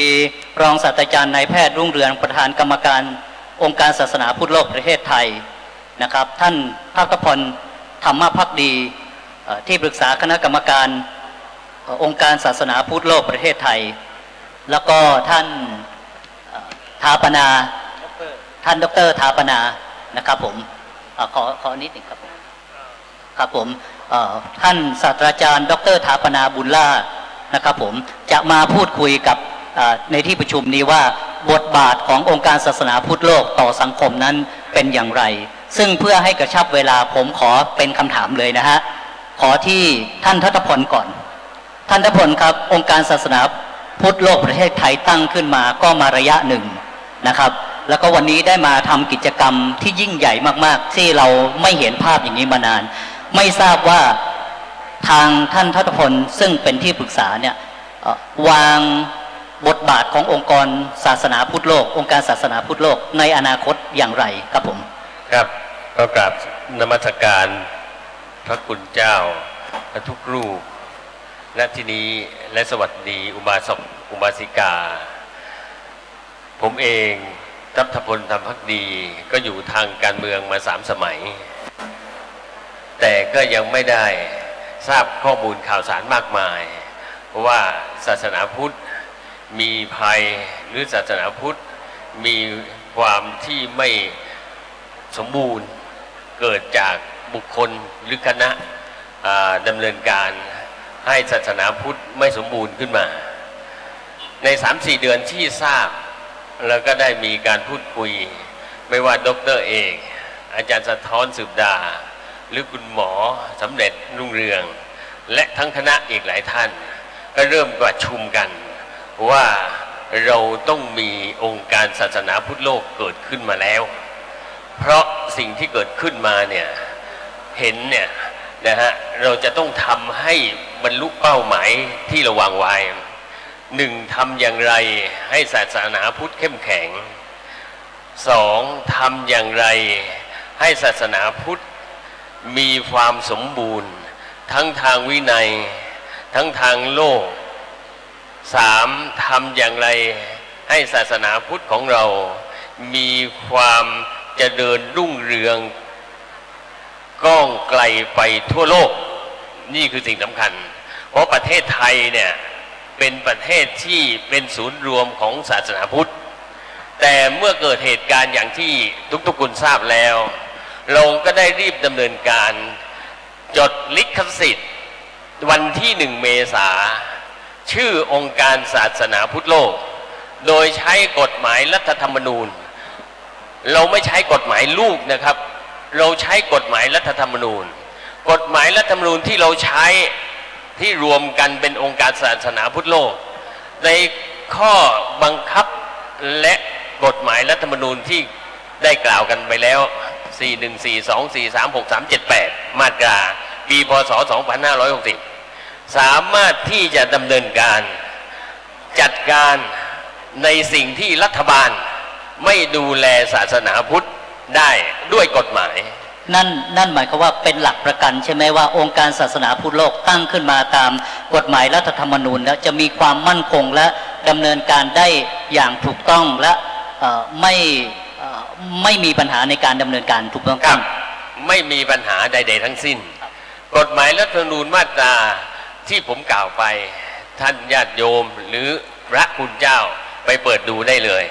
และจะสบายใจได้เลยว่าเราใช้กฎหมายรัฐธรรมนูญคือกฎหมายแม่ และองค์การของเราที่เกิดขึ้นนี่เป็นองค์การที่ใหญ่กว่ารัฐบาลนะครับไม่ใช่เป็นลูกน้องรัฐบาลเพราะฉะนั้นเนี่ยในการออกจดหมายหรือหนังสือต่างๆโดยให้คุณหมอรองศาสตราจารย์นายแพทย์สำเร็จรุ่งเรืองเป็นผู้ลงนามเราจะมีกาปั๊มที่จดลิขสิทธิ์ใครไปลอกเลียนแบบไม่ได้โลโก้ตรงนี้ใครเอาไปใช้ไม่ได้ยกเว้นพระพุทธรูปเราแจ้งความจับในมาตราเกี่ยวกับเรื่องลิขสิทธิ์ได้เลยนั่นหมายความว่าหนังสือขององค์การศาสนาพุทธโลกที่ส่งไปถึงตามวัดต่างๆตามพระคุณเจ้าหรือหน่วยงานต่างๆเพื่อขอความร่วมมือในการทำกิจกรรมที่เป็นประโยชน์ต่อสังคมเนี่ยนั่นมั่นใจได้ว่าท่านหรือพระคุณเจ้าต่างๆสามารถมาร่วมกิจกรรมได้อย่างสบายใจถูกต้องไหมครับถูกต้องเลยครับผมอยากกลับเรียนด้วยว่าเราออกหนังสือไปถึงผู้ว่าราชการจังหวัดออกหนังสือไปถึงผู้บัญชาการจังหวัดออกไปหนังสือถึงกระทรวงสาธารณสุขหรือออกหนังสือไปถึงหน่วยงานราชการใดๆถ้าเขาไม่ปฏิบัติตามความต้องการขององค์การศาสนาพุทธโลกด้วยกฎหมายทั่วไปเราสามารถดำเนินการในเรื่องคดีความนานการละเว้นการปฏิบัติหน้าที่มาตรา157ครับได้เลยครับไม่ต้องส่งปปช.ขอบคุณมากครับนะครับแล้วก็ไอ้ส่วนหนึ่งเนี่ยเราจะเดินหน้ากันอย่างไรถูกต้องครับก็ขอให้เกิดและมีความมั่นใจได้ว่าหนึ่งมีความตั้งใจที่พระท่านเจ้าวาดได้แจ้งออกให้เมื่อเช้านี้นะฮะตั้งใจเพราะต่อไปเนี่ยองค์การศาสนาพุทธโลกเราจะเดินทางไปทำกิจกรรมอย่างนี้ทั่วประเทศครับแล้วก็จะมีเรื่องอาชีพเรื่องป่าที่เราจะส่งเสริมให้อุบาสกอุบาสิกาให้ได้มีรายได้แล้วเข้ามาอยู่ในพระพุทธศาสนาแล้วที่ดินในผืนแผ่นดินไทยเนี่ยว่างเยอะแยะหมดเลยเพราะฉะนั้นองค์การศาสนาพุทธโลกเราก็จะมีเรื่องป่าไม้แล้วเรื่องพืชสวนครัวหรือสมุนไพรไทยนั่นหมายความว่าองค์การศาสนาพุทธโลกไม่ใช่แต่ชวนสวดมนต์เจริญจิตภาวนาหรือเสวนาวิชาการเท่านั้นยังเป็นหน่วยงานที่จะคอยส่งเสริมให้ประชาชนเน้นเลยครับว่าชาวไทยพุทธเราเนี่ยนะฮะมีช่องทางทำมาหากินหรือประกอบธุรกิจเลี้ยงดูตัวเองได้อย่างนี้ใช่ไหมฮะใช่เลยครับตรงนั้นนะฮะว่าเราจะต้องรีบดำเนินการนะฮะช้าไม่ได้แล้วต้องขออนุญาตว่าผมอีก 3-4 เดือนที่เพิ่งทราบเลยเราก็เริ่มดำเนินการทันทีเลยภายใน2 เดือนแล้วอีกอย่างหนึ่งว่าเราดำเนินการตรงนี้เนี่ยต่อไปการแก้ไขปัญหาของศาสนาพุทธเราก็จะดำเนินการในข้อกฎหมายที่เกี่ยวกับรัฐสภาเกี่ยวกับรัฐบาลโครงการต่อไปข้างหน้าเราก็จะต้องทำอย่างนั้นด้วยให้มีที่พึ่งทางกฎหมายอย่างชัดเจนครับนั่นหมายความว่าองค์การศาสนาพุทธโลกตั้งขึ้นมาเนี่ยเขียนไว้หรือสร้างนโยบายไว้ครอบคลุมทุกภาคส่วนทั้งส่วนด้านจิตใจ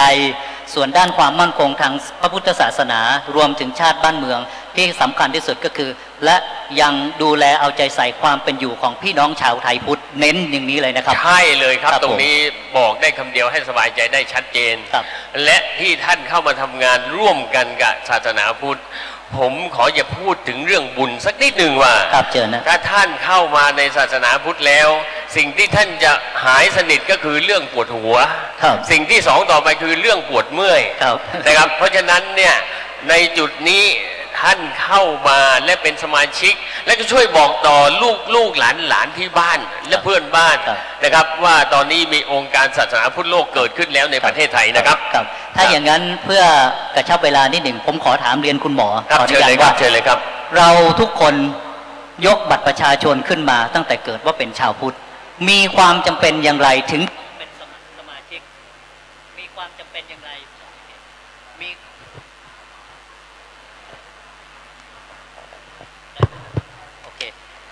มีความจำเป็นอย่างไรถึงต้องมาเป็นสมาชิกขององค์การศาสนาพุทธโลกเชิญคุณหมอซึ่งเป็นประธานกระชับสั้นๆเลยครับความเป็นมากับสวัสดีพระคุณเจ้านมัสการ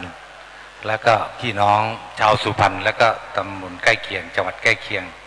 ก็ผมที่เรื่องความเป็นมาเนี่ยเราเห็นว่าชาวพุทธเหมือนจะนอนหลับแล้วแบบว่าเกิดอันตรายกับ ศาสนาพุทธเราเสียแล้วเหมือนผมจะยกตัวอย่างวันแรกที่ผมได้จดทะเบียนองค์การศาสนาพุทธโลกขึ้นว่ายกตัวอย่างเหมือนอยุธยาเนี่ยที่เกิดความสูญเสียให้กับพม่าครั้งเมื่อ400 กว่าปีนั้นเพราะว่าคนอยุธยาเมืองอยุธยาตอนนั้นเป็นคนนอนหลับแบบนี้เลยภัยเข้ามาใกล้ตัวแล้วก็ยังนอนนิ่งไม่กระตือรือร้นอะไรเลยประชาชนพูดว่าเป็นเรื่องของพระเจ้าแผ่นดินนะประชาชนหรือหน่วยราชการบอกเป็นเรื่องของทหารฉันไม่เกี่ยวข้องเป็นเรื่องหน่วยราชการต่างคนต่างมองหน้าเฉยๆเหมือนพระคุณเจ้าที่ราชบัณฑิตท่านดร.บรรจบบรรณรุจิตที่พูดไปเมื่อกี้บอกว่าเหมือนเป็นการนอนหลับแล้วผมจะว่าท่านจะกระตุ้นเตือนว่าให้มองอุเบกขาแต่ผมมองอย่างนี้มานานแล้วแอบมองแอบฟังแอบรู้มานานเพราะว่าไม่งั้นเราเสียเมืองแน่นอนเสียศาสนาแน่นอนเพราะเขาวางแผนในภาย10 ปีเนี่ยเขาจะต้องให้ศาสนาพุทธราบคาบเขาวางแผนมาแล้วผมได้เดินทางไปต่างประเทศผมมีเพื่อนหลายศาสนาได้พูดคุยกันแล้วก็มีเพื่อนเรื่องศาสนาเนี่ยหลายที่บางศาสนาเขาคิดบอกว่าศาสนานั้นเป็นภัยศาสนาเป็นศัตรูผมบอกไม่ใช่คนที่เป็นศัตรูเราจริงๆไม่ใช่ศาสนานั้นศาสนานี้ครับกฎหมายครับกฎหมายที่ร่างขึ้นมาปกครองคณะสงฆ์กฎหมายที่ร่างขึ้นมาปกครองประชาชนครับท่านให้สังเกตดูว่าเขาจะทำล้มละลายให้มีความแบบที่หายไปอ่ะเขาใช้กฎหมายอ่ะตอนนี้เขาเริ่มแล้วไงเขาเริ่มแล้วเขาเริ่มว่าให้กฎหมายกดขี่ใครก็ได้พอกฎหมายกดขี่ปั๊บเราไม่สามารถดุกดิกได้พุทธศาสนาก็เช่นเดียวกันใช่ไหมครับเช่นเดียวกันครับเช่นเดียวกันเขาเริ่มออกกฎหมายสวมคล้ายๆว่าเขาพูดหยาบๆนะสวมตะกร้อแต่แล้วไม่ให้พระพูดมากครับแบบเพศนี้เลยนี่เสียหายแล้วน่าเจ็บใจมากครับเมื่อเป็นอย่างนั้นคุณหมอครับเราทำแทนกับเขาไม่ให้พระพูดเราจึงเป็นหน้าที่ของใครฮะองค์การศาสนาพุทธโลกก็คือประชาชนที่นับถือพระพุทธเจ้านี่แหละนับถือพระพุทธเจ้าองค์เดียวกันนี่แหละต้องทำหน้าที่เดินหน้าแทนดูสิสังเกตอะถ้าพระสงฆ์องค์รูปใดเดินหน้าขึ้นมาหาเรื่องจับศึกเลยนะเดี๋ยวเห็นตั้งกฎหมายว่าบ้างไงกฎหมายมาบอกว่าเจ้าวาดเป็นอะไรเจ้าพนักงานเป็นเจ้าพนักงานของรัฐอุบาสกเป็นอะไรเป็นเจ้าพนักงานของรัฐถ้าเจ้าพนักงานของรัฐทำอะไรพูดว่ามีทำความผิดนิดหน่อยสอบสวนจับศึกแล้วยังไม่ได้สอบสวนอะไรเลยนะอย่างที่เราเห็นนะครับอย่างที่เราเห็นไม่ได้สอบสวนเลยเอาคนภายนอกมาจับศึกพระเหมือนกับชื่ออะไรนะที่เกิดเรื่องลูกปู่แสงใช่นั่นก็เหมือนกันถ้าลูกปู่แสงท่านไม่เป็นพระผู้ใหญ่หรือไม่เป็นพระเกจิก็คงถูกจับศึกไปแล้วโดนไปแล้วเพราะฉะนั้นองค์การศาสนาพุทธโลกจึงมีความจำเป็นที่จะต้องทำหน้าที่นี้ถูกต้องไหมทำหน้าที่ครับผมพระเนี่ยเป็นความที่นิ่มนวลไม่อยากเบียดเบียนใครไม่อยากจะไปกระตือร้นอะไรความจริงนี่แบบอะไรนะนิ่มนอกออกแข็งในเพราะฉะนั้นผมอยากจะสรุปว่านี่คือความจำเป็นที่ต้องมีองค์การศาสนาพุทธโลกและจำเป็นที่จะต้องเชิญชวนให้มีสมาชิกเข้ามาอย่างนี้ถูกต้องไหมฮะใช่ครับทั้งประเทศเราที่นับถือศาสนาพุทธโลกนับถือศาสนาพุทธของเราหรือทั่วโลกให้รวมตัวกันให้เหนียวแน่นและแสดงตนให้ชัดเจนไม่ต้องกลัวมาพระสงฆ์ก็พระคุณเจ้าก็เช่นเดียวกันพระคุณเจ้าก็กลัวพอบอกว่าเราจะชวนว่าให้สวดมนต์แล้วก็นั่งสมาธิรักษาศีล5อันนี้เป็นเรื่องนำชี้แจงกับพระคุณเจ้า พระธรรมพุทธิมงคล ครับผม ที่ได้กล่าวไปแล้วว่าเรื่องการสวดมนต์มีคุณอย่างไร มีการรักษาศีลได้ประโยชน์อย่างไร วันนี้เราได้ความรู้ไปเยอะแล้วนะครับ ก็อย่างที่ตั้งแต่เช้าจนถึงตอนนี้นะทุกคนก็มองเห็นประโยชน์นะฮะนอกจากผู้ที่มาร่วมงานแล้วก็ผู้ที่ชมรายการ ทีนี้ท่านทัตพลมีอะไรจะเสริมนิดหนึ่งไหมครับ คืออย่างนี้องค์การศาสนาพุทธโลกเนี่ยเป็นองค์กรอิสระเป็นองค์การอิสระเป็นองค์การอิสระเป็นแยกกันนะฮะองค์การอิสระที่เกิดจากรัฐธรรมนูญแต่รับเงินเดือนกับองค์การอิสระที่ไม่ได้รับเงินเดือนไม่อยู่ภายใต้การข้อบังคับของใครใช่องค์การศาสนาพุทธโลกเนี่ยเป็นองค์การอิสระที่ไม่ได้รับเงินเดือนและไม่มีผลกำไรใดๆทั้งสิ้นนะครับสามารถที่ออกเสียงแสดงสิทธิ์ทางการเมืองได้ทุกเมื่อทุกเรื่องนะฮะประมาณนี้แล้วขอฝากด้วยในจุดนี้นะครับขอบคุณมากครับและเป็นอิสระนะครับไม่ได้เป็นลูกน้องรัฐบาลนะครับครับเชิญครับงั้นก็เดี๋ยวขอส่งไมค์ต่อไปที่ท่านศาสตราจารย์ดร.ถาปนาบุญล่าอยากจะฟังแนวความคิดของท่านนิดหนึ่งนะครับว่าเมื่อองค์การศาสนาพุทธโลกประเทศไทยตั้งขึ้นมาแล้วเนี่ยบทบาทหน้าที่ที่ผมใช้คำว่าอย่างนี้ว่าท่านหวังว่าองค์การศาสนาพุทธโลกเนี่ยควรจะมีบทบาทต่อสังคม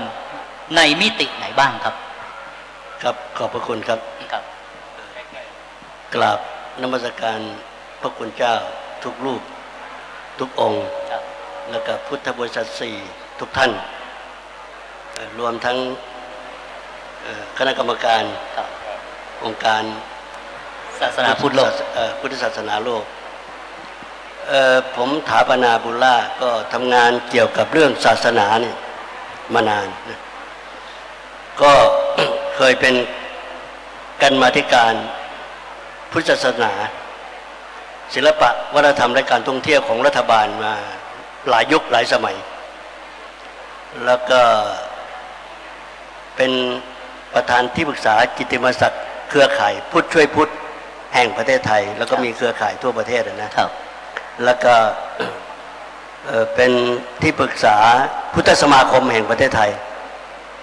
แล้วก็เป็นเลขาธิการสมาคมความมั่นคงพุทธศาสนาในประเทศไทยซึ่งผมจะมาหมวกสุดท้ายนี้ครับผมเชิญนะแล้วก็บังเอิญวันนี้พอจริงองค์การนี้ผมได้ยินได้ดูคลิปจากดร.พิเชษฐ์เป็นคนส่งมาให้ดูบังเอิญผมกับท่านใกล้ชิดกันทำอะไรก็ร่วมมือกันมานานท่านก็ชวนมาผมพอได้ยิน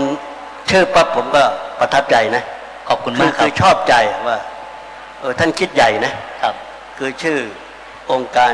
พุทธศาสนาโลกครับความจริงมันก็ตรงกับพระพุทธเจ้าคิดนะท่านทั้งหลายจำได้ไหมตอนที่คณะรัฐบาลกับพ่อของพระพุทธเจ้าเนี่ยพูดในห้องประชุมจะยกตำแหน่งกษัตริย์กรุงกบิลพัสดุให้กับพระพุทธเจ้าพระพุทธเจ้าตอบยังไงรู้ไหมท่านทุกท่านคงจำได้นะพระพุทธเจ้าตอบว่าถ้าพระพุทธเจ้านี่เป็นกษัตริย์ของกรุงกบิลพัสดุประโยชน์ก็เกิดแก่ชาวกรุงกบิลพัสดุเท่านั้นท่านจึงไม่รับตำแหน่งแต่ท่านต้องการที่จะเป็นประมุขของศาสนาโลกนะท่านต้องการเอาธรรมะเผยแพร่ทั่วโลกท่านจึงไม่รับตำแหน่งกษัตริย์ของกรุงกบิลพัสดุผมเลยโยงกับองค์การศาสนาของท่านเนี่ยเป็นเรื่องเดียวกับที่พระพุทธเจ้าคิดไว้เลยสาธุครับนั่นแปลว่าพระพุทธเจ้ามีวิสัยทัศน์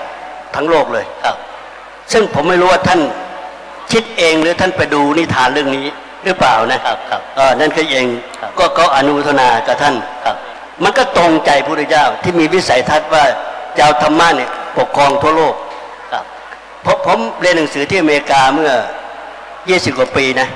ปัจจุบันชาวอเมริกาชาวยุโรปชาวต่างประเทศเนี่ยหันมานับถือศาสนาพุทธมากขึ้นเรื่อยๆครับท่านเพราะว่าพุทธศาสนามันพิสูจน์ได้ปฏิบัติได้พิสูจน์ได้ผลจริงกับทุกคนในโลกใบนี้ ไม่ว่าคนนั้นจะเป็นใคร ไม่ว่าคนนั้นจะอยู่ในสังคมไหนผมมาวันนี้ก็จะพูดถึงเรื่องความมั่นคงของพุทธศาสนาขอบคุณครับทำไมพุทธศาสนาถึงมั่นคงหรือไม่มั่นคงตามยุคตามสมัย ความจริงพุทธศาสนาเนี่ยจะมั่นคงหรือไม่มันอยู่ที่2 ประเด็นคือศึกในและศึกนอกศึกในคือพุทธบริษัท4ท่านทั้งหลายคงทราบนะก็มีพระสงฆ์มีชีมีภิกษุณีมีเณรแล้วก็มีฆราวาสเนี่ยนะประเด็นคือศึกในเนี่ยเป็นเรื่องที่พวกเรากำลังมาคุยกันเนี่ยถ้าศึกในไม่ยึดมั่นและไม่ปฏิบัติในพระธรรมวินัยความมั่นคงพุทธศาสนาเนี่ยจะอ่อนแอทันทีส่วนศึกนอกนั้นคือคนนอกศาสนาอันนี้ก็มีปัญหาประเทศไทยก็ถูกลุกลามหลายๆมิติโดยเฉพาะด้านกฎหมายเบิร์นมีนักกฎหมายอยู่ผมเพิ่งยื่นกฎหมายในนามสมาคมปกป้องพุทธศาสนาไปที่ประธานรัฐบาลคือท่านชวนหลีกภัยเมื่อต้นปีที่แล้วสาธุครับเรากำลังติดตามว่าเราแก้ปัญหากฎหมายนี่5 ด้านที่ไม่เกิดความเป็นธรรมให้กับพระหรือกับพุทธศาสนาหรือพุทธมามกะพุทธศาสนิกชนเราเสนอยื่นไปแล้วแต่ยังไม่ได้รับการขานต่อนะครับก็รออยู่เราก็จะตามไปจนกว่าจะเห็นผลว่ากฎหมายเราต้องการความเท่าเทียมนะคือถ้าศาสนาพุทธเนี่ย 95% เป็นชาวพุทธเนี่ยแต่ว่าสิทธิน้อยกว่าคนที่อยู่ในศาสนาอื่นเนี่ยบางทีมันก็ไม่เป็นธรรมนะความจริงเราไม่ได้รังเกียจศาสนาอื่นนะทั้ง5 ศาสนาเนี่ยผมมีมติเดินตามรอยพระพุทธเจ้านะจะต้องร่วมมือกันนะร่วมมือกันพัฒนาประเทศเราไม่ควรจะรังเกียจกันมันเหมือนแจกันเนี่ยนะถ้ามีแจกันมีดอกไม้สีเดียวเนี่ยมันไม่สวยนะมันต้องมีหลายๆสีมีหลายๆศาสนาเป็นเรื่องดีนะแต่เราจะร่วมมือกันอย่างไรสังเกตพระพุทธเจ้าเนี่ยไม่เคยโจมตีศาสนาไหนนะมันแปลกใจที่เวลาพระพุทธเจ้าเทศที่ไหนศาสนาอื่นจะเปลี่ยนเป็นพุทธหมดเลยท่านรู้ประวัติศาสตร์ของพระพุทธเจ้าอยู่แล้วนะเรื่องประวัติศาสตร์เนี่ยท่านก็ศึกษามาแล้วจะเห็นว่าพระพุทธเจ้าใช้หลักธรรมะของพระพุทธเจ้าเนี่ยเปลี่ยนความคิดที่เป็นมิจฉาทิฏฐิมาเป็นสัมมาทิฏฐิแล้วก็จะเป็นประโยชน์กับผู้ที่เปลี่ยนมาเป็นสัมมาทิฏฐิทั้งนั้นเลยเพราะทุกศาสนาในอินเดียสมัยโน้นนะจึงหันมาเปลี่ยนเป็นพุทธศาสนากันแทบทั้งหมดเลยมาเสียตอนหลังเนี่ยตอนที่มหาตมะคันธีขึ้นมาปกครองประเทศเนี่ยท่านก็ออกกฎหมายข้อหนึ่งนะคือมหาตมะคันธีเป็นฮินดูนะท่านมีกฎหมายข้อหนึ่งว่าถ้าเป็นชาวฮินดูจะรักษาพยานฟรีเรียนหนังสือฟรีถ้าคนนอกศาสนาฮินดูจะไม่ได้สวยกันอะไรเลยเพราะฉะนั้นคันธีจึงเป็นผู้ที่ทำลายศาสนาพุทธโดยสิ้นเชิงในอินเดียนะด้วยกฎหมายข้อนี้เมื่อกี้ก็คุยกับน้องที่เป็นนักกฎหมายเนี่ยคือความจริงเนี่ยการอยู่เย็นเป็นสุขหรือการจะให้พุทธศาสนามั่นคงมันต้องมีกฎหมายเป็นตัวนำด้วยคือถ้ากฎหมายไม่เป็นตัวนำนี่นะปัญหามันก็จะเกิดความไม่เท่าเทียมกันในพุทธศาสนิกชนแน่นอนผมยกตัวอย่างง่ายๆนะทุกคนมีบัตรประชาชนรวมทั้งพระมีบัตรประชาชนทำไมไม่มีสิทธิ์ลงคะแนนเลือกตั้งชัดเจนนะความไม่เท่าเทียมแล้วนะเพราะผมอยากจะเห็นความเท่าเทียมไม่ได้ต้องการให้ใครทะเลาะกับใครนะแต่ว่าศาสนาอื่นที่มีบัตรประชาชนก็สามารถลงคะแนนเลือกสสได้ท่านครับนะกราบขออภัยเพื่อกระชับเวลานิดหนึ่งอยากขอให้ท่านช่วยชี้แนะว่าองค์การศาสนาพุทธโลกควรเน้นย้ำในเรื่องไหนมากที่สุดณเวลานี้คือผมอยากจะเรียนนะว่าควรจะเน้นไปที่ความมั่นคงพุทธศาสนานะครับทั้งศึกในและศึกนอกคือศึกนอกหมายก็คนนอกศาสนาควรจะเอามาเป็นพันธมิตรไม่ทะเลาะกันครับผมเชิญเข้ามาเป็นพันธมิตรมานั่งมาคุยกันเลยอย่างนั้นตรงกับตามเจตนารมณ์ที่ คณะกรรมการแล้วก็ที่ทีมที่ปรึกษา ส่วนประเด็นที่สองเนี่ยคือศึกในพุทธบริษัท4เนี่ยจะต้องปฏิบัติในพระธรรมวินัยอย่างจริงจังศาสนาพุทธก็จะมั่นคงได้ผมก็อยากจะส่งเสริมท่านสนับสนุนท่านมุมนี้คืออย่างนี้ฮะตนเองเป็นที่พึ่งแห่งตนนะครับเป็นคำของพระพุทธเจ้าเพราะฉะนั้นชาวพุทธเนี่ย 95%เราต้องเป็นตนเองที่พึ่งแห่งตนฝ่ายสภาฝ่ายรัฐบาลปล่อยปะหรือไม่ละเลยปล่อยปะหรือละเลยเยอะแยะมากมายไม่ว่าเรื่องสิทธิต่างๆที่เกิดขึ้นเพราะฉะนั้นต่อไปองค์การศาสนาพุทธโลกเนี่ยเราจะดำเนินการทุกเรื่องโดยตนเองพึ่งตนเองเพราะฉะนั้นทั้ง 95% ขอให้มันรวมเป็นใจหนึ่งน้ำเดียวกันนะครับในจุดนี้ครับผมเพิ่มเติมท่านเชิญครับท่านผมเห็นด้วยกับท่านว่าตนเป็นที่พึ่งแห่งตนผมขอเติมว่าองค์การพุทธศาสนาโลกจะต้องเป็นที่พึ่งของสังคมด้วยสาธุอันนี้แน่นอนเลยชัดเจนมากนะครับ3-4 เรื่องอย่างเช่นที่ตั้งปฏิฐานไว้ของคุณหมอสำเร็จชื่อก็สำเร็จแล้วครับนามสกุลก็รุ่งเรือง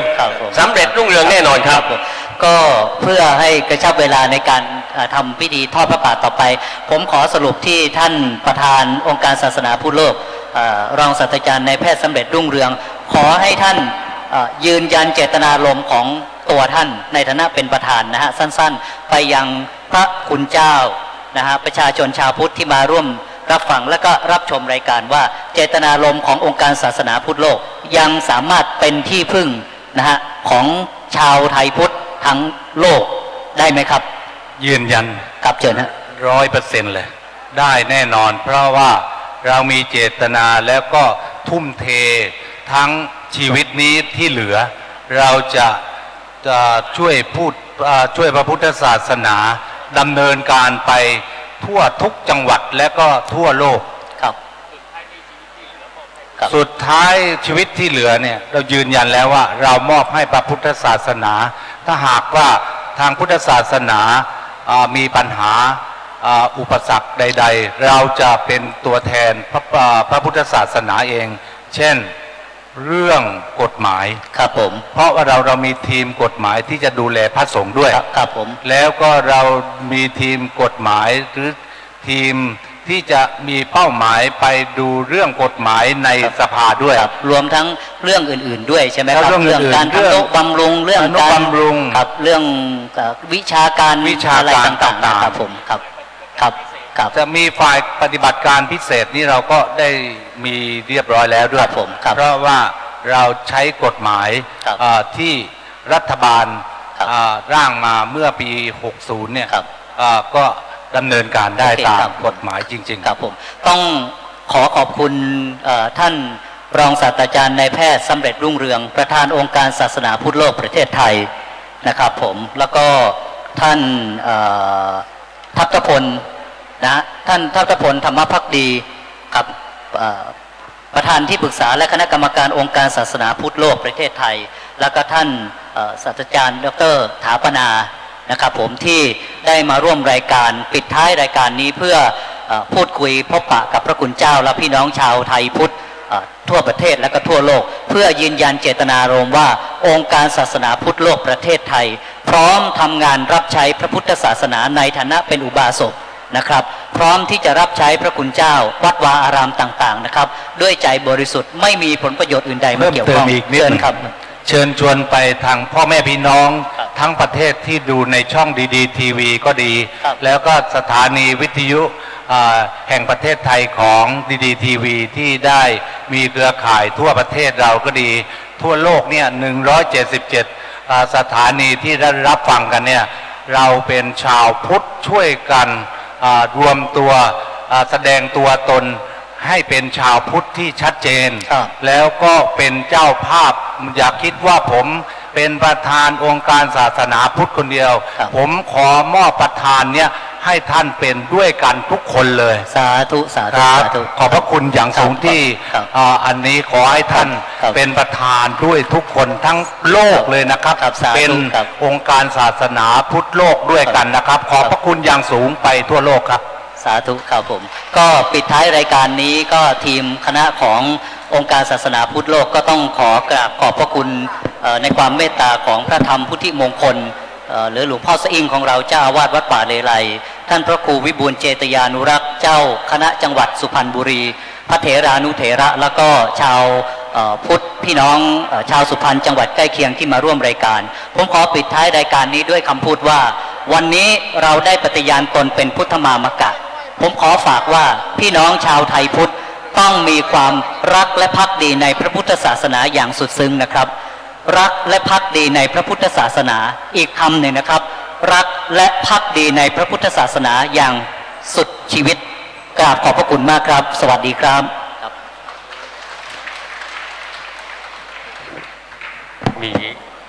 มีคนถามมาเยอะแยะเดี๋ยวตอบเดี๋ยวเขาตอบยังไงเนี่ยมีคำถามเดี๋ยวค่อยตอบให้เข้าพิธีมั้ยตอบพิธีนะเดี๋ยวค่อยตอบในรายการดีทีวีต่อตอบได้เลยตอบได้เลยถ้ามีตอบได้เลยเหรอถ้าวัดร้างต่างทั่วประเทศบ้างที่ถูกยึดนำไปใช้ในหน่วยงานอื่นก็ดีทางพุทธโลกจะจัดการได้ไหมผมตอบเลยว่าจัดการได้ครับถ้าวัดร้างนั้นเอาไปใช้ผิดกฎหมายใช้ผิดวัตถุประสงค์เราจะออกหนังสือถึงหน่วยงานราชการนั้นและให้ตอบมาอย่างรวดเร็วนะครับถ้าตอบช้าเนี่ยผมจะให้คณะทำงานเนี่ยแจ้งความมาตรา157ที่เอาทรัพย์สมบัตินั้นไปใช้วัดทั่วประเทศครับทั่วประเทศที่ไม่มีโฉนดของวัดไม่มีอะไรนะไม่มีอะไรนะไม่มีที่ดินไม่มีที่ดินอย่างนี้นะครับผมเองเนี่ยผมอยู่ประธานคณะกรรมการตรวจสอบปราบปรามทุจริตนะครับและก็ได้ดำเนินการเกี่ยวกับเรื่องวัดไม่มีที่ดินเป็นที่ของวัดคือโฉนดเราก็สามารถที่จะดำเนินการออกโฉนดให้ตามเงื่อนไขกฎหมายสงฆ์และกฎหมายที่ดินแต่หลายท่านหลายวัดเนี่ยยังไม่ทราบและหลายท่านที่เจ้าหน้าที่บ้านเมืองเนี่ยไม่ทำเราก็จะดำเนินการ157เหมือนกันมาตรา157ก็ขอให้ยื่นคำร้องหรือประสานมาที่องค์การศาสนาพุทธโลกเราและเราจะได้นำเข้าสู่คณะกรรมการช่วยพิจารณาดำเนินการให้ครับผมที่วัดยังไม่มีชื่อเป็นวัดนี่เราก็ทำให้มาหลาย10วัดแล้วเราทำมา30กว่าวัดแล้วครับผมแล้วก็มีวัดที่อยู่กระทรวงศึกษาธิการแล้วก็ตกหล่นเวลามาอยู่สำนักพุทธไม่มีชื่อพอเจ้าวาดไปขอขึ้นชื่อขึ้นทะเบียนเขาบอกทำไม่ได้ให้ไปจดตั้งวัดใหม่อาจารย์จะซ้อนสืบดาได้ส่งเรื่องมาที่ผมก็ให้ดำเนินตามการขั้นตอนข้อกฎหมายและได้โทรศัพท์ไปที่ผอ.สุเทพกรมศาสนาและให้ดำเนินการอย่างรวดเร็วภายใน 2-3 เดือนเสร็จเรียบร้อยที่เขาทำมาอย่างนี้ประมาณ10 หรือ 20 ปีนะครับและมีอยู่วัดหนึ่งนะครับเสาไฟฟ้าเนี่ยผ่านวัดเนี่ย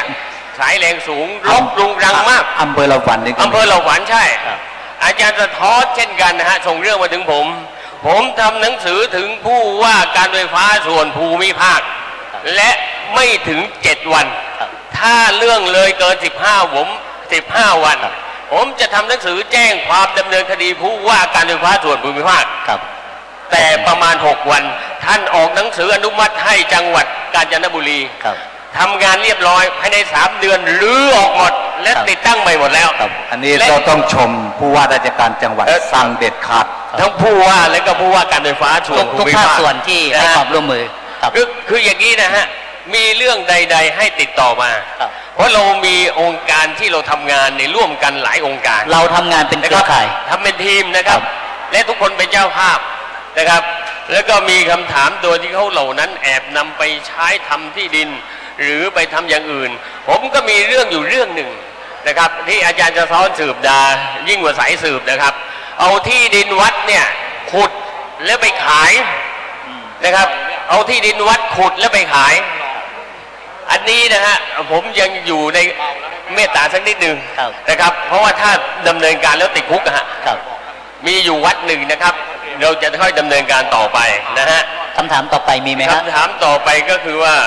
โดยพนักงานไม่แจ้งไม่บอกสำนักพุทธแน่นอนนะฮะตรงนี้นะครับแต่ละแห่งเกิดสำนักพุทธแต่ละแห่งนั้นเกิดสำนักพุทธ อุเบกขาจะทำยังไงไม่มีอุเบกขานะครับ ไม่มีอุเบกขาค นะ รับ ฮะเจอเรา ครับ แน่นอน ครับ ผมทัพทพลธรรมดี ครับ จำชื่อไว้ นะครับ แล้วก็อีกอย่างหนึ่งว่ารวมทั้งที่ธรณีสงฆ์นส3นส4ที่จับจอง ตอนนี้มีชาวบ้านนำไปใช้ประโยชน์ ไม่ฟ้องเจ้าอาวาสและจะทำยังไงกราบเรียนด้วยความเคารพเลย ที่ธรณีสงฆ์จะเป็นที่ธรณีสงฆ์ทุกวินาที ทุกวินาที ไม่สามารถเปลี่ยนแปลงเป็นที่สปกที่อุทยานที่ ครับ ป่าไม้ และที่อื่นใดที่กรมธนารักษ์หรือที่ของทหาร ครับ แม้แต่วินาทีเดียว ครับ ให้ไปดูพรบสงฆ์นะครับ ครับ เขาจะระบุไว้ชัดเจน เพราะฉะนั้นถ้าวัดที่ตั้งอยู่ในกฎหมายพรบสงฆ์ไม่เป็นที่ของคนอื่นเลย ถูก เป็น ต้อง ที่ ครับ ธรณีสงฆ์ ไม่สามารถยก วิ เลิก นาทีเดียว ได้ครับผม ไม่มีเลย ครับ เพราะหลายท่านเนี่ยไม่เข้าใจนะฮะครับก็ขอบคุณคำถามนะฮะ ดีครับ แล้วก็ยังมีอีกเยอะนะฮะท่านสงสัยเลยถามเลย ครั้งที่สอง มีคำถามเดียว ประมาณนี้นะฮะอัน ก็ นี้ที่จับ ก็ จอง เอาอย่างนี้ ะค แล้ รับ วกันครับ เดี๋ยวที่จับจอง คำ อันนี้ก็บอกได้คำเดียวนะฮะ อ่าฮะ ที่ธรณีสงฆ์นะฮะเพราะฉะนั้นเนี่ย อ่า ให้แจ้งเรื่องมาที่สำนักพุทธ ถูก นะฮะสำนักองค์การศาสนาพุทธโลก ครับ นะครับ ใช่ครับ มีเบอร์โทรเรียบร้อย ครับ มีเพจเรียบร้อย ก็ นะฮะ อย่างนี้ฮะ และ ก็ เรา คือ จะรีบดำเนินการให้ตามกฎหมาย เราก็จะ ค ป บ ระชาสัมพันธ์อีกทีหนึ่งก็คือว่ามีเรื่องทุกข์ร้อนอะไรก็ให้ประสานงานแจ้งมาที่องค์การศาสนาพุทธโลกประเทศไทย เราจะมีคณะทำงานคอยดูแลและประสานงานให้ครับผม ทุกอย่างที่เป็นปัญหาของพระสงฆ์สามเณรเราพร้อมที่จะแก้ไขปัญหา ขอให้ติดต่อปรึกษาเรามานะครับผม เราเอาจริงฮะ ครับ เราไม่ปล่อย ครับผม เพราะว่าเมื่อก่อนนี่เราไม่ทราบ ใช่ครับ แต่พอ ผม มาเจอพระอาจารย์ท่านปราโมทดรปราโมทนี่ผมบอกเฮ้ยเกิดเรื่องอย่างนี้ได้เลย ครับ ในประเทศไทย ถูก ข ต้อง นาดนี้เลยเหรอ ครับ เวลาเราลุยนะครับ เราไม่ปล่อย แต่เราไม่ไปทะเลาะกับใครนะครับ ใช่ใช่ เราทำตัวเราเอง เรา ตัวของเราให้ดีที่สุด เราจะใช้กลไกทางกฎหมายที่มีอย่างถูกต้อง วันก่อน คบผม เราไปเจอที่อำเภอไซโยกที่หนึ่ง ครับ เป็นวัดมา100 ปีแล้ว ครับ แต่ยังไม่ได้ขึ้นทะเบียนเลย ครับ อันนี้เป็นต้น อันนี้ก็เราจะทำอยู่ ส่งเรื่องมาเลยครับ ครับผม นะครับ ส่งเรื่องมาเลยเราพร้อมที่ดำเนินการให้ตามกฎหมายนะครับ ครับผม เราไม่ทำผิดกฎหมาย ถูกต้อง และเอากฎหมายที่ราชการมีแต่ไม่ใช้ ครับ เราจะบอกเลยว่าคุณใช้กฎหมายนี้นะครับ ผู้ว่าคุณใช้กฎหมายนี้นะ ครับ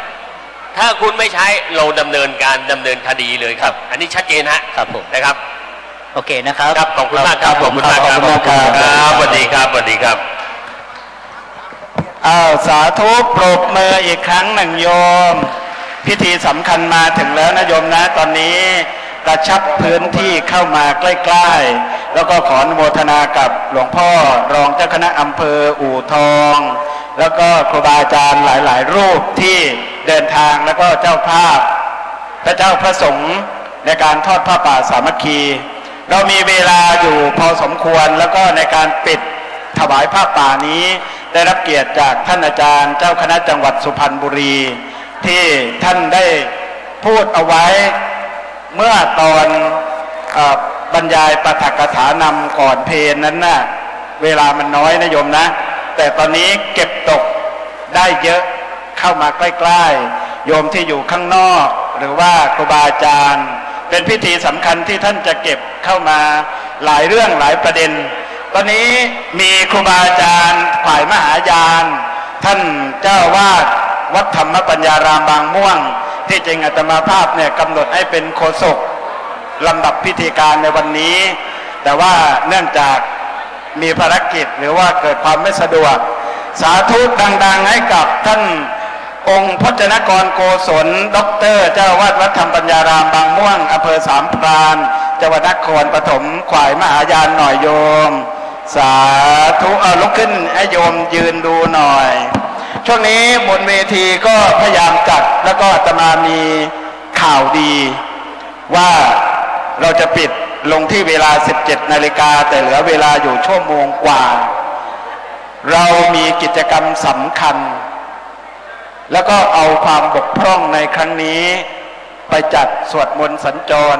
บวรไปทั่วคำว่าบวรเมื่อเช้าได้ความคิดจากท่านอาจารย์เจ้าคณะจังหวัดนั้นก็คือบ้านวัดราชการหรือโรงเรียน เพื่อเชื่อมโยงแต่ละจุดแล้วก็เหมือนกับที่ศาสตราจารย์พิเศษร้อยโทดรบรรจบบรรณรุจิได้พูดแล้วก็อีก พระเถระอีกรูปหนึ่งท่านพระอาจารย์พระมหาพิชัยเจ้าวัดวัดเขาทองเทียนที่หลวงพ่อพระธรรมพุทธิมงคลไปแกะสลักพระพุทธปุษยคีรีศรีสุวรรณภูมิองค์ใหญ่ที่สุดในเอเชียยิ่งใหญ่ที่สุดในโลกนั้นก็คือท่านเป็นผู้ดูแลแล้วก็เป็นเจ้าอาวาสที่นั่นในช่วงนี้ก่อนที่จะกราบอาราธนานิมนต์ท่านพระอาจารย์เจ้าคณะจังหวัดขึ้นประจำอาสนะอาตมาภาพอยากขอเรียนเชิญท่านผู้อำนวยการณภาพรรุ่งเรืองซึ่งเป็นผู้ที่นำเรื่องสุขภาพแล้วก็อยู่ในเรื่องของสุขภาพในพระบรมราชูปถัมภ์ที่นำเครื่องที่อาตมาภาพแฝนนี่แหละไปแจกจ่ายให้กับบุคลากรทางการแพทย์ทั่วประเทศในนามของสมเด็จพระกนิษฐาราชหรือสมเด็จที่พระเทพที่เรารู้จักเดี๋ยวให้มาพบเรื่องน้ำมีประโยชน์อย่างไรโดยเฉพาะครูบาอาจารย์ที่เป็นโรคเบาหวานนี่ดูอาตมาเนี่ยสวดทรงสะองค์สะเอวเนี่ยจากอ้วนหนักเกือบ100เนี่ยถูกบังคับให้ทาน6 เดือนน่ะจากคุณชมพู่เนี่ยโรงพยาบาลรามาเดี๋ยวโยมเชิญตรงนี้นะไม่ต้องใส่รองเท้าเข้ามาได้เลยให้พบบรรยายแล้วก็พูดคุยเรื่องน้ำไฮโดรเจนแล้วก็เครื่องสเปซแอร์แล้วก็ที่ได้นำไปมอบให้กับบุคลากรทางการแพทย์ของจังหวัดต่างๆแล้วก็พูดคุยเป็นยังไงบ้างขอไมค์ตรงนี้หน่อยเบส2 ตัวให้พี่เขาเดี๋ยวจะมาไกลๆทางนี้หน่อยเดี๋ยวมองกล้องญาติโยมที่รับชมอยู่ทางบ้านสนใจติดต่ออย่างไรหลังจากนี้เสร็จเดี๋ยวแจ้งกำหนดการที่ปิดอีกนิดหนึ่งนะพอ2 ท่านพูดเรื่องสุขภาพมวลรวมเพื่อสุขภาพดีชีวิตดีของพระสงฆ์ที่สูงอายุและก็อาพาธจบเรื่องน้ำไฮโดรเจนพระเดชพระคุณท่านพระอาจารย์เจ้าคณะจังหวัดจะขึ้นประจำอาสนะข้างบนแล้วก็กล่าวปิดแล้วก็ถวายพระป่าแล้วก็มีโยมพ่อชัยพงษ์แสนดีจะมาพูดเป่าแคนเพื่อสืบทอดศิลปะ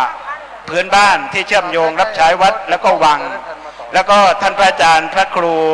พระสรายุทธนิติสาโรเจ้าวัดช่องลมท่าพระยาจักรก็อาจจะปิดท้ายกับพวกเราในการปิดกล้องหลังจากแคนจบไปแล้วช่วงนี้เพื่อไม่เป็นการเสียเวลาขอเจริญพรเชิญทั้ง2 ท่านแนะนำตัวเองเลยสาธุกราบนมัสการท่านผอ.ท่านดร.ปราโมทย์นะคะกับนมัสการพระอาจารย์ทุกท่านนะคะแล้วก็ท่านคุณอานะคะคุณอาสำเร็จรุ่งเรืองนะคะแล้วท่านดร.ถาปนาและแขกผู้มีเกียรติทุกท่านนะคะณภาพรรุ่งเรืองค่ะผู้อำนวยการสถาบันศาสตร์แห่งความสุขและความสำเร็จ GTO Academy นะคะซึ่งสถาบันนะคะเราฝึกอบรมในคอร์สเปลี่ยนชีวิตนะคะทางด้านคุณธรรมจริยธรรมคือช่วยเหลือสังคมมาตลอดระยะเวลา10 ปีนะคะแล้วก็จับมือร่วมกับกระทรวงศึกษาธิการแล้วก็กระทรวงมหาวิทยาลัยนะคะที่จัดอบรมให้นักเรียนต่างๆนะคะแล้วก็บุคคลทั่วไปทั่วประเทศนะคะโดยสถาบันของเราเนี่ยมีเป้าหมายในอุดมการณ์ 3D นะคะก็คือจิตใจดีสุขภาพดีแล้วก็ส่งเสริมทางด้านอาชีพให้มีความมั่งคั่งร่ำรวยดีนะคะซึ่งโครงการที่เรานำมาในวันนี้นะคะที่เรามาช่วยเหลือสังคมในวันนี้ก็คือโครงการน้ำใสใจสว่างนะคะได้รวบรวมกับคณะจิตอาสาของสถาบัน GTO ค่ะที่ใส่เสื้อโลโก้ของสถาบัน GTO นะคะประมาณ20 กว่าชีวิตนะคะได้รวบรวมนำน้ำไฮโดรเจนนะคะจำนวน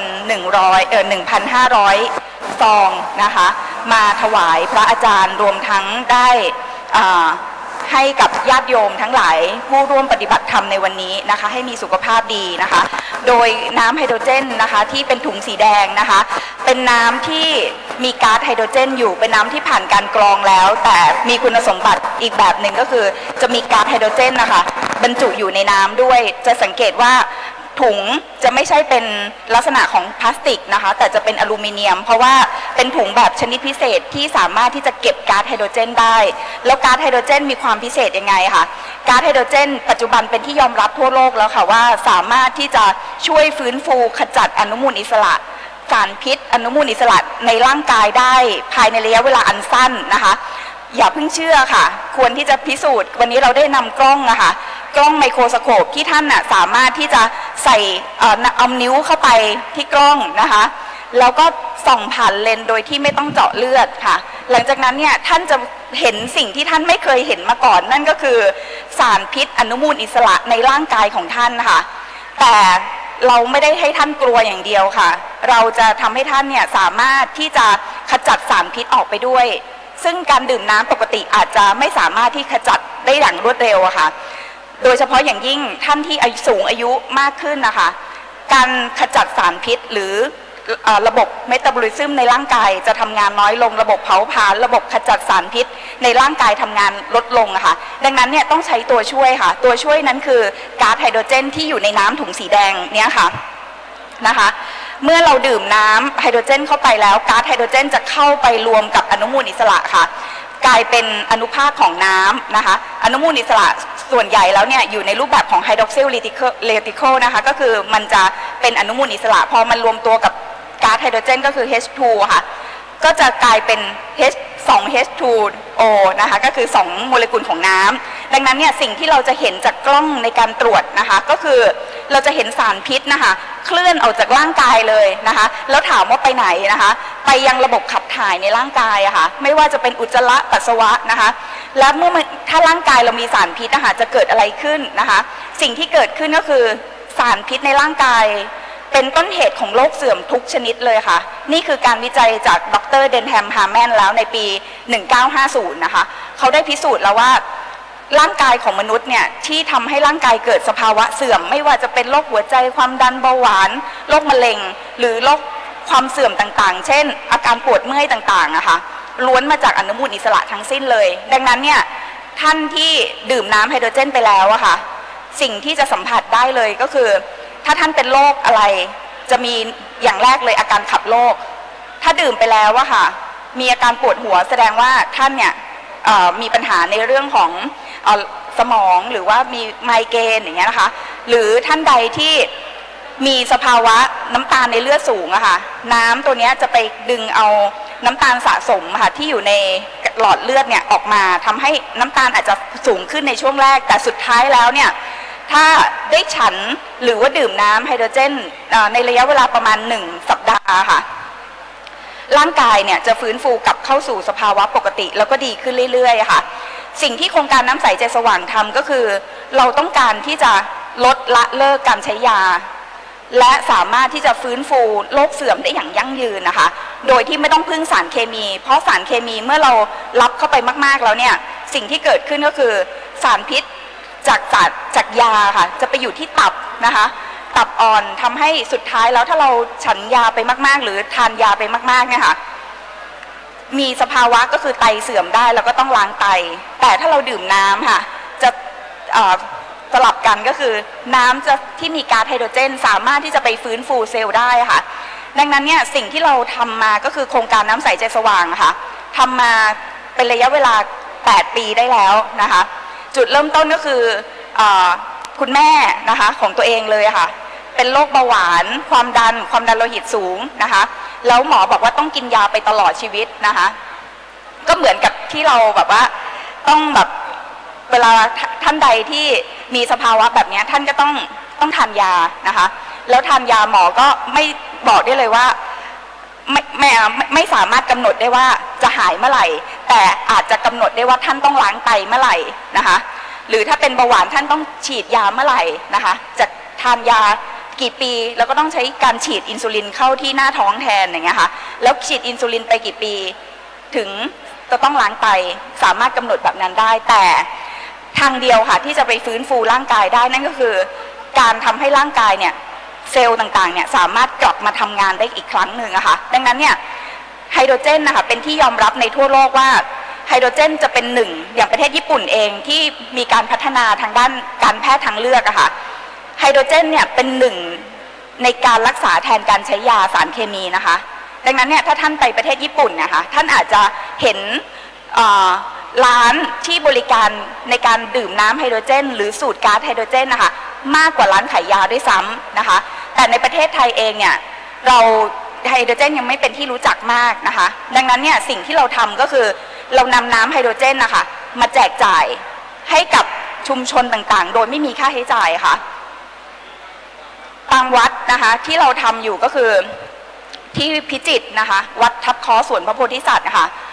เรานำรับการบริจาคจากผู้มีจิตศรัทธาค่ะรวมทั้งเราเป็นเจ้าภาพหลักด้วยแล้วก็รวบรวมจากจิตศรัทธาค่ะนำเครื่องผลิตน้ำไฮโดรเจนนะคะไปตั้งนะคะแล้วให้พระคฤหัสถ์รวมทั้งผู้ปฏิบัติธรรมอะค่ะได้ดื่มน้ำที่นั่นแทนน้ำปกติทั่วไปอะค่ะและสิ่งที่เราได้ภาคภูมิใจนั่นก็คือระยะเวลา1 ปีผ่านไปเมื่อเรากลับไปประเมินผลแล้วเนี่ยพระที่มีสภาวะเบาหวานความดันกลับเข้าสู่สภาวะปกติบางรูปเนี่ยไม่ต้องฉันยาด้วยซ้ำนะคะแล้วมันเกิดแรงบันดาลใจไม่ใช่แค่วัดทับคลอสวนพระโพธิสัตว์นะคะอย่างเช่นพระอาจารย์ที่พี่ชมพู่ได้ถวายนะคะเห็นผลลัพธ์ว่าน้ำหนักจาก100ใช่ไหมคะท่านก็ลดลงเรื่อยๆนะโดยฉันปกติใช่ไหมคะฉันปกติวันละ6 ซอง 6 ถุงแล้วก็ต่อไปนี้หลวงพ่อพระธรรมพุทธิมงคลก็อาจจะสุขภาพดีเดินได้คล่องเหมือนเชกเช่นเดียวกันสาธุค่ะสรุปอีก5 นาทีค่ะก็สิ่งแรกเลยค่ะก็คืออยากจะเชิญชวนพระอาจารย์ทุกท่านนะคะคณะจิตอาสาของสถาบัน GTO เรามีเป้าหมายที่จะขยายไปยังวัดทั่วประเทศนะคะภายใต้ธรรมนูญสุขภาพพระสงฆ์แห่งชาตินั่นก็คืออยากมีเป้าหมายคือให้วัดนะคะเป็นศูนย์กลางไม่ใช่แค่ให้ประชาชนเข้ามาช่วงวันพระวันโกนเท่านั้นหรือมางานศพมางานบวชเท่านั้นแต่อยากให้วัดเนี่ยเป็นศูนย์กลางทางด้านสุขภาพด้วยดังนั้นเนี่ยที่เรามองว่าถ้าเรานำสุขภาพไปให้ติดตั้งที่วัดนะคะชุมชนในบริเวณวัดเนี่ยจะเข้ามาวัดมากขึ้นเพราะวัดสามารถทำให้เขาสุขภาพดีขึ้นได้ค่ะจากน้ำไฮโดรเจนตัวนี้แล้วเราจะมีการตรวจสุขภาพด้วยจิตอาสาเรายินดีทุกคนเลยนะคะที่จะลงพื้นที่ไปตรวจสุขภาพให้และทำให้ชุมชนนั้นเกิดการเปลี่ยนแปลงทางด้านสุขภาพค่ะและหมอที่ดีที่สุดก็คือตัวทุกคนเองเราจะต้องไม่มียาที่ไหนดีที่สุดนะคะการเลือกอาหารเลือกน้ำดื่มนะคะเลือกอากาศบริสุทธิ์ที่หายใจเป็นวิธีการที่ดีที่สุดในการที่เราจะฟื้นฟูสุขภาพตัวเองได้นะคะดังนั้นเนี่ยเบื้องต้นนะคะถ้าพระอาจารย์ท่านใดนะคะมีความสนใจที่จะเข้าร่วมโครงการนะคะก็สามารถที่จะแจ้งความประสงค์กับจิตอาสาของสถาบัน GTO ที่ใส่เสื้อสีกรมธาตุตัวนี้ได้ทุกคนเลยนะคะเรายินดีที่จะไปตรวจสุขภาพให้ออกหน่วยแบบนี้นะคะเรายินดีที่จะไปแล้วก็นำน้ำไปบริการให้ฟรีไม่มีค่าใช้จ่ายนะคะแล้วก็อีกโครงการหนึ่งนะคะก็คือโครงการอันนี้จะได้ให้ทุกท่านได้ร่วมอนุโมทนาบุญพร้อมกันนะคะก็คือโครงการ100 ล้านดวงใจต้านภัยวิกฤตอากาศนะคะเราได้นำเครื่อง Space Air FO นะคะก็คือเครื่องฟอกอากาศหรือเครื่องฆ่าเชื้อโรคแบบคล้องคอตัวนี้ค่ะไปมอบผ่านมูลนิธิราชประชานุเคราะห์แล้วปัจจุบันอุปกรณ์เครื่องมือตัวนี้นะคะก็เป็นอุปกรณ์ทางการแพทย์พระราชทานผ่านมูลนิธิราชประชานุเคราะห์พระราชทานไปยังโรงพยาบาลต่างๆทั่วประเทศนะคะท่านอาจจะเห็นผู้หลักผู้ใหญ่บุคลากรทางการแพทย์นะคะหลายคนแขวนตัวนี้นะคะเครื่องตัวนี้จริงๆแล้วเนี่ยค่ะเราใช้ในเรื่องของการป้องกัน PM 2.5 แล้วก็ช่วยในเรื่องของโรคภูมิแพ้นะคะแต่สิ่งที่จิตอาสาท่านนี้นะคะก็คือท่านพยาบาลชมพู่นะคะอยู่วอร์ดโควิดตั้งแต่ละลอกแรกอะค่ะแล้วปัญหาที่เจอก็คือผู้ปกครองนะคะที่ยังไม่เป็นโควิดนะคะต้องไปดูแลเด็กเล็กนะคะที่เป็นเด็กที่ยังดูแลตัวเองไม่ได้นะคะไม่อายุไม่เกิน2 ขวบอย่างเงี้ยค่ะผู้ปกครองไม่ติดโควิดนะคะต้องไปดูแลเด็กอย่างใกล้ชิด24 ชั่วโมงก็ติดโควิดจากเด็กทุกรายอะค่ะแต่หลังจากที่คุณชมพู่นะคะได้นำเครื่องตัวนี้ค่ะไปให้เด็กที่ไปให้ผู้ปกครองที่ยังไม่ติดโควิดได้ใส่อะค่ะนับตั้งแต่นั้นมาเนี่ยในทุกเคสนะคะก็ไม่มีการติดโควิดจากเด็กเลยนะคะมีทั้งหมด15 เคสค่ะมีทั้งหมดจำนวน15 เคสที่เก็บอะค่ะก็คือว่าให้ผู้ปกครองที่เป็นผล non detect ก่อนที่จะเข้าห้องผู้ป่วยอะค่ะก็เลยแขวนเครื่อง Space Air ตัวนี้นะคะระยะเวลาอยู่ประมาณ14 วันนะคะแล้วผลก็ก่อนออกจากโรงพยาบาลก็มีการสวอปแล้วก็ตรวจ PCR นะคะแต่ก่อนมันมี ATK เนาะเพราะว่าเป็นโควิดรอบแรกก็ ผล non detect ก็เก็บ15 ลายเป็นเปเปอร์หลักฐานเรียบร้อยอะค่ะมีผล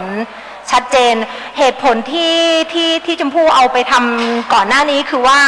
ผู้ป่วยอะค่ะเป็นโควิดแล้วญาติที่มาเฝ้าโควิดอะค่ะเขาไม่ติดแล้วก็เขาต้องไปเฝ้าหลานเขาถึงอาทิตย์หรือ2 อาทิตย์อะค่ะผลลัพธ์ก็คือเขาต้องออกไป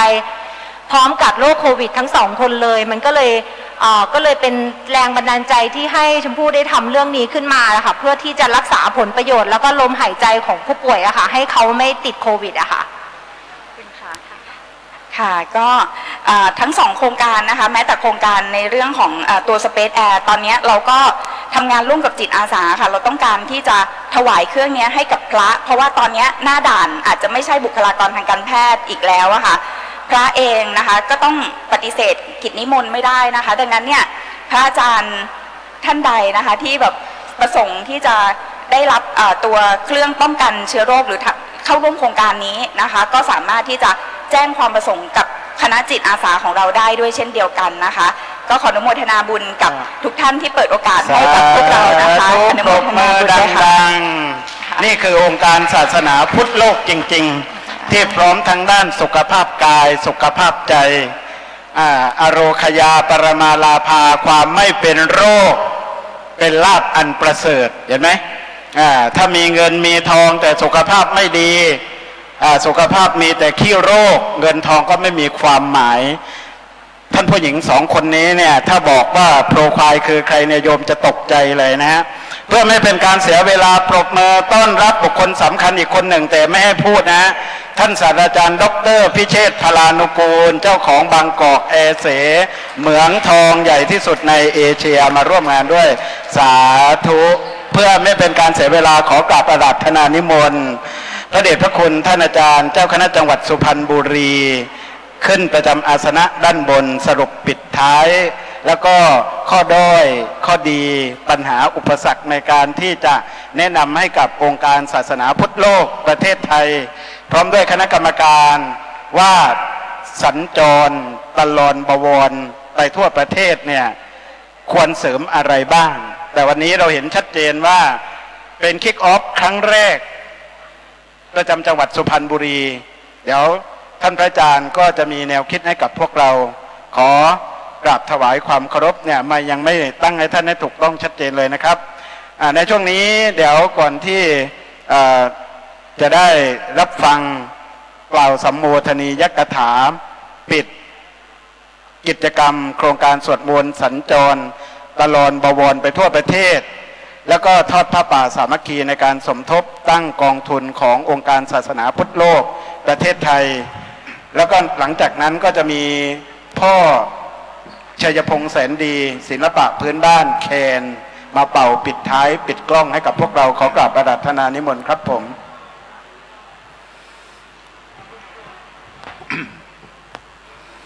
จะขอโอกาสพระเถระทั้งที่นั่งอยู่ในมณฑลพิธีนี้และที่รับฟังอยู่ทางบ้านก็เป็นชั่วโมงสุดท้ายตามกิจกรรมที่ถูกกำหนดไว้ซึ่งกระผมหรืออาตมาก็ต้องขอออกตัวแทนองค์การพระพุทธศาสนาโลกในครั้งนี้เพราะว่าตามกำหนดการที่ได้ถูกประชาสัมพันธ์มาตั้งแต่ต้นจะเป็นหลวงพ่อพระพรหมเวทีที่ปรึกษาเจ้าคณะภาค15เจ้าวาดวัดพระปฐมเจดีย์จะเป็นองค์มาเปิดกิจกรรมนี้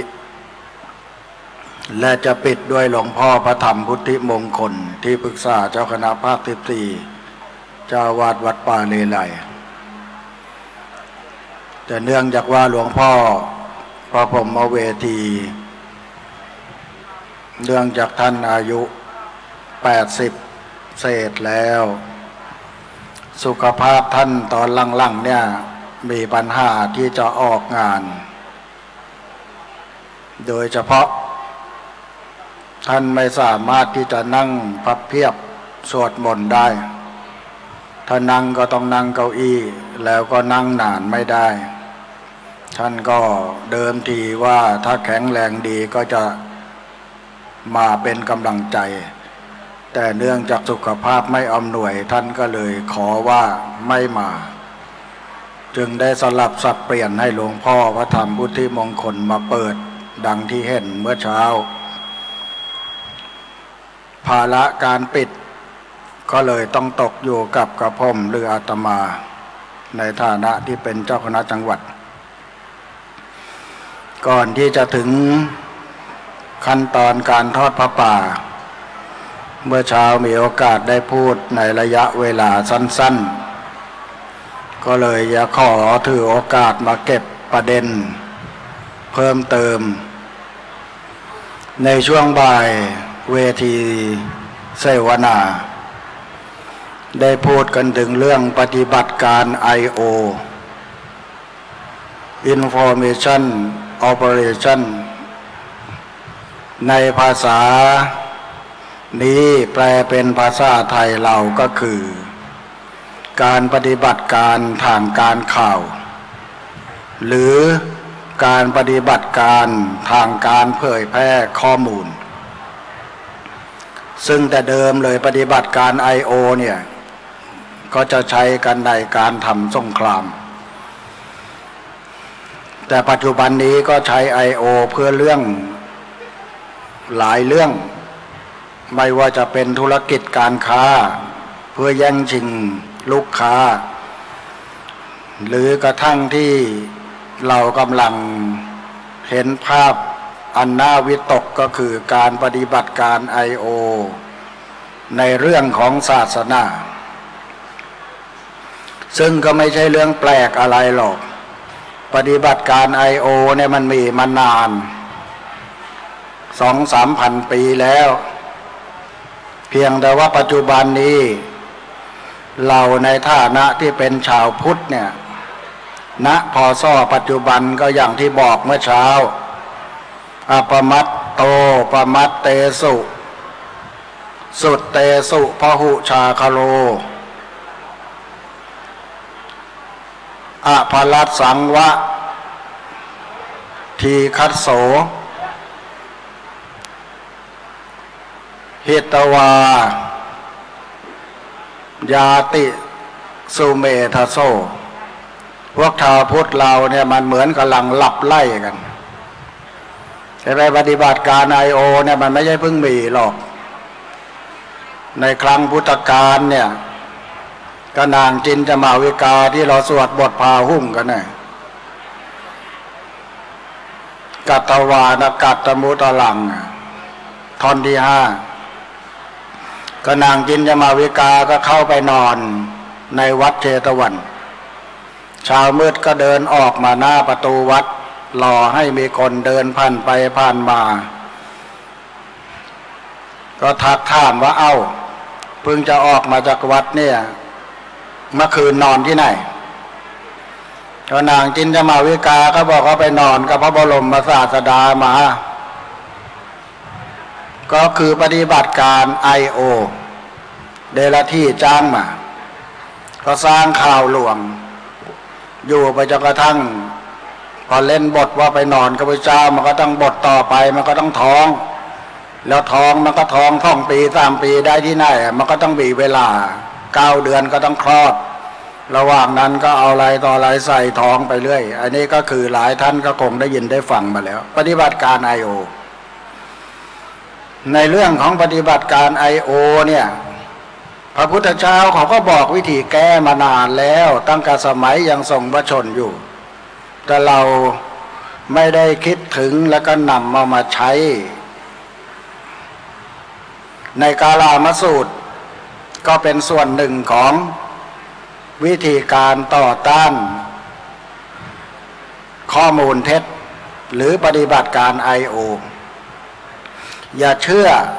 ในเรื่องนี้เพราะสิ่งนี้อย่าเชื่อเพราะอาจารย์พูดอย่าเชื่อเพราะว่าเคยทำสืบกันมาอย่างนี้เป็นต้นแต่นั้นมันมากไปไอ้ตัวหลักการที่พระเจ้าเขาให้ไว้เพื่อจะ ต่อต้านปฏิบัติการ IO เนี่ยมันอยู่ในคุณสมบัติของอุบาสกอุบาสิกาคุณสมบัติของอุบาสกอุบาสิกามีทั้งหมด5ประการซึ่งปัจจุบันเนี่ยคนที่เป็นอุบาสกอุบาสิกาผู้มีศาสนาพุทธตั้งแต่กำเนิดมาระบุในบัตรประชาชนเนี่ยไม่ได้ถือตามหลักนี้อุบาสกอุบาสิกาพระเจ้าบอกว่าอย่างไง1ต้องประกอบด้วยศรัทธา2ต้องมีศีลตอนนี้ศรัทธาอุบาสกอุบาสิกาก็สั่นคลอนหวั่นไหวไม่ได้มั่นคงในพระรัตนตรัยอะไรศีลก็ส่วนใหญ่ก็ปฏิบัติตนกันอยู่ในลักษณะทำมาหากินไปตามปกติถ้าตราบใดที่ไม่ได้ละเมิดไอ้สิ่งที่พระองค์บอกว่าทำแล้วไม่ดีเนี่ย5ข้อนั้นน่ะก็ชื่อว่าเป็นผู้มีศีลก็พอได้อยู่ข้อที่3อโกตูละหะมังคลิกะอย่าถือ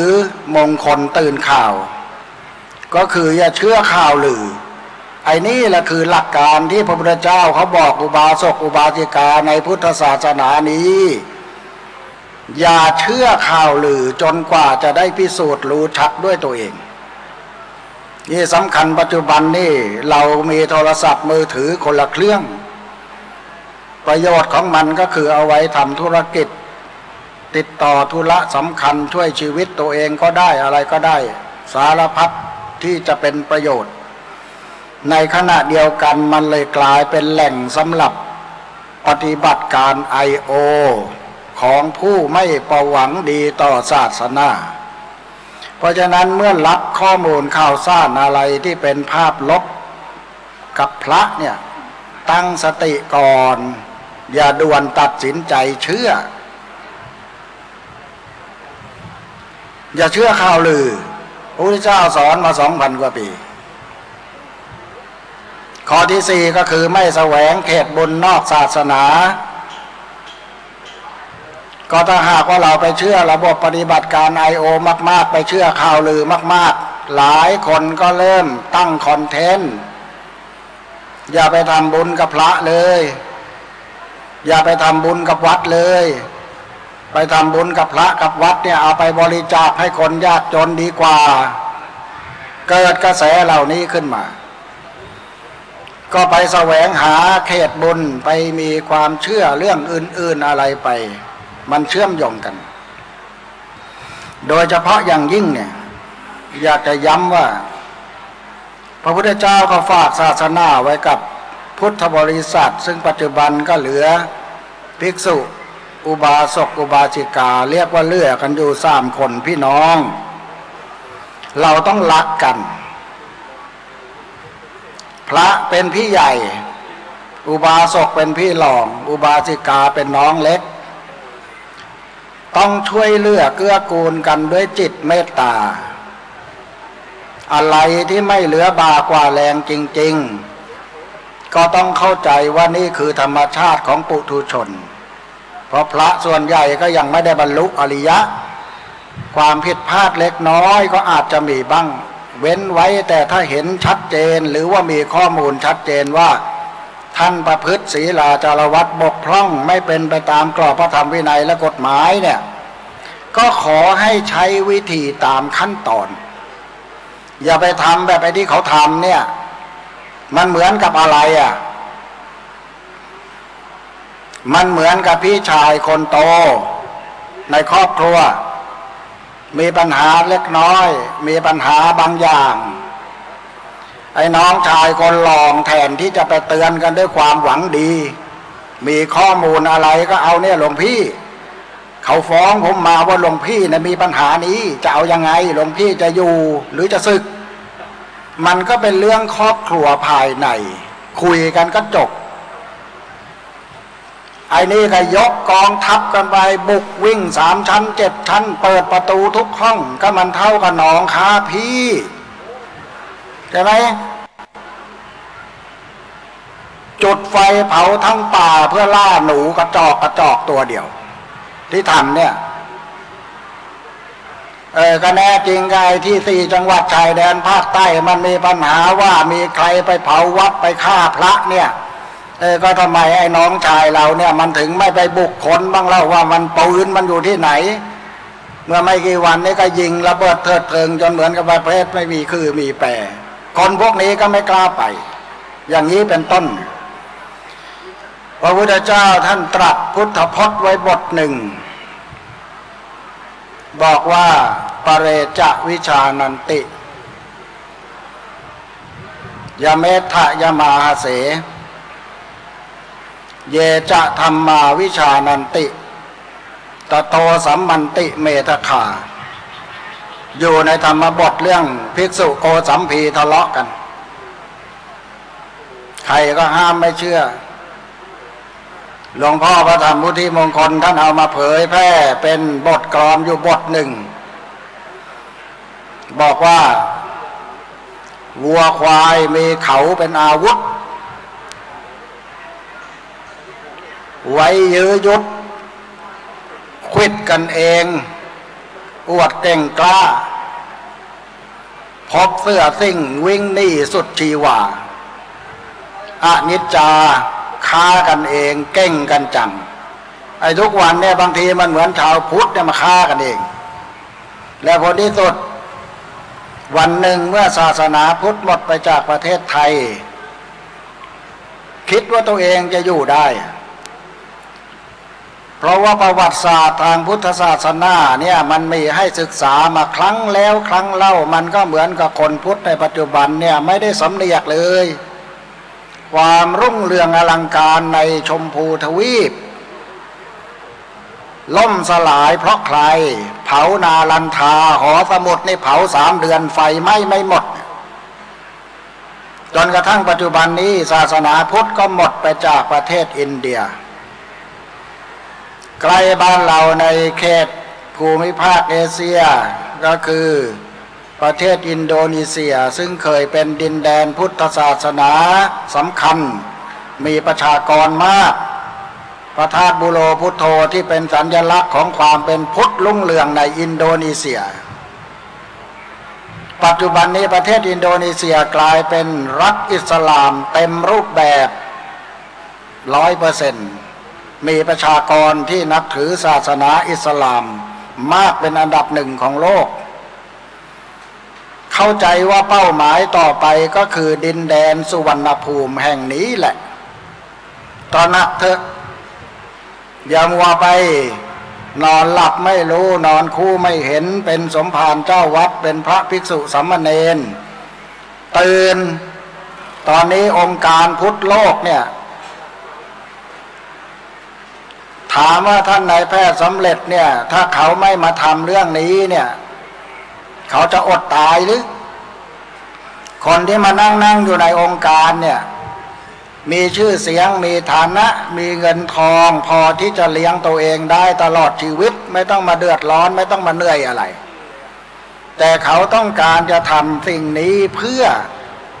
ทำลงไว้ซึ่งความมั่นคงของพระพุทธศาสนา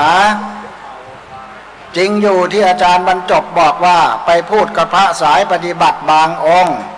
พอไปปรารภถึงความสั่นคลอนของพุทธศาสนาในประเทศไทยท่านก็บอกให้ปลงเถอะเพราะทุกอย่างมันเป็นอนิจจังก็คือเกิดขึ้นตั้งอยู่ดับไป800 กว่าปีก่อนศาสนาพุทธในประเทศไทยไม่มีเข้ามาในสมัยสุโขทัยมารุ่งเรืองมาจนกระทั่งมาถึงตอนนี้ถ้ามันจะหมดไปมันก็เป็นอนิจจังปฏิเสธไม่ได้เพราะคำว่าอนิจจังนั้นเป็นพุทธพจน์ที่พระองค์สอนไว้มากมายหลายพันแห่งในพระไตรปิฎกปฏิเสธไม่ได้แต่เราจำเป็นต้องรับหลักอนิจจังในขณะเรามีชีวิตอยู่ด้วยหรือให้มันไปหมดหลังจากเราตายได้ไหมทำไมไม่คิดว่าตราบใดที่เรายังมีชีวิตอยู่ต้องทำทุกวิถีทางเพื่อให้ศาสนาพุทธอย่างมั่นคง จะไปบอกอุเบกขาอย่างที่ว่าเนี่ยคนไทยพุทธเองเนี่ยเข้าใจคำว่าอุเบกขาผิดกันค่อนประเทศแล้วก็ไปแปลกันก็แปลแบบแปลทำให้เกิดความเชื่อผิดด้วยไปแปลว่าอุเบกขาแปลว่าไงอุเบกขาแปลว่าวางเฉยความจริงอุเบกขาไม่ได้แปลว่าวางเฉยนะใครดูใครฟังรายการนี้อยู่ด้วยเนี่ยจำใหม่อุเบกขาไม่ได้แปลว่าวางเฉยเพราะมันมาจากศัพท์สองศัพท์อุปะบทหน้าศัพท์หนึ่งแปลว่าเข้าไปใกล้และอิกขธาตุในความมองดูอิกขธาตุในความเห็นอีกศัพท์หนึ่งเมื่อมาประกอบสนธิศัพท์กันแล้วออกรูปมาเป็นอุเบกขามาใช้ในภาษาไทยก็คืออุเบกขาไอ้รากศัพท์สองศัพท์เนี่ยมันบอกว่าอุเบกขาหรืออุเบกขาคือการมองดูอย่างใกล้ชิดโดยที่ยังไม่ต้องทำอะไรไม่ใช่ไม่สนใจเลยอะไรจะยังไงก็ช่างเราวางเฉยใครจะลุกลานศาสนาแค่ไหนก็ช่างมัสยิดจะเกิดในจังหวัดของตัวเองสัก10 แห่งก็ช่างโดยไม่รู้ว่าถ้าจังหวัดใดมีมัสยิดสร้างครบ3 แห่งจังหวัดนั้นๆสามารถจะตั้งกรรมการอิสลามประจำจังหวัดได้และกฎหมายเขาเขียนให้คณะกรรมการกลางอิสลามประจำจังหวัดนั้นๆเนี่ยเป็นที่ปรึกษาให้คำแนะนำกับผู้ว่าราชการจังหวัดไหนมีมัสยิดครบ3 แห่งมีกรรมการอิสลามประจำจังหวัดก็เท่ากับเขามีสิทธิ์ที่จะแนะนำให้ผู้ว่าทำอะไรก็ได้แล้วเขาก็จะอ้างว่าหลักการทางศาสนาเขาเป็นอย่างนี้โยนทฤษฎีพหุวัฒนธรรมเข้ามาในสังคมไทยเราก็อุเบกขาเฉยไม่รู้เรื่องอะไรโรงเรียนมีเด็ก400-500มีเด็กของลูกหลานศาสนาอิสลาม 2-3 คนต้องการจะสวมคลุมชุดฮิญาบเข้าไปเรียนต้องยอมเขาเห็นไหมเราถามว่าถ้าพระเราหรือว่าเนรเราจะไปเข้ามัสยิดบ้างได้ไหมพระเนรเราเนี่ยอยากจะไปสวดมนต์ในมัสยิดเขาได้ไหมเวลาเขาไปละหมาดกันเราขอเข้าไปสวดมนต์บ้างได้ไหมไม่ได้นักบวชศาสนาอื่นเป็นเดรัจฉีที่เขายอมรับไม่ได้ความเสมอภาคสิทธิและเสรีภาพของเราเนี่ยมันไม่ได้มีอยู่จริงในเรื่องของศาสนาในปัจจุบันเพราะฉะนั้นในโอกาสที่เราเกิดองค์การพุทธชาวพุทธโลกของประเทศไทยโดยองค์การนี้เนี่ยแล้วเขาก็มีเจตนารมณ์ที่ดีต้องการจะไปทำกิจกรรมรวมชาวพุทธให้แสดงออกในเชิงสัญลักษณ์ว่าความเป็นพุทธยังเป็นปึกแผ่นแน่นหนาควรให้ความร่วมมือเข้าไปจัดที่จังหวัดไหนก็ถ้าเกิดว่ามีพระอยู่จังหวัดไหนที่ทางองค์การนี้จะไปจัดเนี่ยผมในฐานะเป็นผู้บริหารคณะสงฆ์รูปหนึ่งใน77รูปของประเทศนี้ที่เป็นเจ้าคณะจังหวัดของมหานิกายเรียนถวายว่าขอให้ความร่วมมือกับเขาเพราะลำพังพระเราเนี่ยแค่เอาชีวิตอยู่รอดไปวันๆไม่ให้หมอปลามันบุกก็ลำบากแล้ว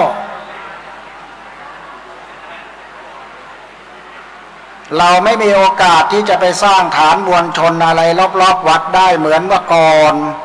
เพราะทุกคนต้องทำมาหากินเราก็อยู่กันแบบอกสั่นขวัญแขวนมาเรื่อยมาวันนี้มีองค์กรดีๆองค์กรหนึ่งสละชีวิตต้องใช้คำว่าสละชีวิตเพราะอะไร เพราะการจัดกิจกรรมเหล่านี้เนี่ยบางทีอาจจะเป็นที่เพ่งเล็งของพวกหัวรุนแรงในศาสนาบางศาสนาอาจจะถูกปองร้ายก็ได้แต่เขาก็ไม่สนใจต้องสละทรัพย์สินเงินทองไอ้ที่พระป่าที่มาให้ทอดเนี่ยก็คือนี่เป็นครั้งแรกก็จะถือโอกาสทำความเข้าใจทั้งพระสังฆาธิการในจังหวัดสุพรรณบุรีและหากจะไปจัดที่อื่นอีกเนี่ยไอ้ที่ป้ายบอกว่าสวดมนต์สัญจรตลอดไปทั่วเนี่ยแต่ว่าเดี๋ยวครั้งต่อไปจะให้เปลี่ยนชื่อบอกอาจารย์ปราโมทย์ไปแล้วไอ้คำว่าตลอดเนี่ยมันเหมือนไม่มีหลักแหล่งเลยต้องตลอดไปทั่วเดี๋ยวจะเปลี่ยนใหม่ครั้งหน้าแล้วก็บอกว่าทอดพระป่าอย่าไปเข้าใจผิดว่าองค์การนี้เป็นองค์การที่ยากจนข้นแค้นกลุ่มคนเหล่านี้จะมาแสวงหาประโยชน์ด้วยการหลอกให้พระเอาพระป่ามาทอดเอาเงินไปเข้ากระเป๋าไม่ใช่อย่างนั้นแต่ละท่านที่มาตั้งองค์การเนี่ยเขามีเงินมีทองที่จะกินจะใช้กันได้โดยไม่ต้องมาทำเรื่องพวกนี้เอาสมมติมาเนี่ยหมดกันไปคนละกี่หมื่นแล้วเนี่ยดูพุ่มป่าจะได้สัก20,000หรือเปล่ามันคุ้มที่ไหนอ่ะแต่เขาต้องการให้ชาวพุทธเนี่ยแสดงน้ำใจร่วมกัน10 บาท20 บาทอะไรก็ไม่ได้บังคับอันนี้คือปรับพื้นฐานความคิดให้เข้าใจเพราะว่ากิจกรรมวันนี้เป็นครั้งแรกขององค์การนี้ที่ทำเป็นกิจลักษณะก็อยากจะให้พระสังฆาธิการทั่วประเทศถ้ามีโอกาสอยากจะไปจัดในจังหวัดไหนและคิดว่าตัวเองมีขีดความสามารถที่จะนำพาญาติโยมมาร่วมกิจกรรมได้เนี่ยก็ขอให้เต็มใจทำกันเราไม่อาจรับงานนิมนต์ไปวันๆเราไม่อาจฉันข้าวหมดไปวันๆเราไม่อาจนอนไปในแต่ละวันให้มันผ่านไปจนกว่าเราจะตายโดยที่ไม่ได้คิดจะทำอะไรให้มันเป็นสัญลักษณ์พิเศษเพื่อฟื้นฟูสภาวะความเป็นพุทธที่เข้มแข็งของเราแบบในอดีตกลับคืนมาเราไม่อาจจะทำอย่างนั้นได้แล้วเรียนถวายตรงๆอย่างนี้แต่บางเรื่องโดยความเป็นพระก็ไม่อยากจะพูดอะไรมากต้องให้เป็นเรื่องของฆราวาสเขาให้รู้แต่ว่าทุกวันเนี่ยพระสงฆ์ทุกรูปย่อมรู้ด้วยตัวเองดีอยู่แล้วว่า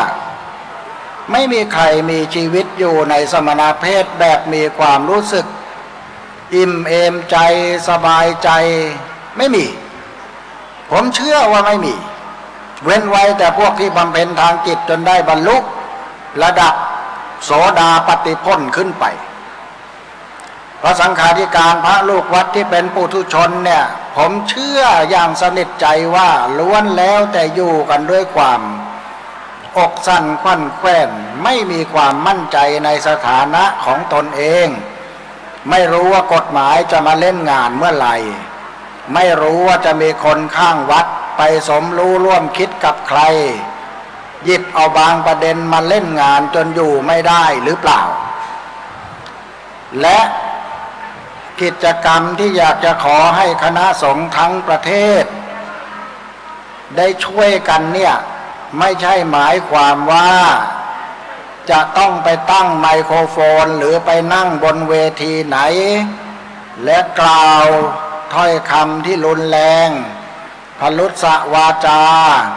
ไปตำหนิติติงศาสนิกของศาสนาอื่นไม่ได้ต้องการอย่างนั้นเรื่องนั้นให้เป็นเรื่องของฆราวาสเขาเป็นแต่เพียงว่าเราเอาสัญลักษณ์ของความเป็นพระกลับมาให้ได้มากที่สุดศีลาจารวัตรในการแสดงออกและเมื่อมีกิจกรรมอย่างนี้เนี่ยก็ชวนกันมาให้มันมากๆล่าสุดไม่เห็นเลยที่เขาชุมนุมกันทางปลายด้ามขวานเนี่ยมากันเป็นหมื่นที่ไม่มีใจนั่งเขาพร้อมรบในขณะที่นักรบของพระพุทธเจ้าเนี่ยมันเหมือนจะง่อยเปลี่ยเสียค่าเจ้าวาดก็อายุมากๆบ้างอะไรบ้างยังไม่พอ ไอ้น้องชายคนหล่อมาตามสร้างภาพเสียหายจะรับงาน IO จะใครมาหรือเปล่าก็ไม่มีใครรู้เพราะฉะนั้นเราก็ไม่ต้องสนใจแต่โดยหลักเนี่ยอาตมาหรือผมเนี่ยจะพูดอยู่เรื่องหนึ่ง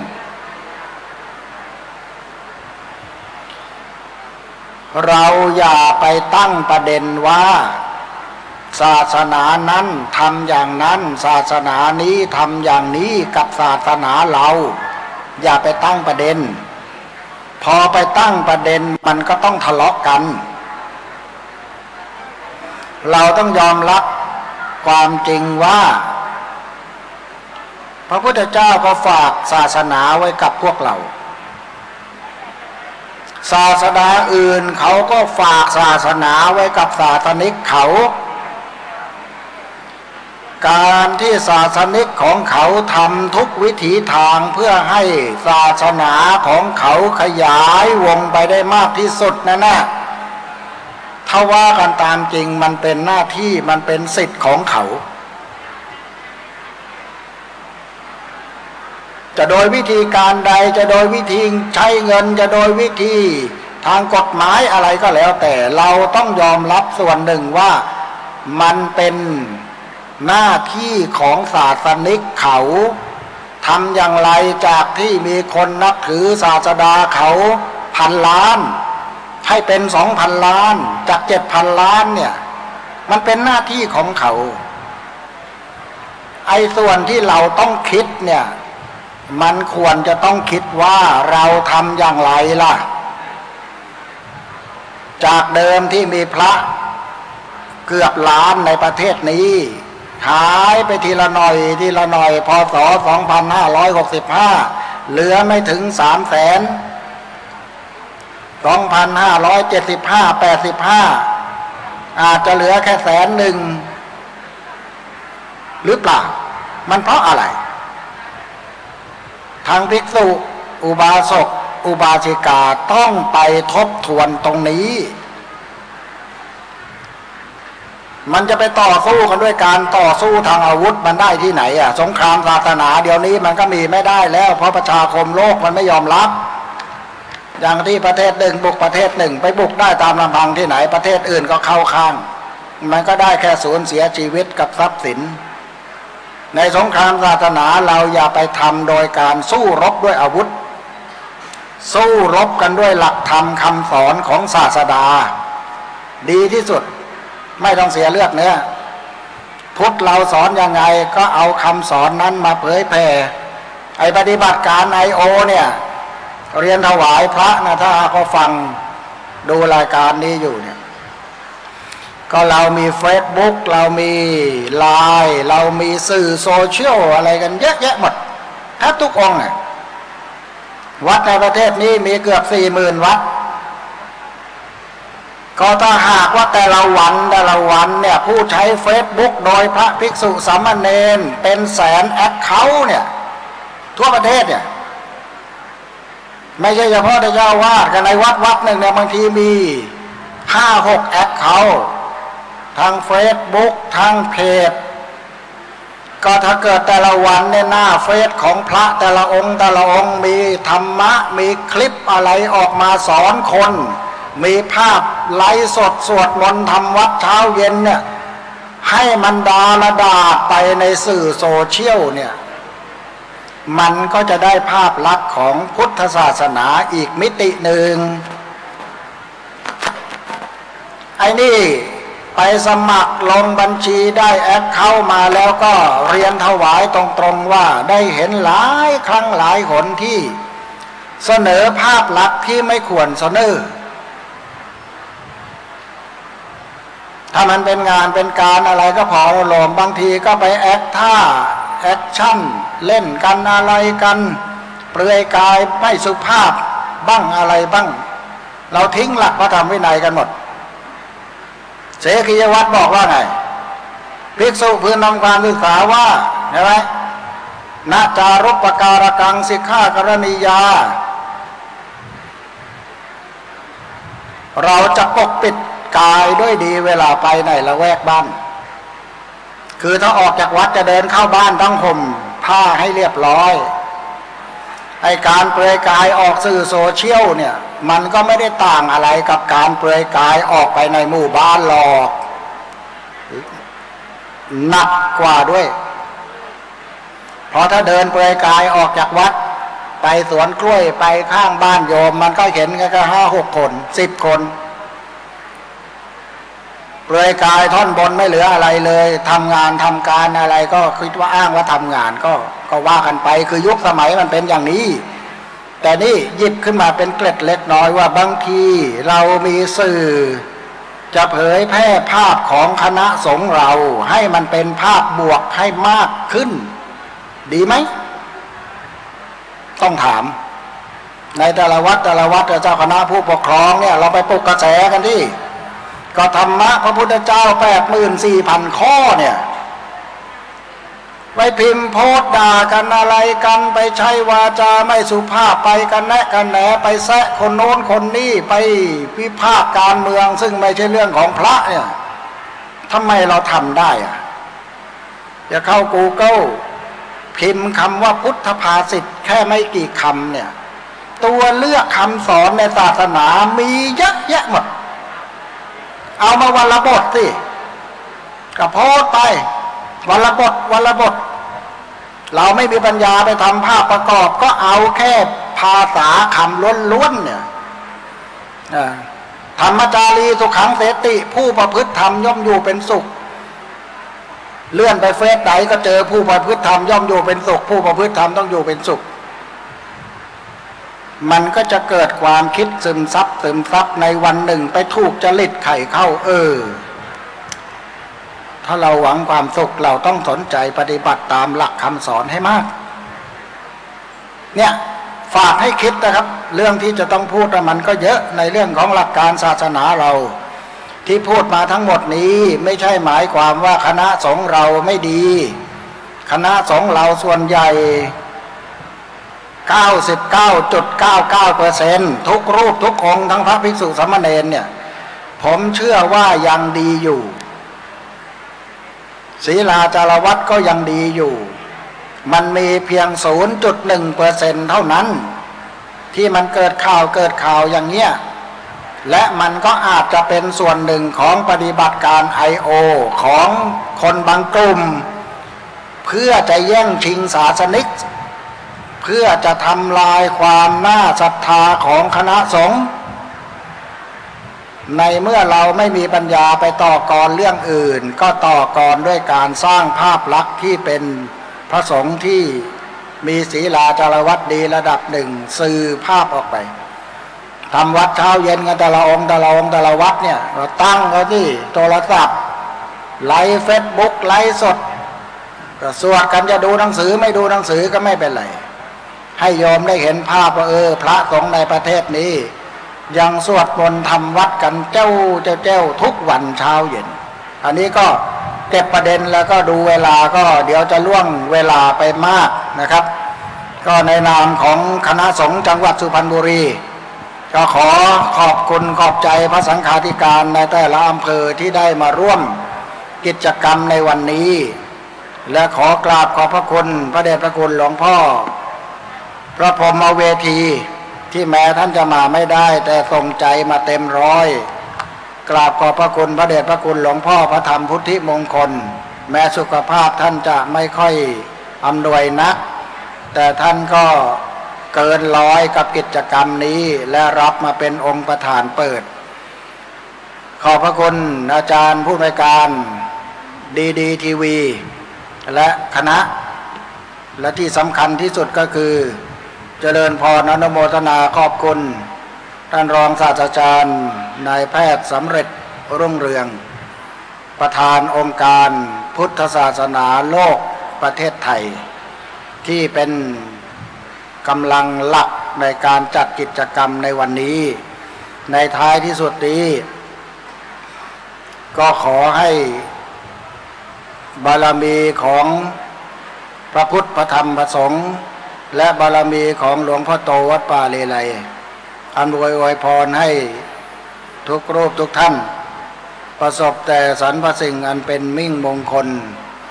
มีสุขภาพกายและใจที่เข้มแข็งมีความเจริญรุ่งเรืองก้าวหน้าในหน้าที่การงานมีความสุขพร้อมหน้าครอบครัวลูกหลานในที่ทุกสถานในการทุกเมื่อทุกรูปทุกท่านทุกคนเทินสาธุสาธุสา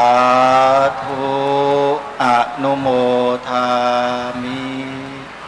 ขอกราบขอบพระคุณพระเดชพระคุณท่านอาจารย์พระครูอาจารย์พระครูเจ้าคณะจังหวัดสุพรรณบุรีที่เมตตาให้โอวาทปิดงานในวันนี้ซึ่งเป็นประโยชน์อย่างมากนะครับหลวงพ่ออาจารย์พระครูวิบูลย์เจติยาภิรักษ์นะครับเจ้าคณะจังหวัดสุพรรณบุรีเจ้าอาวาสวัดดอนเจดีย์ครับด้วยความเคารพขอกราบพระคุณอย่างสูงครับช่วงลำดับต่อจากนี้ไปขอกราบนานิมนต์พระคุณเจ้านะครับที่ได้กราบนานิมนต์ไว้ได้โปรดขึ้นบนอัฐสงฆ์เพื่อที่จะรับพระป่าจากคณะกรรมการองค์การศาสนาพุทธโลกโดยจะให้อาจารย์ปู่สะท้อนสืบดาเป็นตัวแทนในการกล่าวคำถวายพระป่าขอกราบนานิมนต์พระคุณเจ้าที่ได้กราบนิมนต์ไว้ด้วยนะครับผมนิมนต์ครับพ่อครับพ่อพระครูครับรับพระป่านิมนต์นะครับชักข้างล่างอ๋อครับครับงั้นเดี๋ยวเขาเชิญอาจารย์ปู่ได้กล่าวคำถวายแล้วก็กราบหน้านิมนต์ท่านอาจารย์เจ้าคณะจังหวัดได้ชักพระป่าพร้อมกับพระเถระที่ได้กราบนิมนต์ไว้อีก3ต้นทางนู้นพร้อมๆกันเชิญอาจารย์รับศีลไปแล้วไม่ต้อง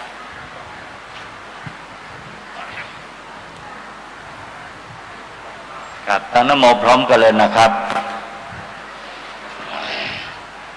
นะโมตัสสะภะคะวะโตอะระหะโตสัมมาสัมพุทธัสสะนะโมตัสสะภะคะวะโตอะระหะโตสัมมาสัมพุทธัสสะ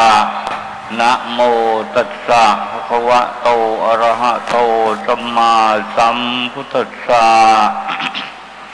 อิมานิมะยังพันเตปังสุกุลจิวรานิสัปริวารานิภิกขุสังคัสสะ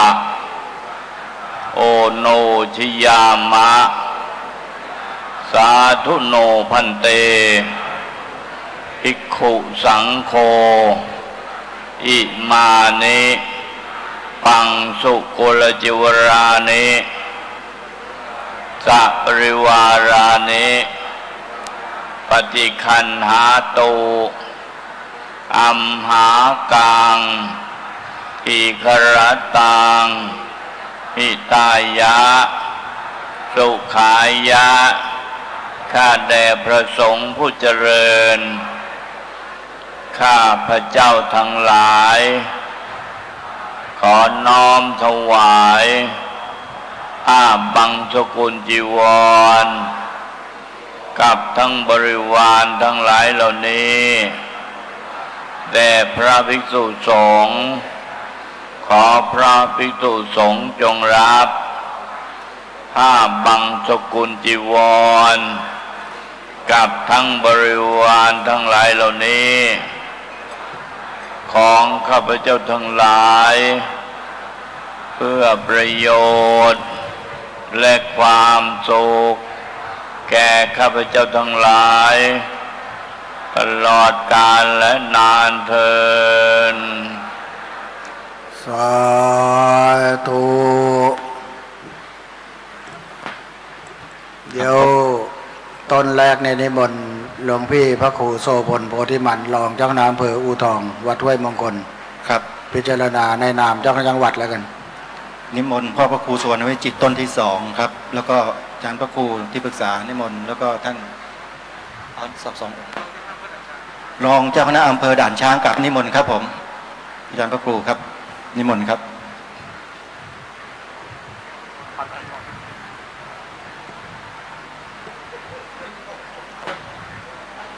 3 ต้นพ่อพระครูสุวรรณวิจิตรนิมนต์ครับมีอีก3ต้นทั้งหมดนิมนต์ต้นนู้นเลยพ่อครับอีก3ต้นนู้นครับผมนิมนต์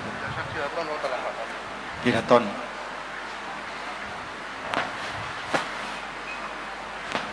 ครับเพราะหลังจาก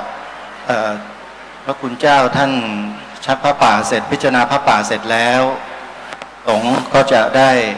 ให้พรกับญาติโยมและเมื่อให้พรเสร็จยังมีกิจกรรมสุดท้ายปิดท้ายในวันนี้ก็คือการเดี่ยวแคนโดยอาจารย์พ่อชัยพงษ์แสนดีเจ้าของปางช้างของจังหวัดสุรินทร์นะโยมเขานะเป็นหมอช้างด้วยเอาอย่างนี้แล้วกันท่านจะเมตตาได้เรียกว่าเดี่ยวแคนให้กับพวกเราได้ฟังกันเป็นแบบวัฒนธรรมอีสานแท้ๆเลยนะตอนนี้พระคุณเจ้าท่านกำลังพิจารณาผ้าป่าอยู่เสร็จแล้วนิมนต์กับงานนิมนต์มาที่นั่งนะครับแล้วก็จะได้ให้พรกับญาติโยมครับการจัดงานครั้งนี้ขององค์การศาสนาพุทธโลกประเทศไทยเป็นการจัดงานครั้งที่2และเป็นงานที่เรียกว่ายิ่งใหญ่สำหรับจังหวัดสุพรรณบุรีถึงแม้ว่าที่วัดสามชุกจะเป็นวัดนำร่องครั้งแรกเอาฤกษ์เอาชัยแต่งานใหญ่จริงๆและเป็นปฐมฤกษ์จริงๆนั่นก็คือที่นี่ฮะวัดป่าเลไลวรวิหารโดยได้รับความเมตตาจากพระเดชพระคุณหลวงพ่อเจ้าคุณพระธรรมพุทธิมงคลเจ้าอาวาสวัดป่าเลไลวรวิหารเมตตาให้ใช้สถานที่และเอื้อเฟื้อทุกสิ่งทุกอย่างให้กับคณะกรรมการนี่คือความเมตตาของพระเถระผู้ใหญ่ของเราซึ่งเป็นปกติของพระสงฆ์เราที่ท่านเมตตาแล้วก็จะให้โอกาสกับพวกเราได้จัดกิจกรรมเช่นนี้เดี๋ยวขอกราบนิมนต์พระเดชพระคุณได้ให้พรญาติโยมครับผมยะถาวาริวหาปุราปริปุเรนติสาครังเอวเมวะอิโตทินังเปตานังอุปกัปปติอิชิตังปฏิตังตุมหังคิปเมวะสมิจจตุสัพเพปุเรนตุสังกปาจันโทปนรโสยถามณิโชติรโสยถาสัพพิติโยเยวาจันโตสัพพโรโควินาศตุมาเตภวัตดารายโยสุขิธิขายุโกภวะอภิวาทนาสิสนิจจังวุฒาปจายโนจัตตารโอธรรมวัฏันติอายุวันโนสุขังภะลังโสอัตถลัตโตสุขิโตวิรุณพุทธศาสเนอโรโคสุขิโตโหหิสหัสสัตยาติปิสาอัตถลัตถาสุขิตาวิรุณพุทธศาสเนอโรคาสุขิตาโหหิสหัสสัตยาติพิเตอัตถลัตถาสุขิตาวิรุณพุทธศาสเนอโรคาสุขิตาโหทัสหัสสัพยาติพิภวโตสัพพมังคารังรัตดุสัพพเทวตาสัพพพุทธานุภาเวโสติภวันตุเตภวตุสัพพมังคารังรัตดุสัพพเทวตาสัพพธรรมานุภาเวโสติภว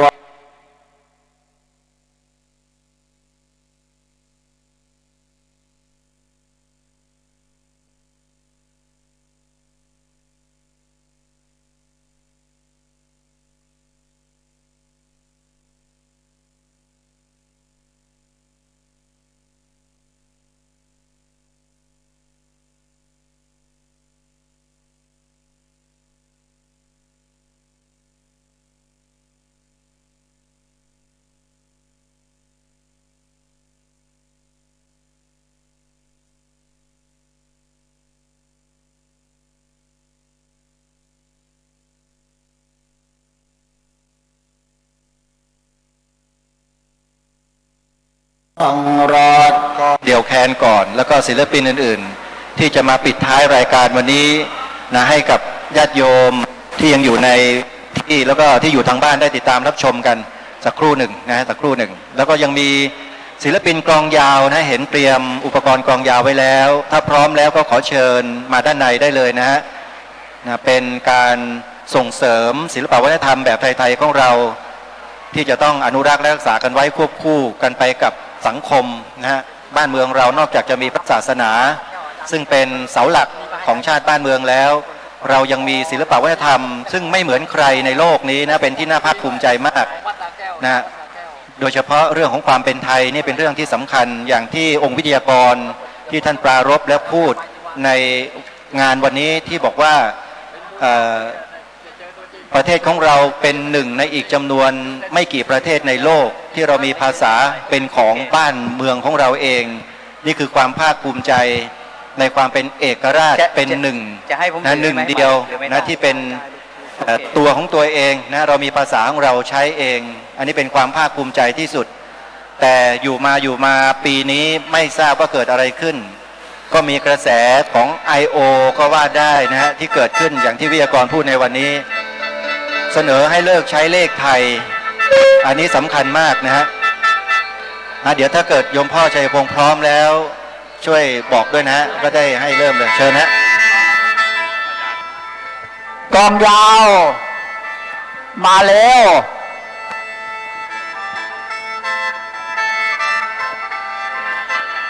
ฮัลโหลกลอง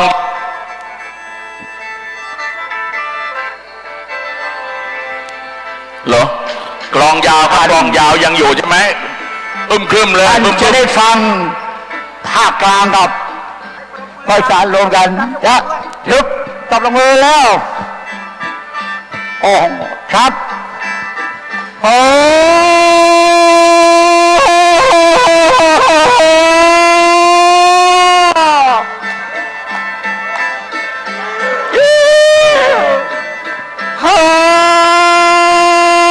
ท่านสำเร็จแล้วเอาใครจะน้องมาโหหิวโหมา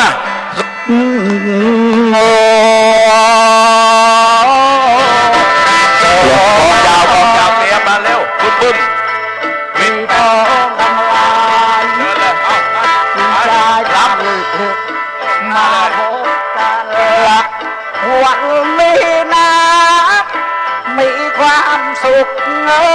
ยทุกเวลาก่อนเรานั้นจากกันไปจะจากกันไปไม่มีอะไรจะฝากคารมปากตีแน่ชัดจากพระครูเจ้าคณะจังหวัดเมื่อสักครู่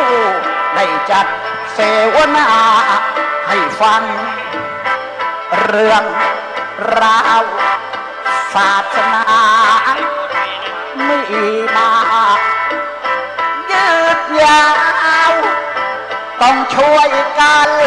แล้วหนอพวกเราศาสนาโลกโชคดีชา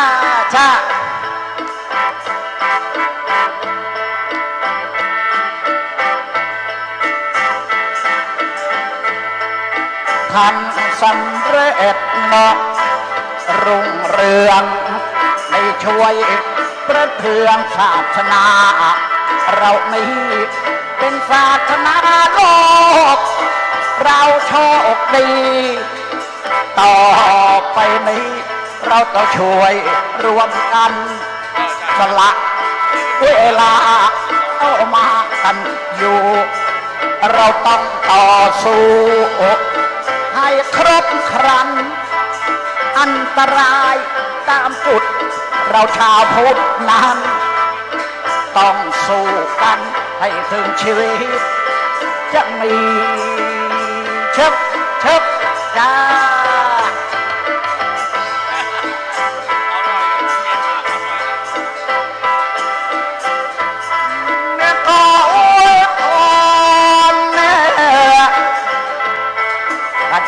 าว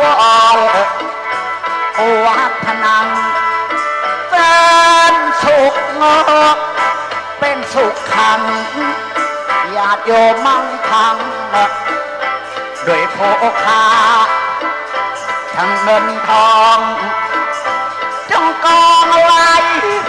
นึกสิ่งใดทรงปรารถนารวยโภคัยเพราะไรนาจะขายค้ามีกำไรอายุวันนะสุขภาละสมดังพรพระโยท่านได้ให้เป็นความปราบปลื้มในหัวใจศาสนายิ่งใหญ่อนุโมทนาจะ